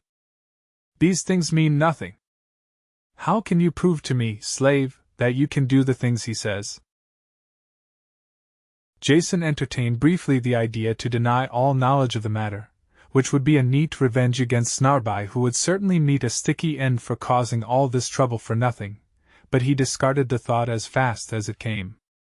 Partly for humanitarian reasons, Snarby could not help being what he was, but mostly because he had no particular desire to be put to the question.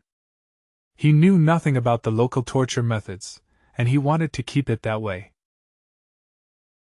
"Proof is easy, Hertug of all the personage, because I know everything about everything.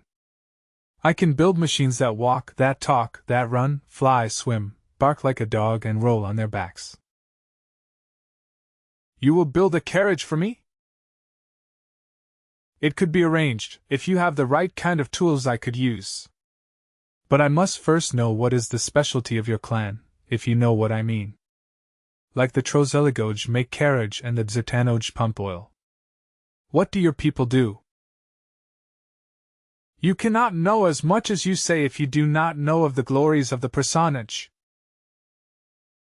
I come from a distant land, and as you know, news travels slowly around these parts." "Not around the personage," the Hertug said scornfully and thumped his chest. "We can talk across the width of the country, and always know where our enemies are. We can send magic on wires to kill, or magic to make light in a glass ball, or magic that will pluck the sword from an enemy's hand and drive terror into his heart. It sounds like your gang has the monopoly on electricity, which is good to hear. If you have some heavy forging equipment—" "Stop!" the Hertug ordered. "Leave! Out, everyone except the Siloj. Not the new slave, he stays here," he shouted when the soldiers grabbed Jason. The room emptied, and the handful of men who remained were all a little long in the tooth, and each wore a brazen, sun-burst-type decoration on his chest. They were undoubtedly adept in the secret electrical arts, and they fingered their weapons and grumbled with unconcealed anger at Jason's forbidden knowledge. The Hertug signaled him to continue. "You used a sacred word. Who told it to you? Speak quickly or you will be killed." "Didn't I tell you I knew everything? I can build a carriage, and given a little time I can improve on your electrical works, if your technology is on the same level as the rest of this planet." "Do you know what lies behind the forbidden portal?" the Hertug asked, pointing to a barred, locked and guarded door at the other end of the room. "There is no way you can have seen what is there, but if you can tell me what lies beyond it, I will know you are the wizard that you claim you are."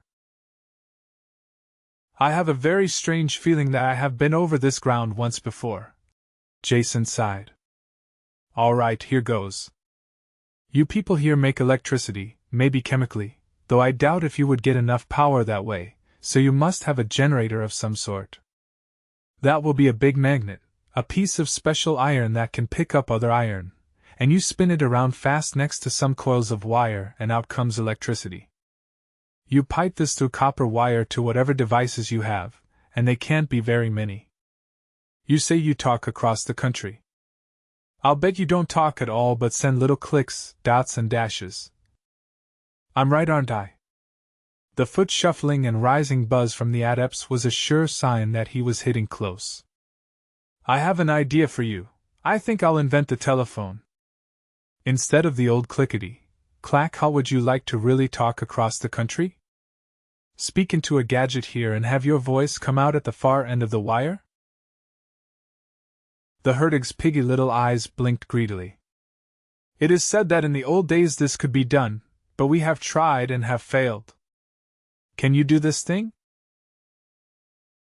I can, if we can come to an agreement first. But before I make any promises, I have to see your equipment. This brought the usual groans of complaint about secrecy, but in the end avarice won over taboo, and the door to the Holy of Holies was opened for Jason, while two of the Psyologe, with bared and ready daggers, stood at his sides. At almost the same instant Jason looked in through the door. He heard the sound. Now the reaction of the human body, while remarkably fast, needs certain finite measures of time and have been measured over and over again with a great deal of accuracy. The commands of the brain, speedy as they may be, must be carried by sluggish nerves and put into operation by inert lumps of muscle. Therefore, to say that Jason's reactions were instantaneous is to tell a lie, or at least exaggerate. Only to his watchers did his actions appear to take place that fast. They were older, and less alert, and had not had the advantage of Pyrrhus survival training. So to their point of view the sacred portal was opened and Jason vanished in a flurry of activity. 2 lightning blows sent his guardians spinning, and before they had fallen to the floor their supposed captive was through the door, and it was slammed in their faces. Before the first dumbfounded person could jump forward the bolt grated home inside and the door was sealed. Things were a little more complex than that to Jason. When the door opened he had had a good view of the inside of the room, of a slave cranking the handle on a crude collection of junk that could only have been a generator. Thick wires looped across the room from the thing to a man who stood before some blades of copper pushing at them with a wooden stick, while above his head fat sparks leaped the gap between 2 brassy spheres. As if to complete this illustration for a Bronze Age edition of First Steps in Electricity, another cable twisted up from the spark gap and vanished out a small window. The entire thing might have been labeled, "How to Generate a Radio Signal in the Crudest Manner." As Jason reached this conclusion in the smallest fraction of a second, and at almost the very same instant, he heard the sound. What he heard could have been distant thunder, an earthquake, a volcano, or some giant explosion. It rumbled and rolled, muffled by distance, yet still clear. It resembled none of these things to Jason, but made him think only of a high-altitude rocket or jet, cleaving through the atmosphere. It must have been the juxtaposition of these two things, occurring as they did at the same time, the view of a radio transmitter, no matter how crude, and the thought that there might be a civilized craft or some kind up there containing men who would come to his aid if he could only contact them. The idea was an insane one, but even as he realized that fact he was through the door and bolting it behind him. Perhaps he did it because he had been pushed around entirely too much and felt like pushing someone else for a change. In any case it was done, insane or not, and he might as well carry through. The generator's slave looked up, startled, but when Jason glanced at him he lowered his eyes and kept cranking. The man who had been working the transmitter spun about, startled by the slam of the door and the muffled pounding and shouts that followed instantly from the other side. He groped for his dagger when he saw the stranger, but before it was clear of the scabbard Jason was on him, and after a few quick Pyrrhus infighting blows the man lost all interest in what was happening and slid to the floor. Jason straddled his body, picked the stick up, nodded to the slave who began cranking faster, and began to tap out a message. SOS. SOS, he sent first, then as fragments of code came back to him he spelled out JASONDALTHRENEEDAID RICHREWARD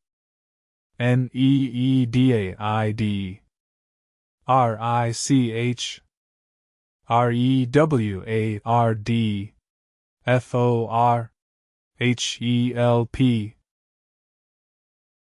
He varied this a bit, repeated his name often, and tried other themes appealing for off-world aid.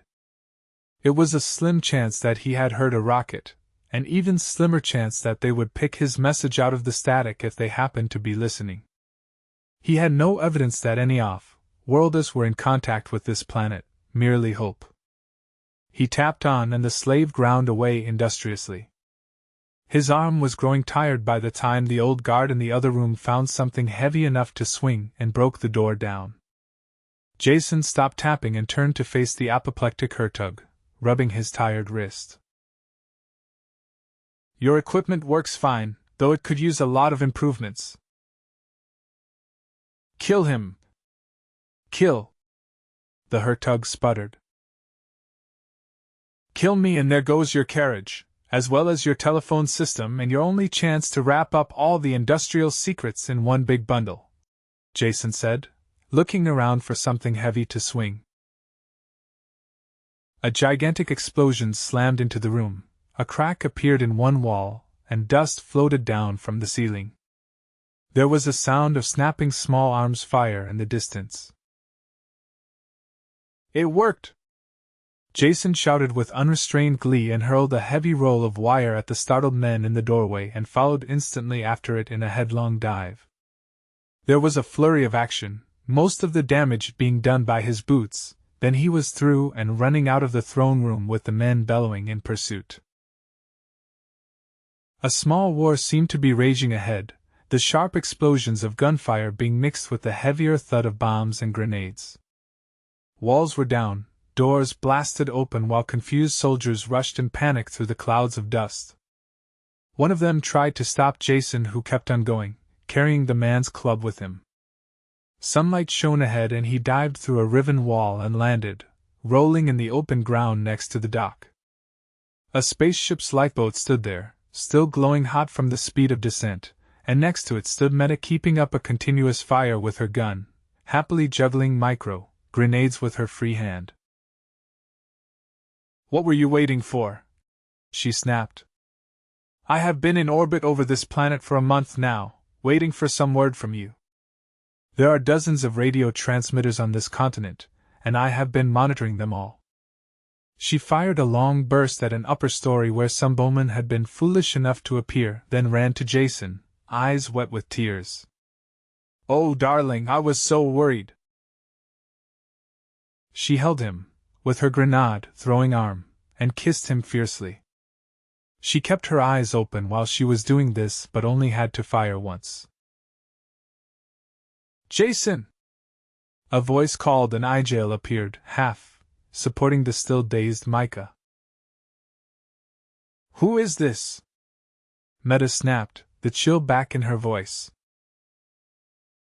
Why, just someone I know, Jason answered, smiling insincerely. You should recognize the man, he's the one who arrested me.